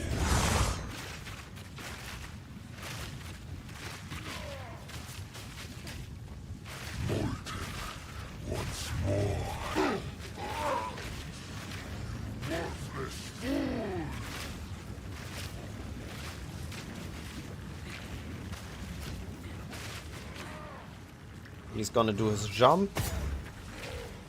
I heard it. What is he? Weird. How did he do this phase twice in a row? Didn't know he can do that. Oh well. This one, pick it up. This one, pick it up. Like that. Alright, fixed my gearing. Now I do a respawn at checkpoint. We lose the item on the ground, it's whatever. We go here.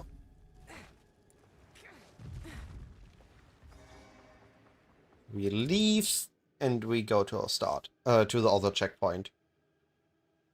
Reason why your sus of gas arrow not critting is you saw Jungwon say it didn't. So, that was a bug, and it used to not. But last league, Dreamcore played Gas Grenade, and he noticed that it does crit now. And then his community did further test, and there was the test of somebody using Gas Arrow, and it did crit. It did double the damage. Right. Let's talk about this zone. We always want to move in the direction behind the books. Until we see a next book, and then we walk behind that book. So this could be something like go here, then here, then here. I'm gonna show this in praxis now.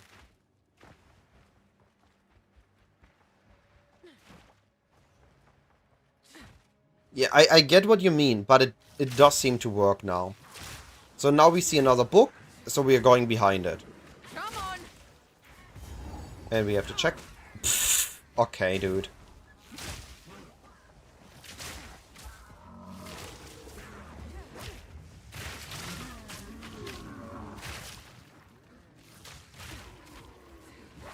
Magic pack to kill.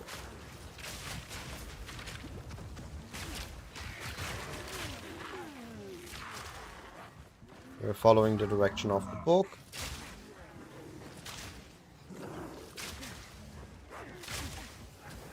And once we reach the top end of the zone, we need to look out for a little detail.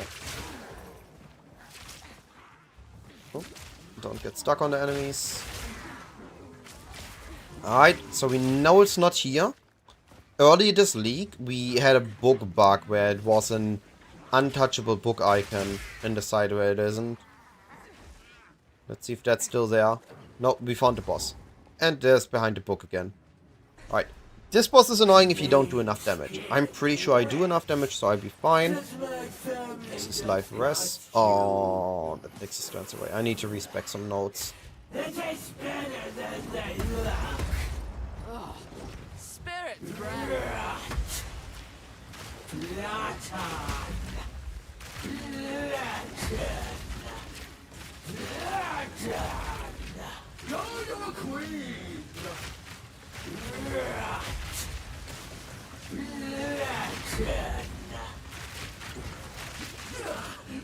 It's so good. Having on-hit damage in campaign is worth so much.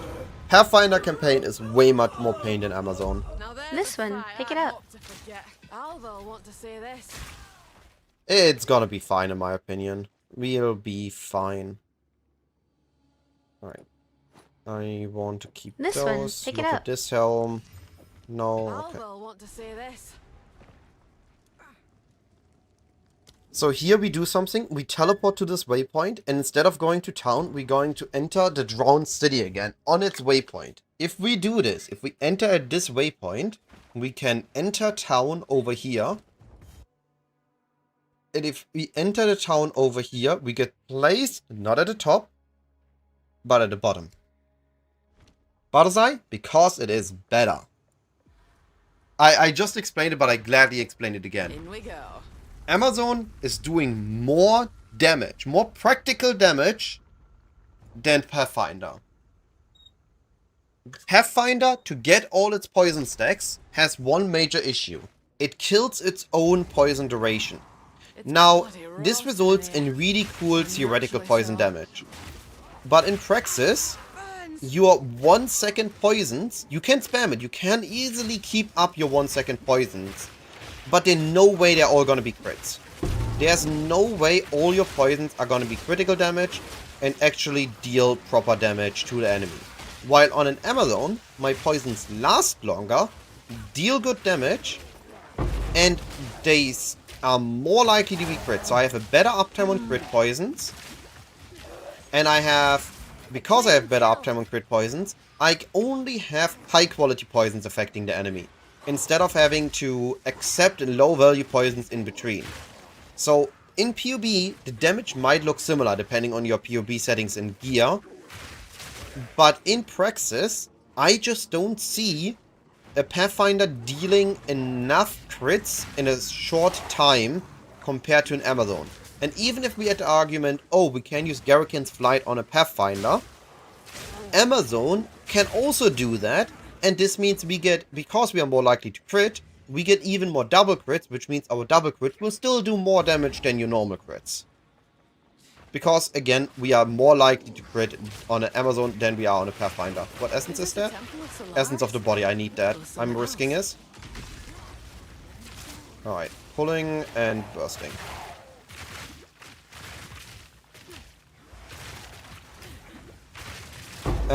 Are we going to be using Roar? I do not know exactly. If I am my main goal is to, again, make Spiral Volley work, because I'm just a big Spiral Volley fan. So, if I can, I'm using Spiral Volley, and Spiral Volley cannot be used with a Roar. If I can, if I don't need Spiral Volley because there's just not enough density, I will try to make a Roar work into the build. But also, if there's not enough density to that makes Spiral Volley worth it, we don't really need a... Oh, no. No, don't kill me now. I'm close to the exit. There isn't really a point in needing a Roar, because we can just sprint between packs. I especially went Poison Amazon instead of Pathfinder, so it's not just people calling me out, I'm just going Popcan's build. I planned Poison Pathfinder a week before the patch. And then it got Giga buffed, and I realized that everybody's gonna be on Pathfinder. Oh, we dodged this. I thought I said I dodged this. Why did I got hit? So in the end, I'm in Poison like Fabgun, but I have been working on this like crazy, and Amazon is actually better than Pathfinder. It is actually stronger.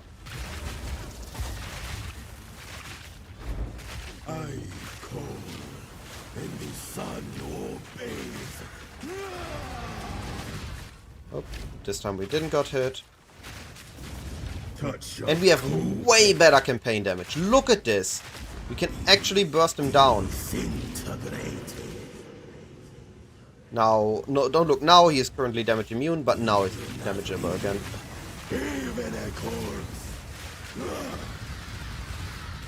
Don't want to get hit by that. Oh, yo, dude. Just perish. Get hit by my poison.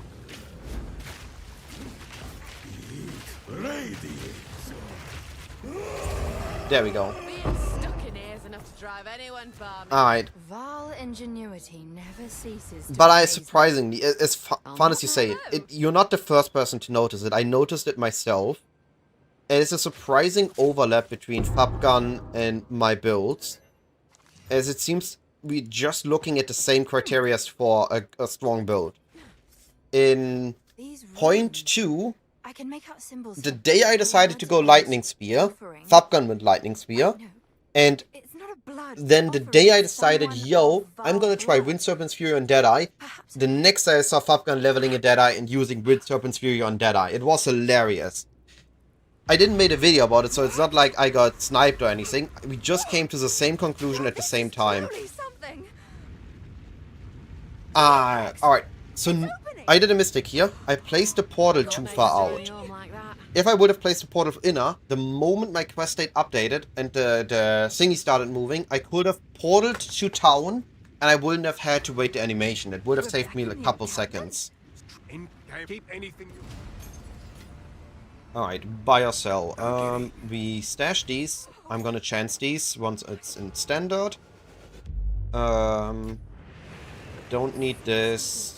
We need that, we need that, we need those. We are level 38, okay. How goes it? Buy or sell. I do want to keep those. Can I equip those? What are the stats I'm missing? From passives, I need 1 strength, 1 int node. Alright. I'm able to use everything. Perfect. Keep this on. Let's continue. I did not level my toxic growth. This is what I said in the guide, and I repeated when I logged it. We want to keep it at level 5, so we can guarantee to insta-pop the push rolls. If we level it, we risk that we can't insta-pop them, and then we are losing actual proper DPS. We do not get the reduced movement speed penalty. I fully agree on that, uncovering real. But I be honest, I don't think we need it, depending on the density. What are you doing? And again, we can make a Roar maybe work. We can do so many variants to solve that issue. We don't need Force and Pathfinder. I was hoping to avoid the thrill of the odds. I have a couple of ideas depending on what new toys we get, how the passive tree looks. But we will see that. Alright, let's talk about Utsal. Let's focus on the run a little bit. Let me get away from a couple of these enemies. Utsal has a couple of things we need to note. It follows the same rules as Drowned City. So it is again a big zone. And we are starting from here. Now that we are in this zone, we need to understand how it works. It follows the exact same rules as we did in Drowned City. So if Drowned City's exit of to Apex of Field was here, then the exit here is also going to be here. The second exit is not going to be active here. So if the first exit is here, then it's also going to be here. If the second exit was here or here, it doesn't matter. We follow the same road we went in the other thing. So we went here, down, there, killed the boss, and we went further down and out. So we're gonna do the exact same thing here. The only exception is we need to kill these wall Goliaths. These Goliaths have a chance to drop a sacrificial heart, which is Pick it up. oh so lucky. The giant, this one. Sometimes it takes like 10 minutes of farming them to get it dropped, if you're really unlucky. So we take every Goliath we see, doesn't matter the rarity on them. And also, this is a very deadly zone, so I highly encourage taking your time in this one. Got my fingers crossed. Just like Dreadnought, just like Metal and Waterways, don't rush it too far ahead. If you die, you lose more time than if you would have taken it a little bit slower.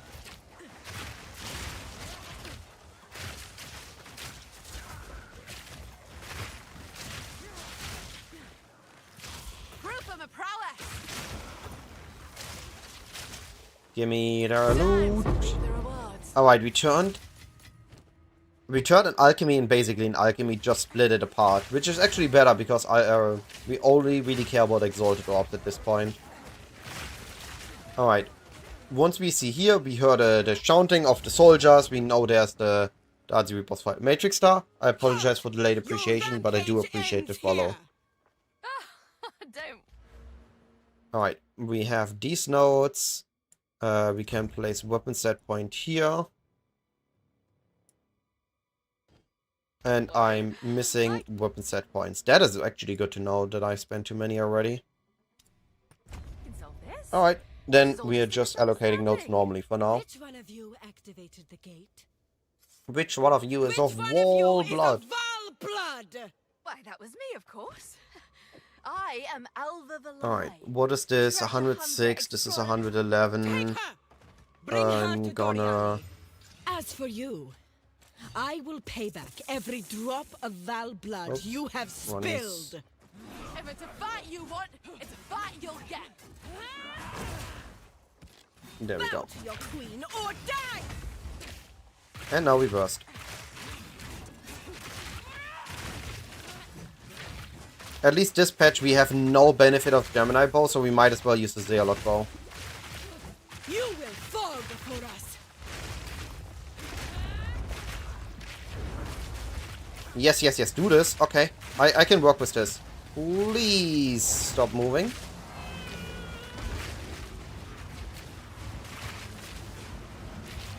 It's about to go on immunity phase. I need to hurry. Pain No, sharpens she the got it. mind. Raquel's web. That was... She was immune to the damage, during the heavy stun. That is unfair. Oh. I need to hurry, else she gets immune to damage again. There we go.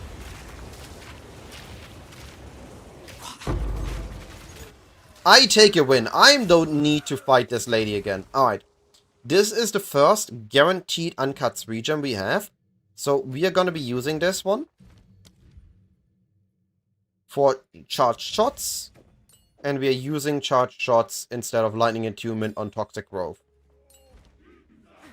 And remember what I said? We are taking the down path now because earlier the exit was also on the down path. We are following the same exit that we had in the other zone. I'm level 39 in the 43 zone. I should be able to reach 41 until I reach the final boss, which is the level I want to be at the end of the act.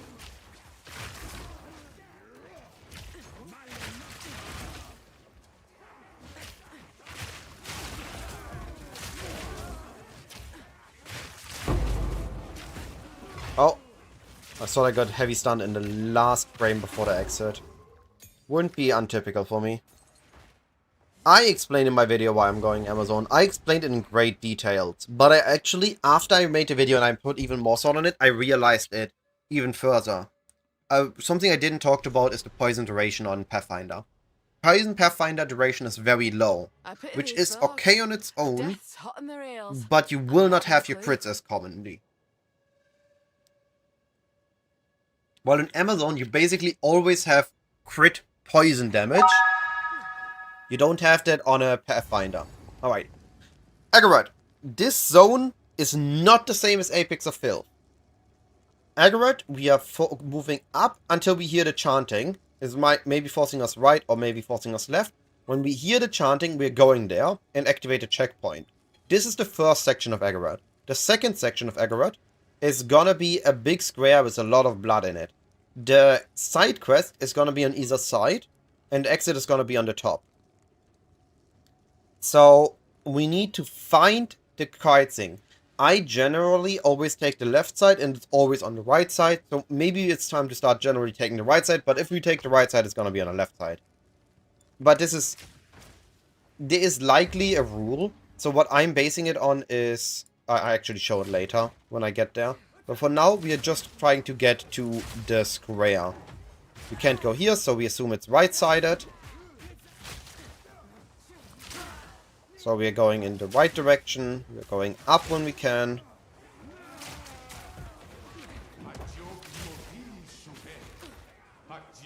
No. Gas Arrow isn't better for clear. Poison Burst is better for clear.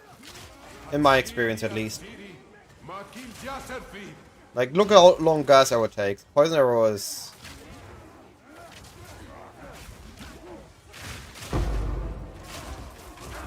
I don't know.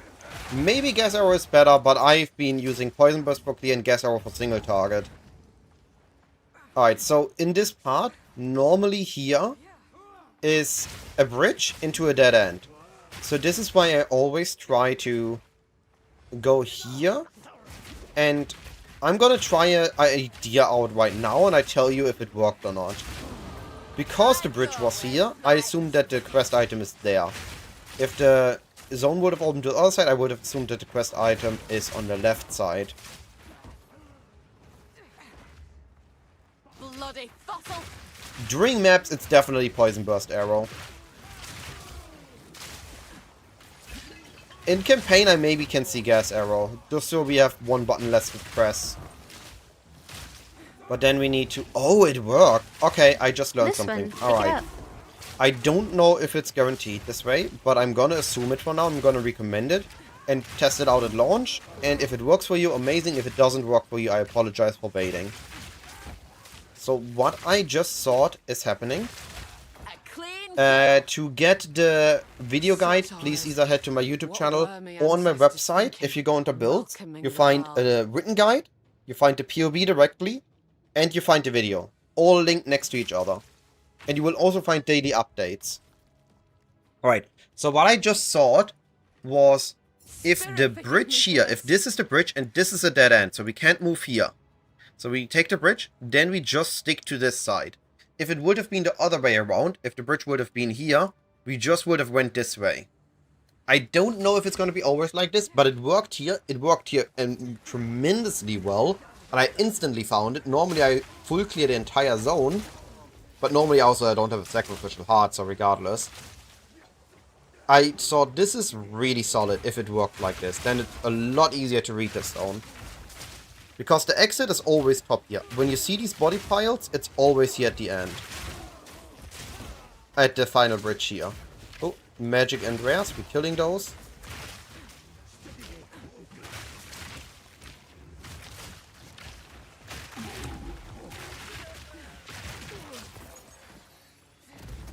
We also already would have been at a second vine arrow, meaning we would already have 50% more poison damage. No, it's 50.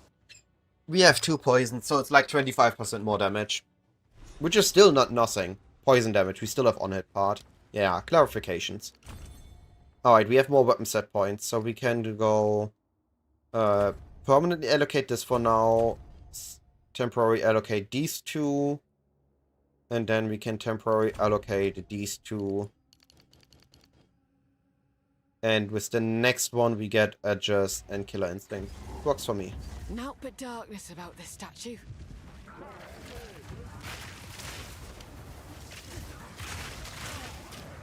Alright, we're only level 40, I wanted to be 41, so if I get lucky and enough magic and rares, maybe we still get the level up. But I doubt it. No mercy then. Kill her on sight. Touch one hair on Alva's head, and it'll be the last thing you do.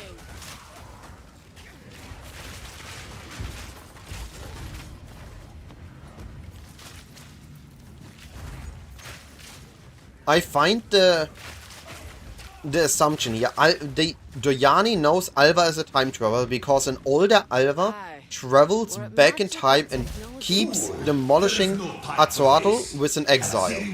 Now, he doesn't know that the Alva now isn't not yet the Alva that travels back with the PoE 1 exile, because this Alva is younger than the Alva we find in PoE 1.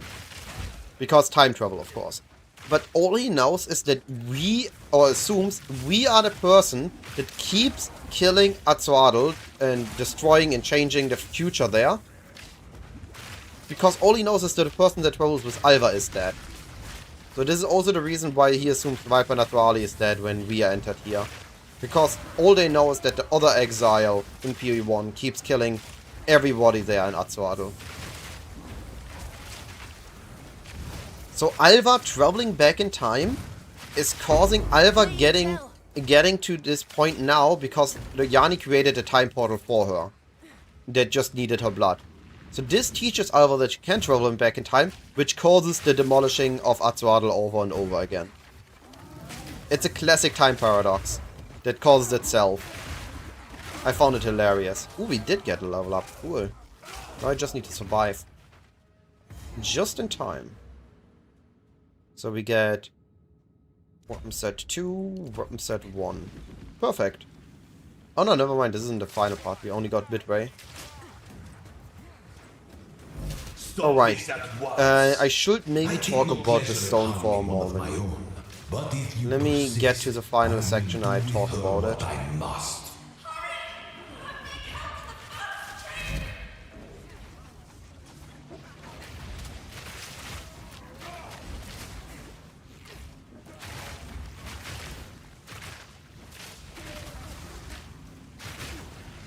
I got a pretty good run. I got 2 additional Jeweler's Orbs.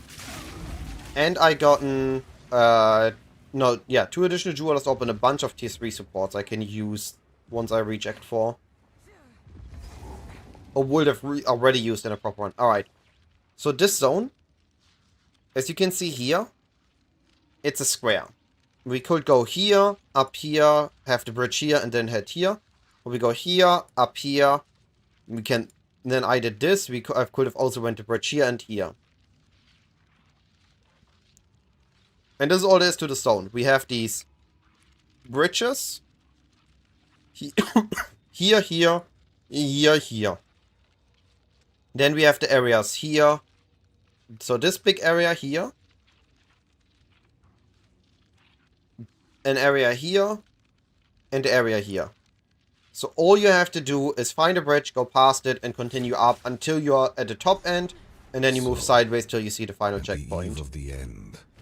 The demon of Atzoatl has finally come for me.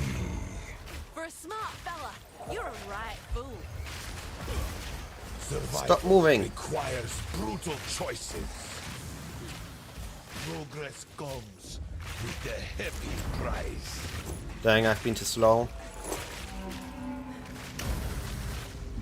Stop moving. You will burn. This ends now. 5 moves ahead. I've no mana. Alright. We are proccing these just so they're out of the arena. Can't give up. I must save my people. You know why we're here. Phase It's 2. happened. It cannot be stopped. No, I will succeed. Face me like a Burn man. to ash, demon of Atzoatl. There is no escape. The destruction at Atzoatl will be repaid 1,000-fold. At first I thought he was talking to us as a player and he's aware of it like the Delirium guy. But it's actually just because because we are the one time traveling with Alva. Destruction. Alright. I screwed up there. Is not over yet. Let me show you what true intellect looks like.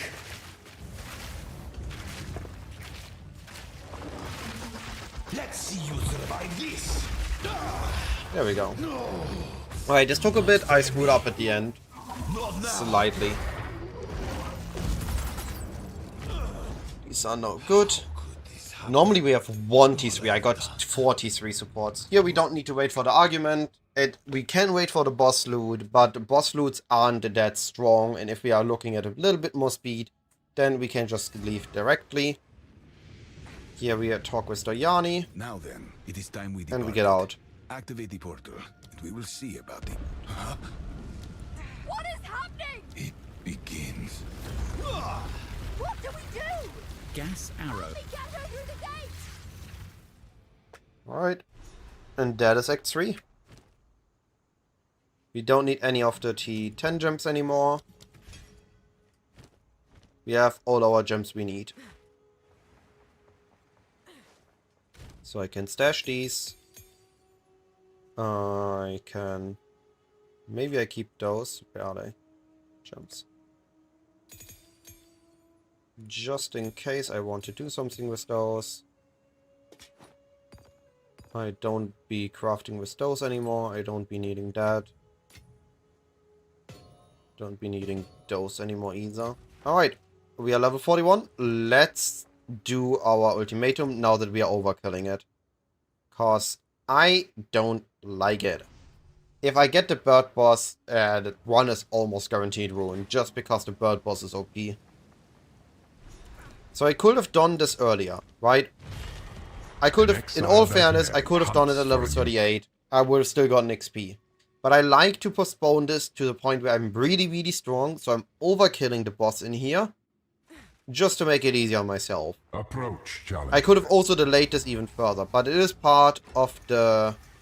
I don't have defenses anyway. It is part of the campaign, so we are doing it now. Or it's rather, it's part of Act 3. Challenger.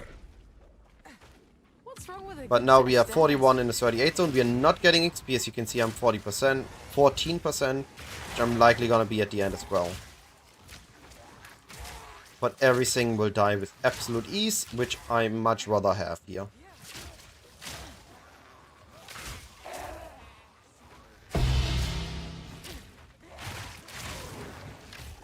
Where do you come from?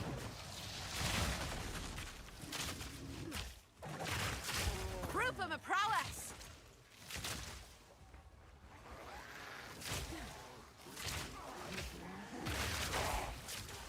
How am I getting so many rares?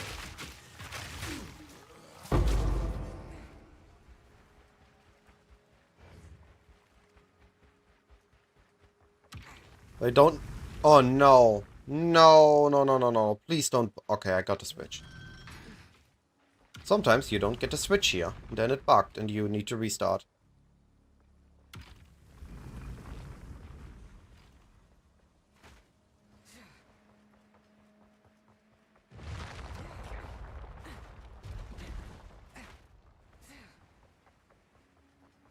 I like the aesthetics of the Trial of Chaos. I just don't like that it's very much painful.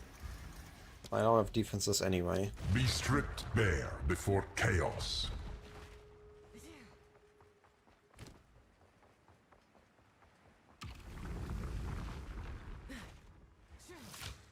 Don't die.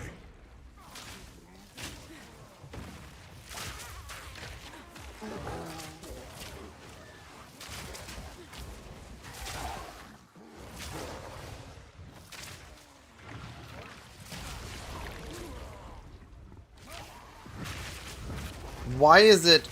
No! Why is it mana drain?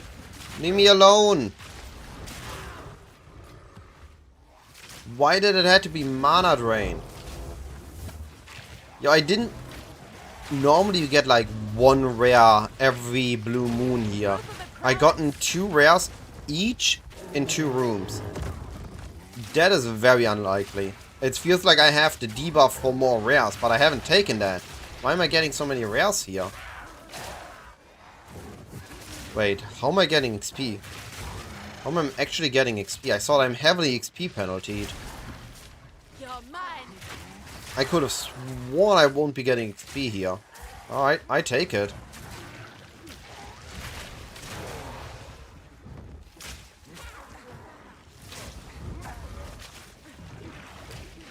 Well, this shows you never learn out in PoE. 1 or 2. Always more to learn.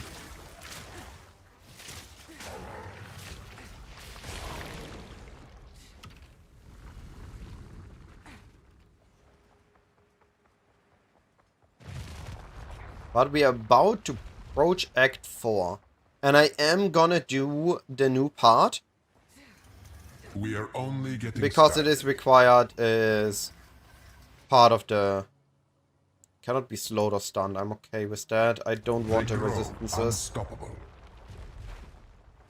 I am doing chaos damage, so all rest would give him chaos rest. Seek out the cores. I'm gonna do the island we have to do in starting next act. The next league. I'm not skipping anything. Actually, that's a lie. I am skipping the zone we don't have to do.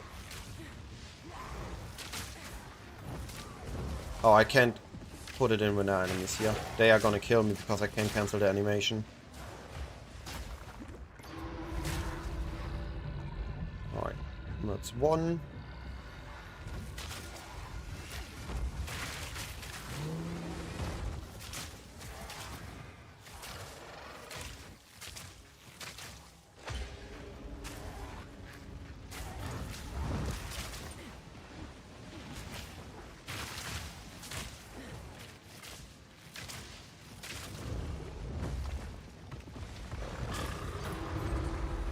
That's 2. Here's just really important that you take your time, that you don't rush this. Unless you're chased by enemies, then just run. That's easier.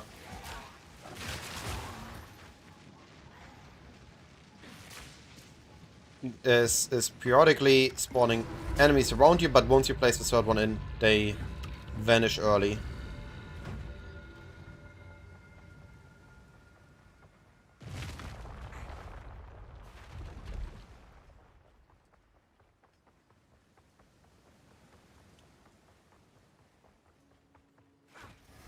This is just the beginning. Ooh, we get the Chaos Rest one. That's a good one.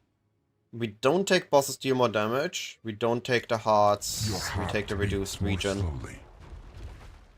It's painful, but it's way less painful than other ones. And we are lucky we don't get the Thunderbird. We get Scourge of the Skies. If it's the Broken Wall, it's Scourge of the Skies. So, Scourge of the Skies, we can pre-fire this. At the moment he's targetable, he's already poisoned. Give me strength. 1, 2, ow. 3. 1, Afraid to 2, buy me yourself. 3. Come Oh, on. I didn't have it crossbow. Look at this, already dead. So easy. Just overlevel a bit and have a broken build. So easy. Nein, I must... Wait.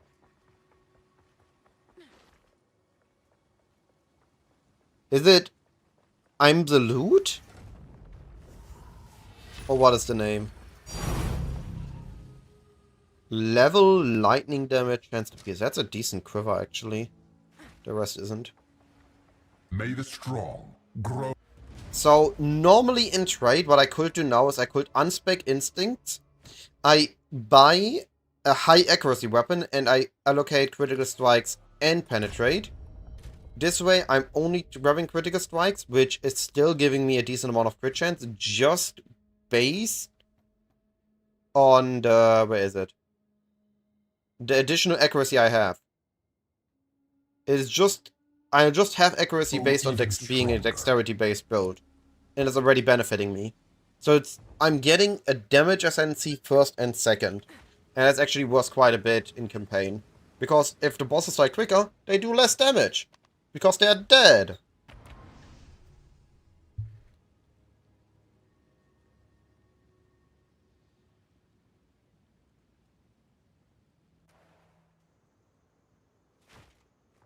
Oh, give me the loot.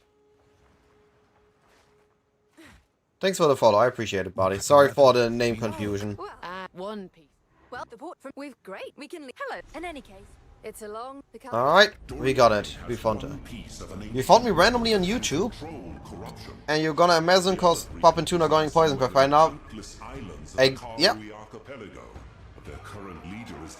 That is what I expect as well. Amazon Poison is gonna be amazing. It has so many benefits. Act 4, resistances.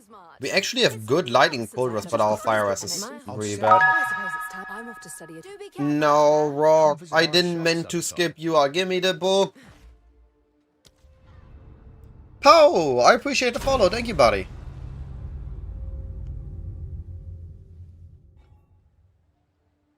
Alright, we have reached Act 4. Alright, that did not work out how I hoped it would. No, I'm upgrading those likely.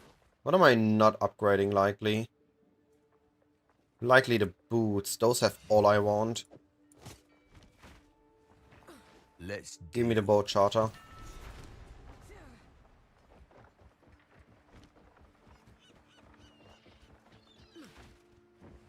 Alright. So I'm starting with Isle of Kin, but next time we would be starting with, where is it? Catch Bay, because this is the one that gives you +2 passive points. I'm going Isle of Kin into Catch Bay to get my passive points, and then I look what we would do there. If you're curious about the order of islands we do, I have it on my written guide. If you're looking on exclamation mark guide on the website and layouts, I have listed not all layouts yet, but all optimized campaign pathings for each act. And every point of interest we care in a good run in each zone. As well as all additional notes I was able to give in written form. Now, let's talk about Isle of Kin. Isle of Kin has lots of good stuff for us. It has a guaranteed Lesser Jewel Orb, a guaranteed T4 support gem, and it has the thing that the dude that we need to unlock the next zone. What? To unlock Eye of Hinokora. It also, and this is really cool, it had also +2 passive points, which it got removed. And we can get a guaranteed rare ring here as well. So it's a very powerful island with lots of buffs to us. Ouch. Also has one of Oh, the sailor sad. here, but I'm ignoring that. We don't need this. This is it's basically an additional campaign expedition, which I don't care about. So I'm just looking along the edge of the zone, looking for my quest stuff. Let me through. Hello? There we go.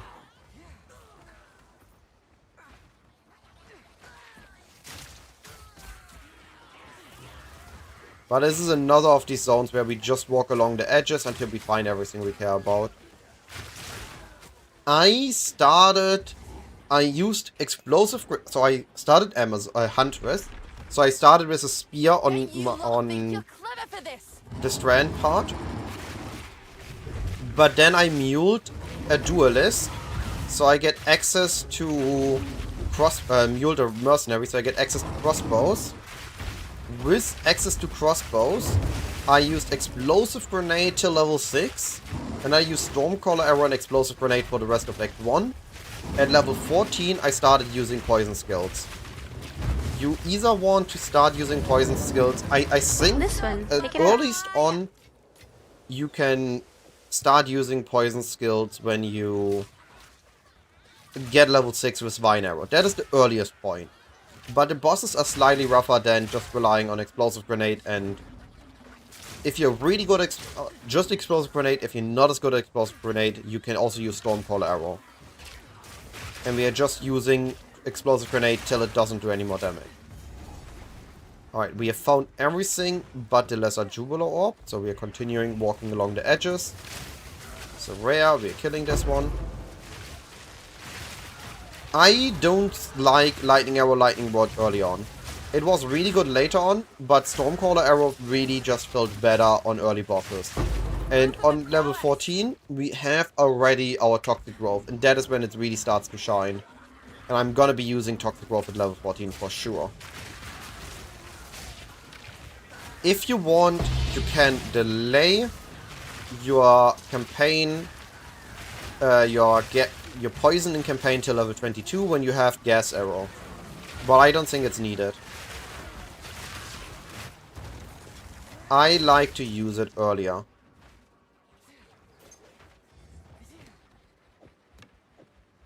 Where's the spot? Alright, this one gives a guaranteed support jump. It's a rare. Always gonna be a rare and it's always gonna give a support jump.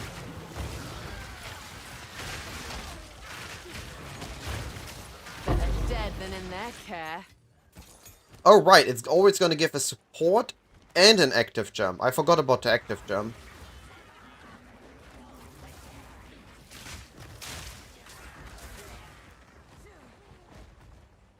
There we go. Here's the mine encampment, and this is giving me a guaranteed lesser Jubilar. This is man-made. And then we can leave it. Wait, how were you able to redeem first again? What went wrong there, Loidas? I'm sweating through layers I didn't know I had.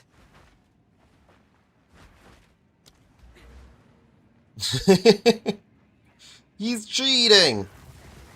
Alright, normally I would allocate this now. Oh, didn't pause. But I don't have the book yet, so I'm just gonna be... Oh.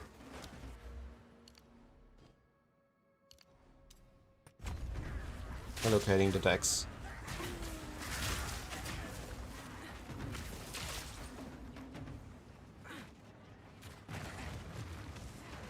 Hamdi, you don't have to mule, you can just reset checkpoint to get lightning arrow multiple times.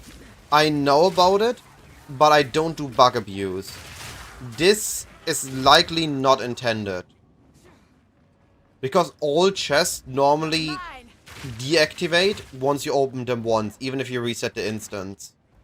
So I don't think that that is intended, and it will get fixed now that it's known. Alright, so we killed the molten one first. Oh. Yeah, okay, that's on me. I forgot that these explode. These explode, don't stand next to them initially. That was totally on me. That death was just stupid. Always kill the molten one first, because we don't want a fire ring. We want a poison ring. There he goes. One.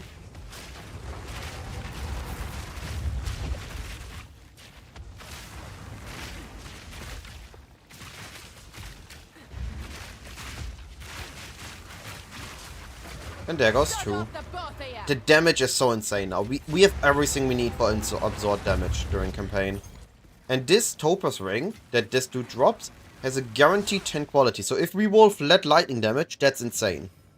Yo! What is that? Look at this. We're upgrading from 1 to 4 physical damage and 29 life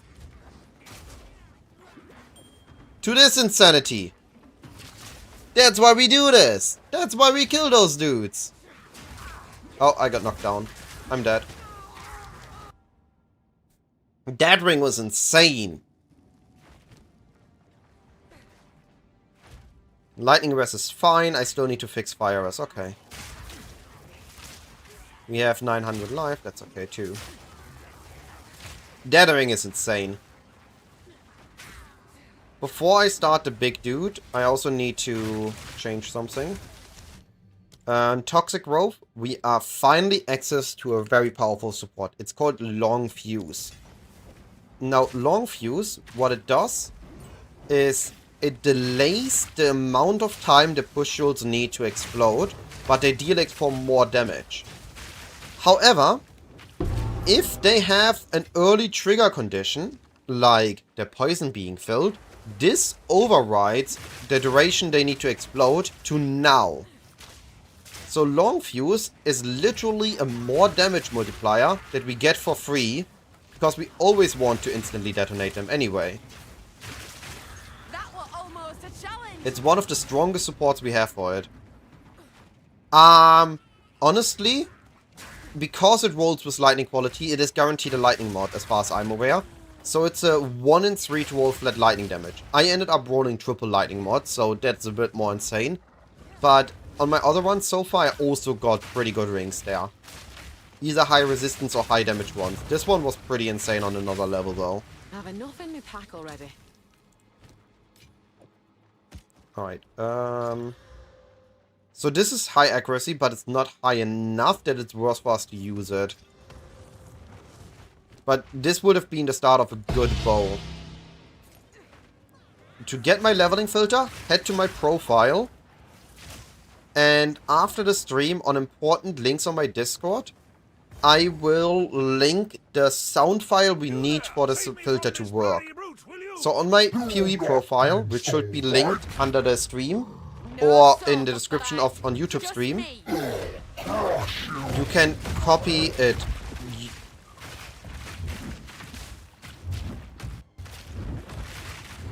Savage wee thing. Dude. Stop stepping on me.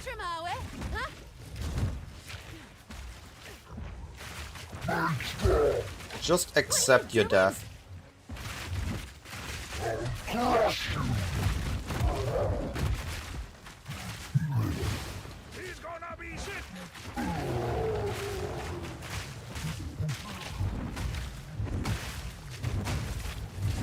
I can't cast the last poison explosion. Kept removing my gas cloud. From me brave out there. Alright. Oh, I got quadruple lightning. Okay, that's a lot stronger than I thought it is. What? Well, It's gotta be. Good thing. Yes. Good day. Alright. Where to? Now, we are not going to Eye of Hinekora yet. We are now gonna go to Catch Bay, because this is where we would get our passive point 2 now. That we have our 4 links. Speaking of 4 links, let's finally link those boys up. So, Poison Burst would be our next 4 link. And we are supporting Poison Burst with Deadly Poison 2. Now we don't have access to that yet, so we're just rubbing Deadly Poison 1. Let's go. We've arrived. We shouldn't be here. This place hates... Oh, okay then.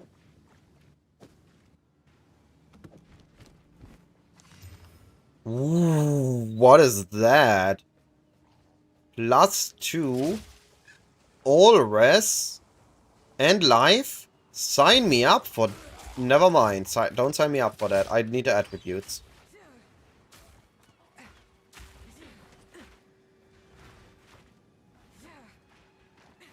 You don't think you're gonna be using Plague Finger Gloves because you want to use a very high evasion glove? Totally fair. This is the cool thing. We have options, right? We can use Plague Finger, or we can use high evasion gloves for survivability. We have a bunch of options to use from. I like having options on my builds. I like being able to adjust for the situation based on what's needed. Clean kill. Stay dead. Ow. So Catch Bay, let's talk about that zone.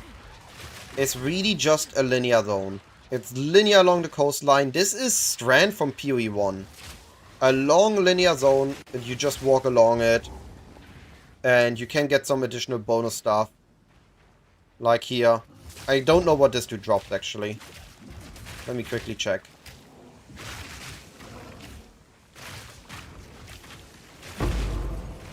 Okay, either he drops an alchemy or he drops nothing specific.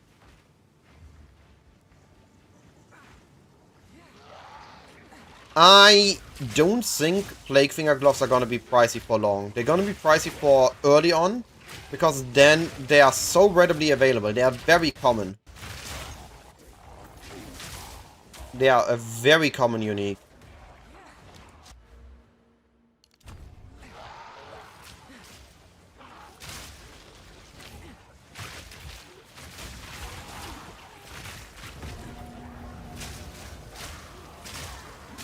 So I expect that by the time I'm endgame, I can afford it. Ow.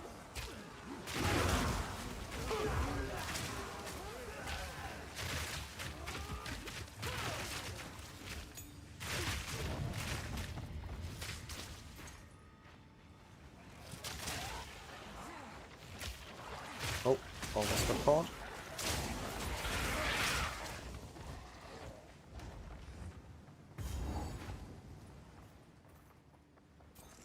They keep throwing ships at this place. It keeps throwing them back. Wait, what do the normal chests drop? Just gold, okay. So we can't skip these outside parts here.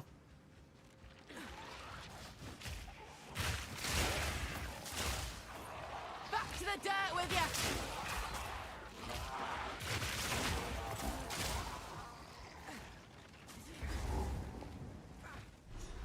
There we go. Journey's End. So, currently in point 4, we don't need to do this. But in point 5, this drops the +2 passive points. And of course, we want a +2 passive point, so we do need to do this next patch. Stop. Don't come near the circle. That looks like an upgrade. But we are trading in cold for lightning res. And I don't like that. I keep the other thing for now.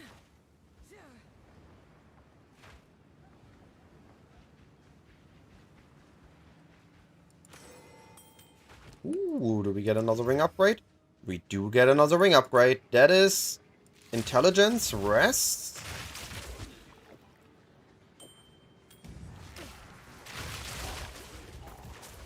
Our lightning rest is not as big and we get from additional cold rest. That's pretty good.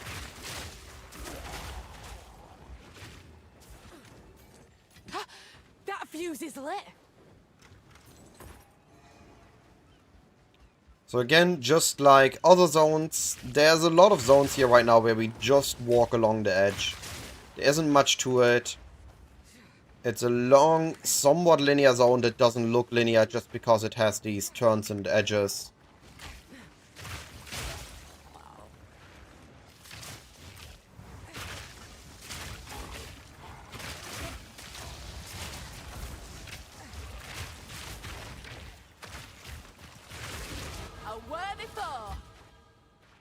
Alright, 44 and a 48 zone.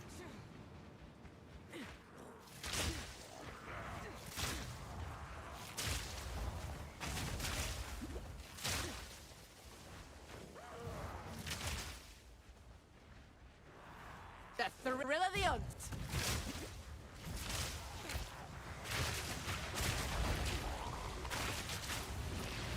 He died quickly. Are there any hints in the game for rewards like those rings? Yes. So if you press U, whenever there is a guaranteed, not everything, but a lot of guaranteed rewards are highlighted with a skull, and a skull with a plus if it gives a permanent bonus. Now there are a couple of things, like in Act 3, the encampments themselves are highlighted, the troubled camp, but it doesn't tell you that the chest in there drops a guaranteed rare.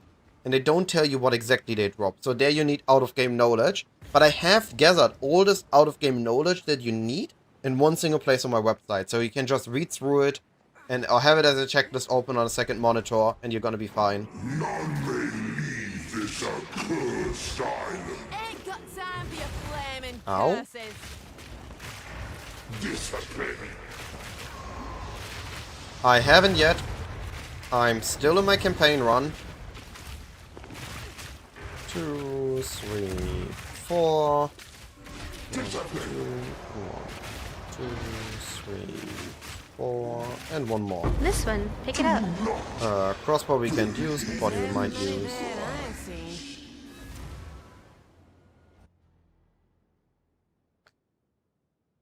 I will be watching the Druid video later, but I'm running out of time, so I'm trying to finish the campaign as fast as possible. At least till Act 4, the interludes aren't as hard. Let's equip you So- for the journey. Those I don't need to do right now. Deal. Don't need this anymore. This gives me Deadly Poison 2. Right? Yeah. Deadly Poison 2 on Gas Arrow. Gas Arrow we have prolonged. Wait.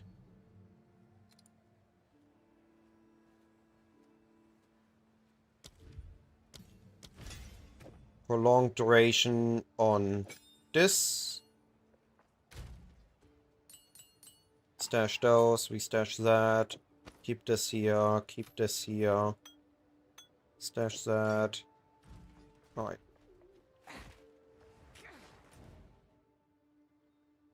Now we go back to Journey's End. And we need to do this encounter to actually get the book now.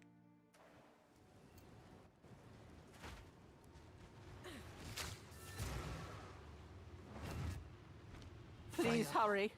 You have... Not to worry, Freya. I'll have you out in a moment. Oh, shite. What's going on? Oh, we've been played, haven't we? Come out of here. This is all an illusion. Now here's poison is gonna shine. Look at all this poison spreading between the enemies.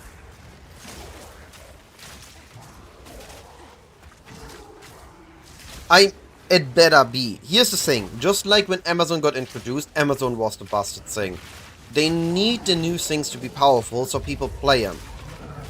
When we have options and a lot of things is introduced, then they want us to test some of those things. But if the Druid is the next big thing, they want more people to join PoE 2 for because they can finally transform in PoE 2, then that has to be really good. It has to sit, it has to have a smooth campaign, it has to be fun. Alright. What have I done? Now we can use this book. This book is linked to here. And we can return to ship. And now everything is back in order. We allocate this as weapon set 1. And we start working here on weapon set 2. Actually, this needs to be weapon set 2 as well. Where to? Now we set sail. So we have done Isle of Kin and we have done here. So we go to Shriek into Wakapanu next.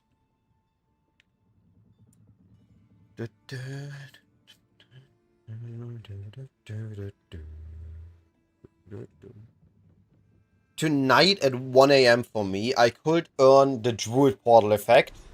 I was just thinking, I'm not watching something at 1 AM for a portal I'm not gonna be using. It's just too early. Or too late, however you want to see it. Fine, fine. Talk later. This is fire damage. Ooh.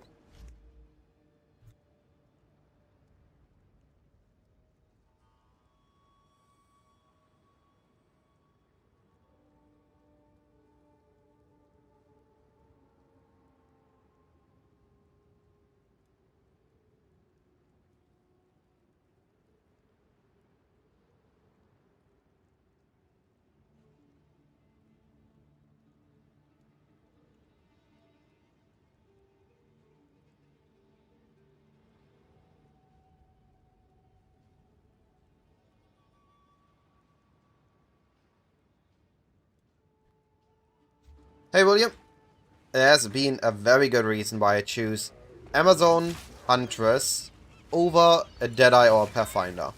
And the short statement is it's better. The long explanation is it is better because the notes are better. At least for poison.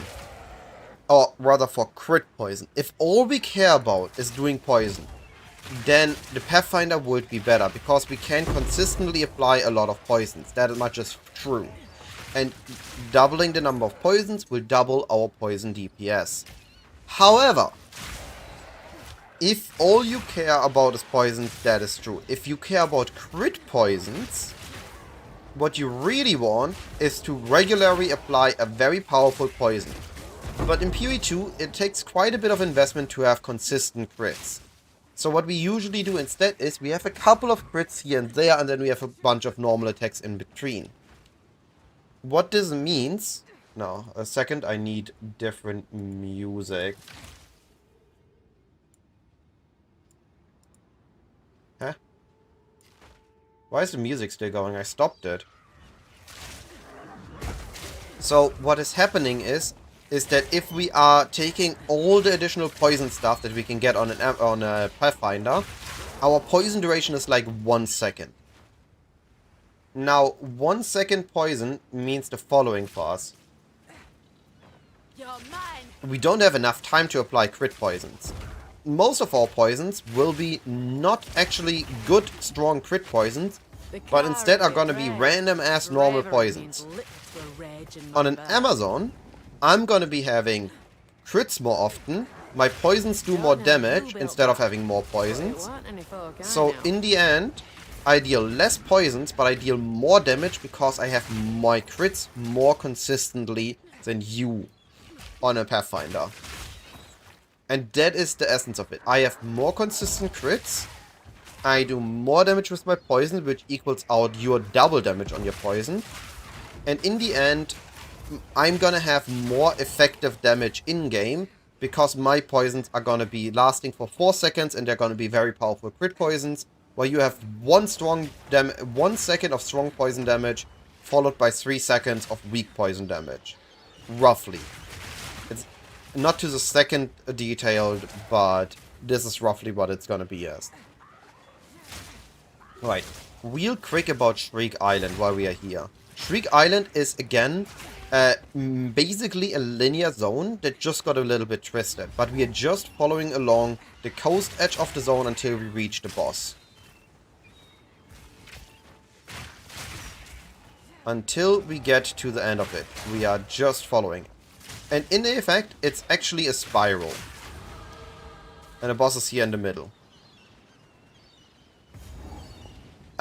Depending on the variant you do, I think Amazon has more tank potential, while Pathfinder has better quality of life potential. Apply this with 7 set 2. What is our Act 4 weapon set 1 nodes? We have these, we have these, we have these.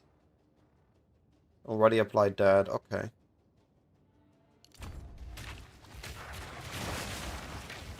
And also, I have way better campaign damage. Look at this. Look at this burst I'm doing.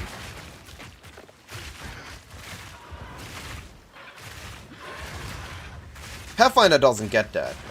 Pathfinder doesn't get this much damage this early.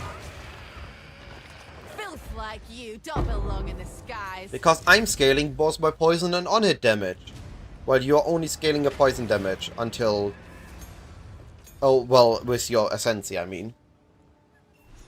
Now, we must... Good day. Wait, I thought I talked to him. Let's go. Quest state didn't update. Here we are. But yeah, here we see it again. This is just a long linear zone that is a bit twisted.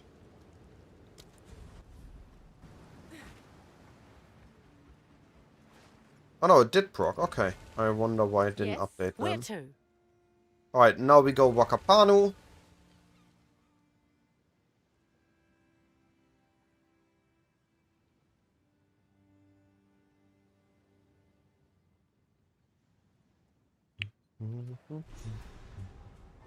We've arrived. As you wish. We've arrived. This island looks nice. Beautiful, Eve. Phew, impatient, aren't you?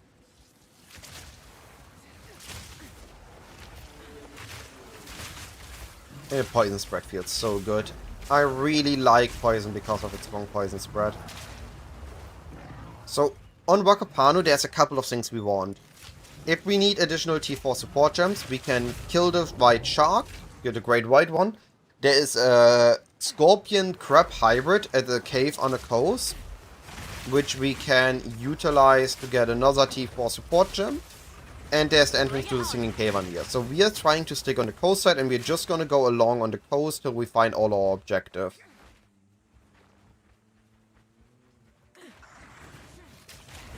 Sadly, this is a common theme among PoE 2 zones. Stick to an edge and follow along. Forced out like rats from a burrow.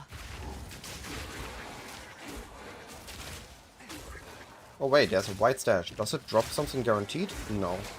Okay, good to know. Appreciate it.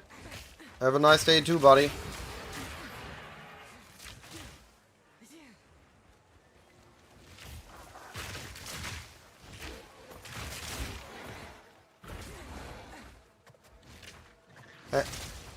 Stuck on a crab.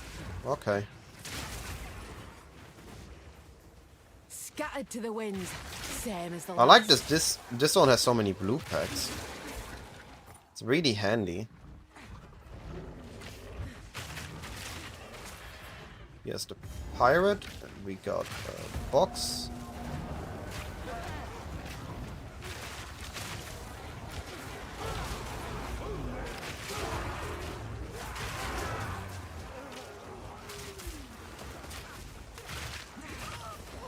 Wow.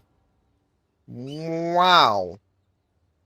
Couldn't kill, I couldn't see, couldn't do. Rude.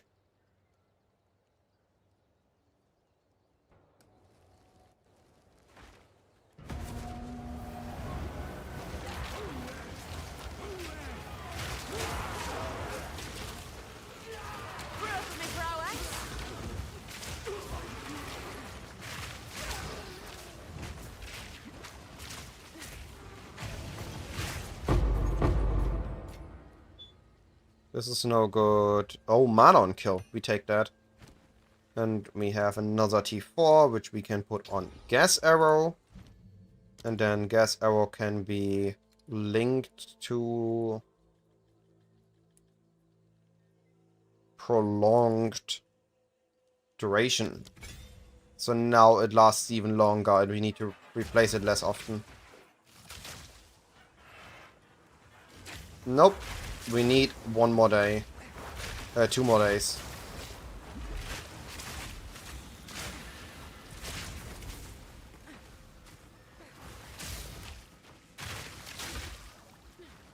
Oh, I thought the crop given was here.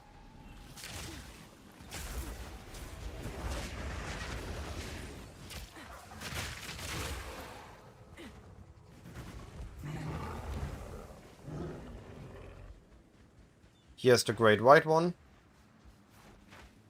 Big fin for shallow water. Shark fin.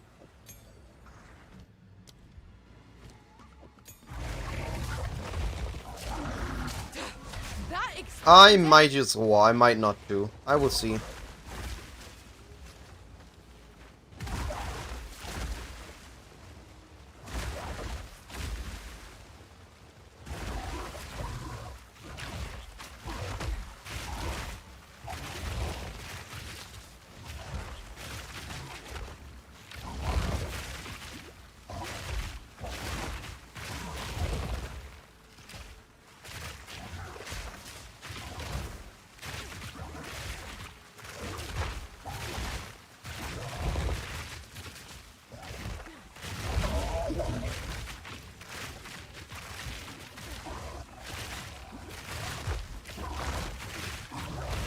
This one, pick it up. What worth keeping, just in case. Right, not this way. So, Roar, here's my factor for Roar versus no Roar. If the game is very empty and we are just rare hunting, all I'm gonna be doing is I'm sprinting through my maps, kill the rares, kill the boss, and go out. I don't care about being slowed down because there's nothing I need to run away from. I'm not chased to the limits. If the map density is high, I will be using a Roar. If the content I am doing requires me to attack and run at the same time, I will use a Roar. If it doesn't require to do that, then I don't need a Roar and I can instead utilize my sprinting. Right, we found Singing Caverns. We are still missing the grab for another T4 support gem. We want one more deadly poison too. So I'm walking to the rest of the edge, looking if it's here. A clean kill. I just one-shot the rare.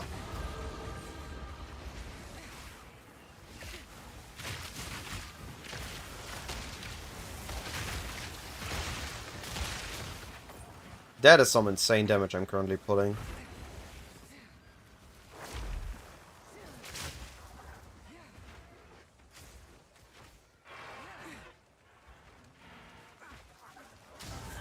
Oh, come on.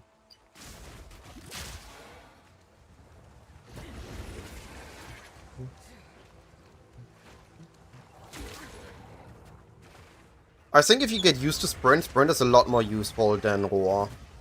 Because you have your spirit for other stuff.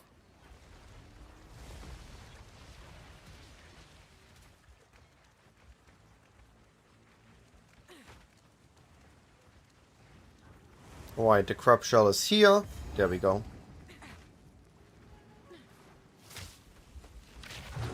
Why is it always mana drain? Knew something weren't right about this place.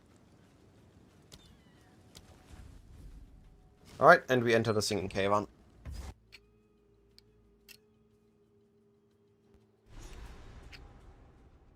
This is the T4 that upgrades deadly poison on my poison burst arrow.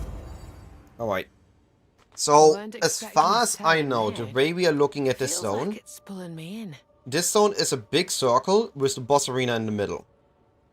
Now, if our entrance is at the bottom, as far as I remember, we want to go left side for finding the sunken chest. Actually, I think it was right side. No, I think it's left side. I don't know exactly. We're gonna see here. This is Singing. There's also gonna be another checkpoint with an egg chamber, which we want to do because it gives another T4 support gem, and then we want to find the final checkpoint that leads to the entrance of the bridge in the middle and get to the boss. So I'm gonna assume this is correct what I'm remembering, and we're gonna be using that.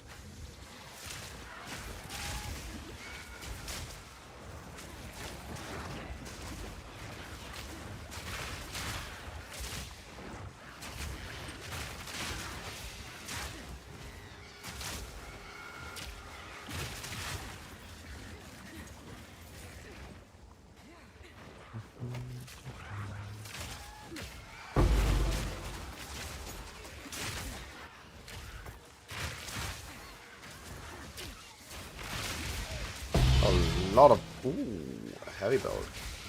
Headhunter?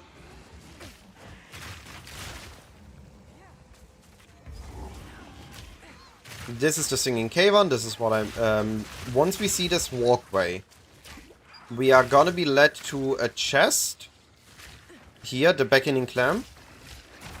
In the singing cavern, sorry. I missed you, Stuart. And this is gonna spawn a guaranteed rare here. If we kill that rare... A clean kill. Oh, where's the rare? There's the rare. I'm bent double as is. We get This one, a pick it Humming up. Pearl, which is giving us a guaranteed all-res amulet.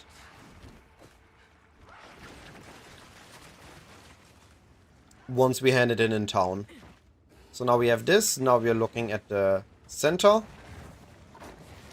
I got an additional T4 support gem dropped. I don't need any more right now, so I can skip the Egg Cavern.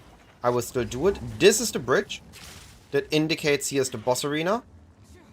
I'm gonna go around it. I'm just gonna look for the egg chambers just so you see it. But right now I would have skipped it because I didn't need it. I already got the 3 T4 support gems I really want. Everything else is bonus. But here's the last one. So, and if I kill this rare, Is a damn infestation. Someone's on my display. I get... Wait, what? I could have sworn this one gives a guaranteed T4 support gem. I'm very confused right now. Why am I not getting that? Pack's full. Guess I lied.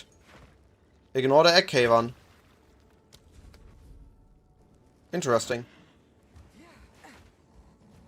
Have you come to join? Alright. This is weapon set 2. I have these notes. These 4 are also gonna be weapon set 2. My beloved. You. Will join them.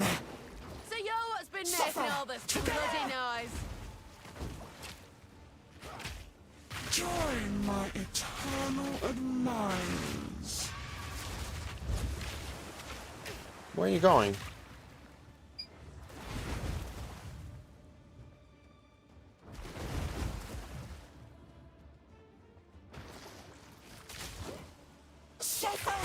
Together.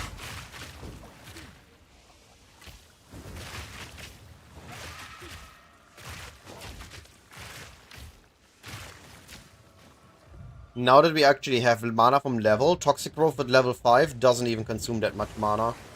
Here, stand behind her. Just Can you resist position yourself around the light behind her, so that you don't get petrified. Otherwise you get swamped by the small stuff. I try to always be, like, right next to it, but not inside of it.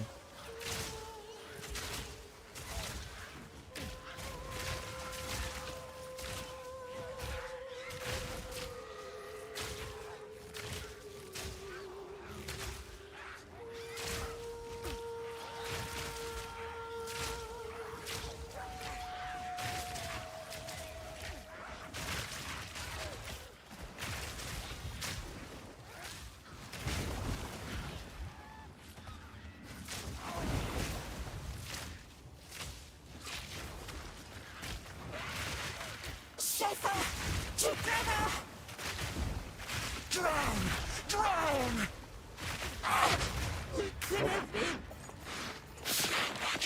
Well, I survived. We don't return to ship yet. We need to talk to this dude again. But that's another weapon piece done. Give me... So You must look for the last piece.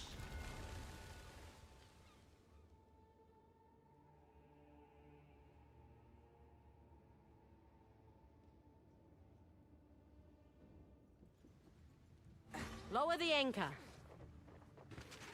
Let's Oh, go. I didn't mean to actually enter the island again. I meant to talk to the lady. Watch your step, eh? What's good? Yes, where to? So next we can go to Abandoned Prison. That is gonna be the last weapon piece. But I might be cutting it close in time. Looks like the sort of place no one walks out of.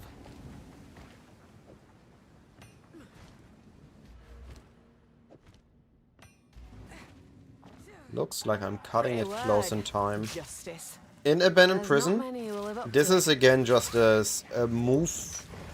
There's likely a read for this. I haven't quite learned all the layouts yet, so for now, my recommendation here is just follow the Submit. zone and also This look one. Pick it up. exactly for this.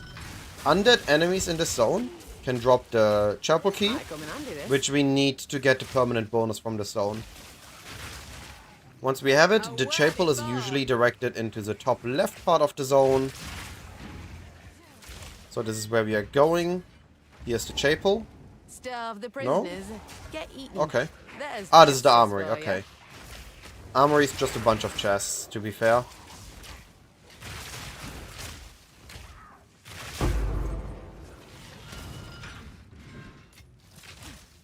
Don't even know. Okay, there's a rare one here. I've enough in my pack A already. rare dual string. Ooh. Ah, fire damage.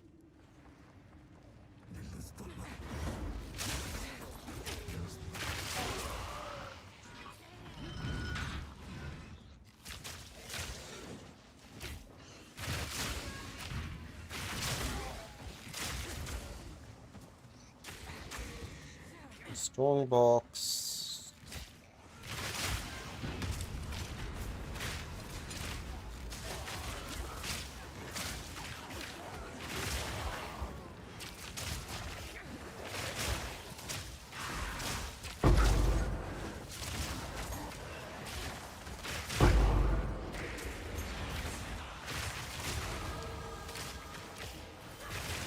The fruits of my labour. That's a lot of loot. Loot is actually beneficial to me. I thought it's up here that the chapel would be here.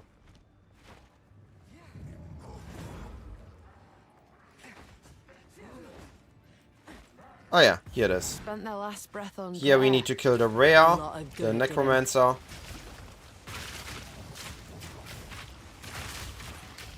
Proof of a prowess. Neat. Kill the rest of the enemies. And then we can activate this and we can get our mana recovery. Unlocks humility. Humility is the first step toward freedom.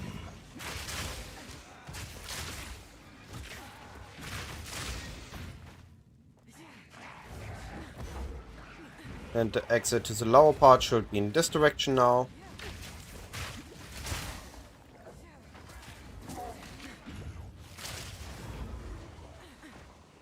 Bring it on. Can you stop blocking the path? Thank you.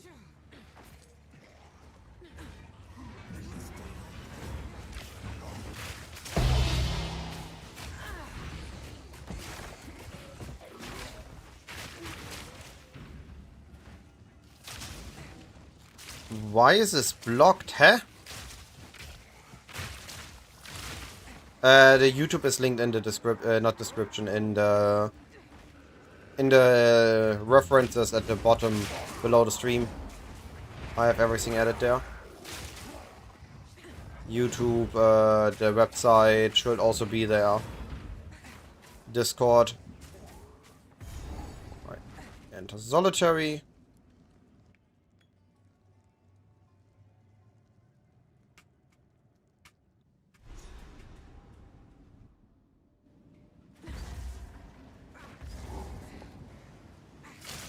And here it is. This is really, as far as I'm aware, just big LPs. So we are just following the zone until we are getting to the checkpoints and to the finish.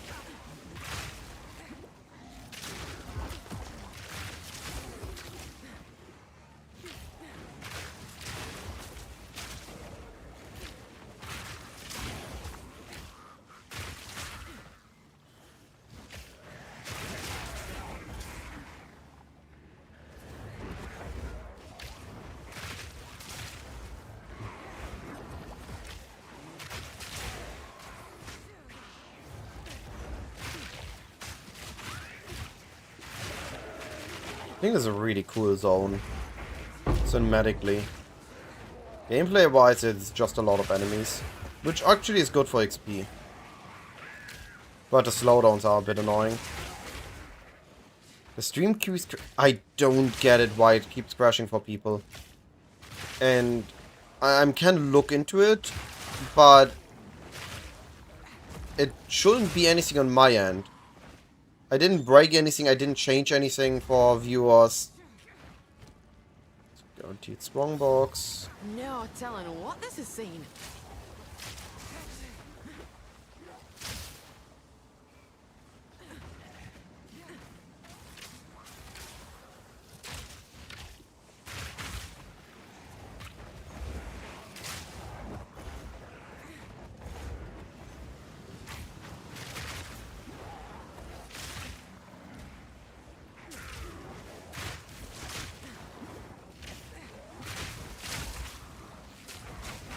Ow!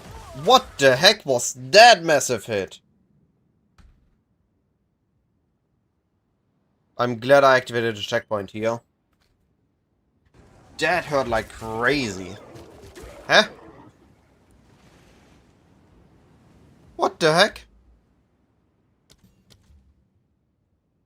It doesn't let me respawn. I'm stuck.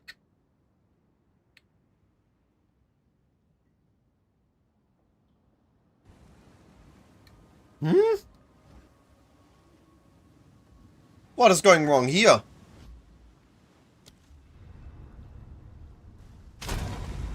Game doesn't let me respawn. What?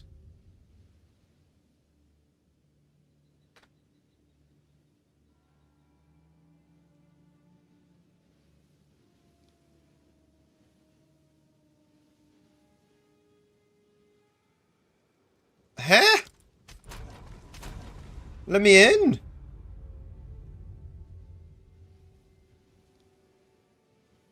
What is this?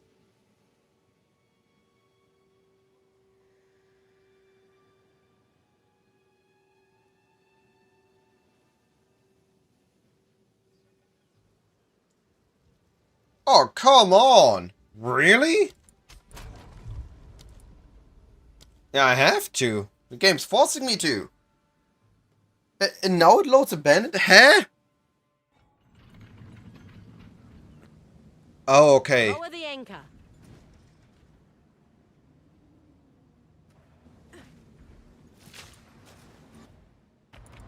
The boat is considered town, okay.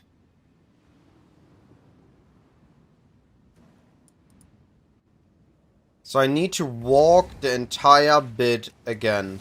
Lovely. I was right at the end. The strongbox is one of the last things you get before the boss.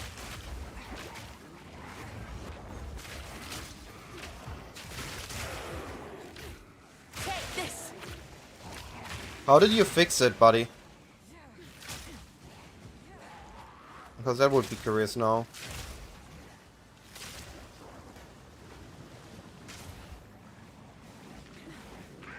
Don't care about mind.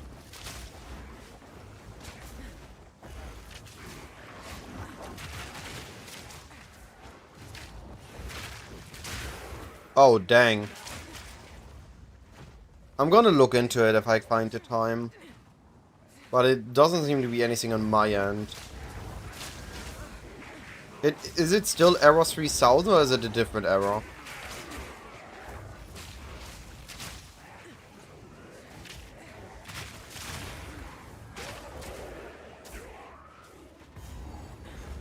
Yeah, 3000 is error with the media player. So that is client issue, not providing. Might be some weird settings or an update to the graphic driver. But then it should not just happen on my stream, it should happen on other streams. That is what confuses me. Yeah, that's why I said that's what confuses me. We need to do the researcher.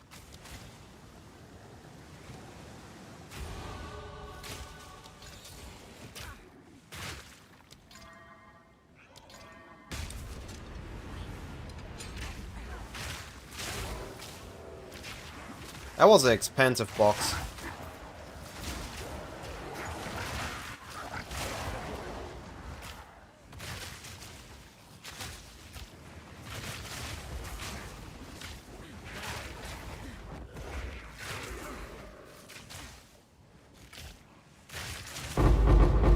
It was worth it.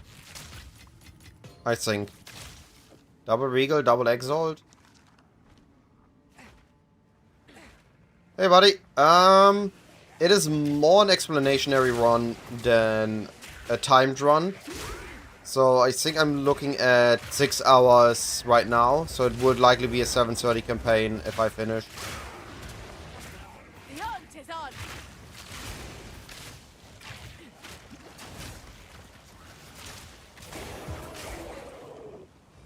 Drop the beer for poison? Oh, there we go. Finally at the end. Whoever built this weren't taking any chances.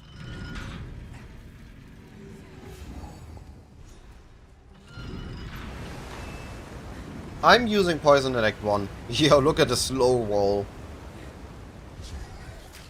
Alright, let's do this.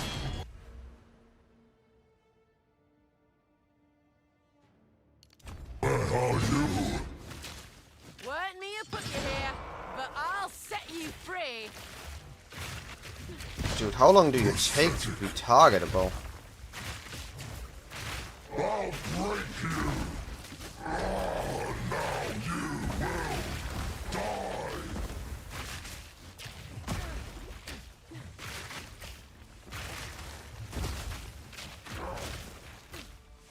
Not even this arrow's best could kill me. I am eternal.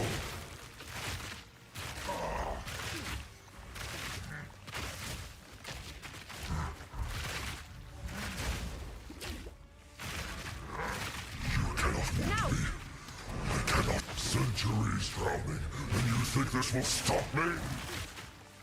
You cannot He's move on his me. last legs. I cannot die. There we Ought to go. come in handy.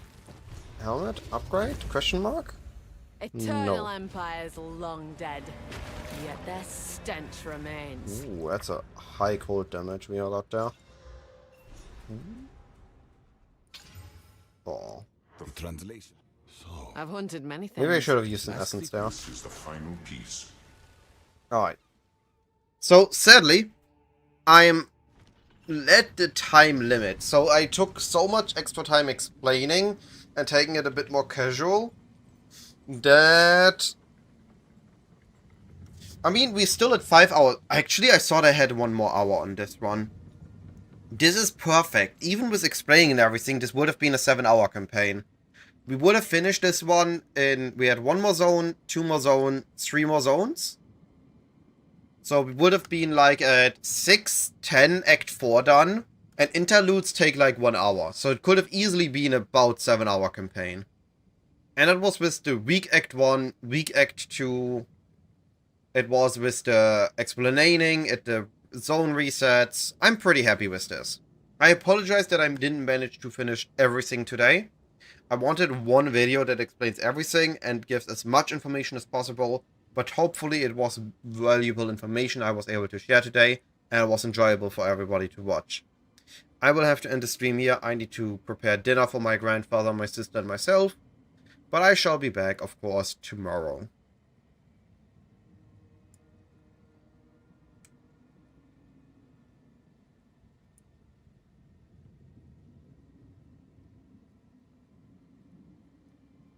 Alright.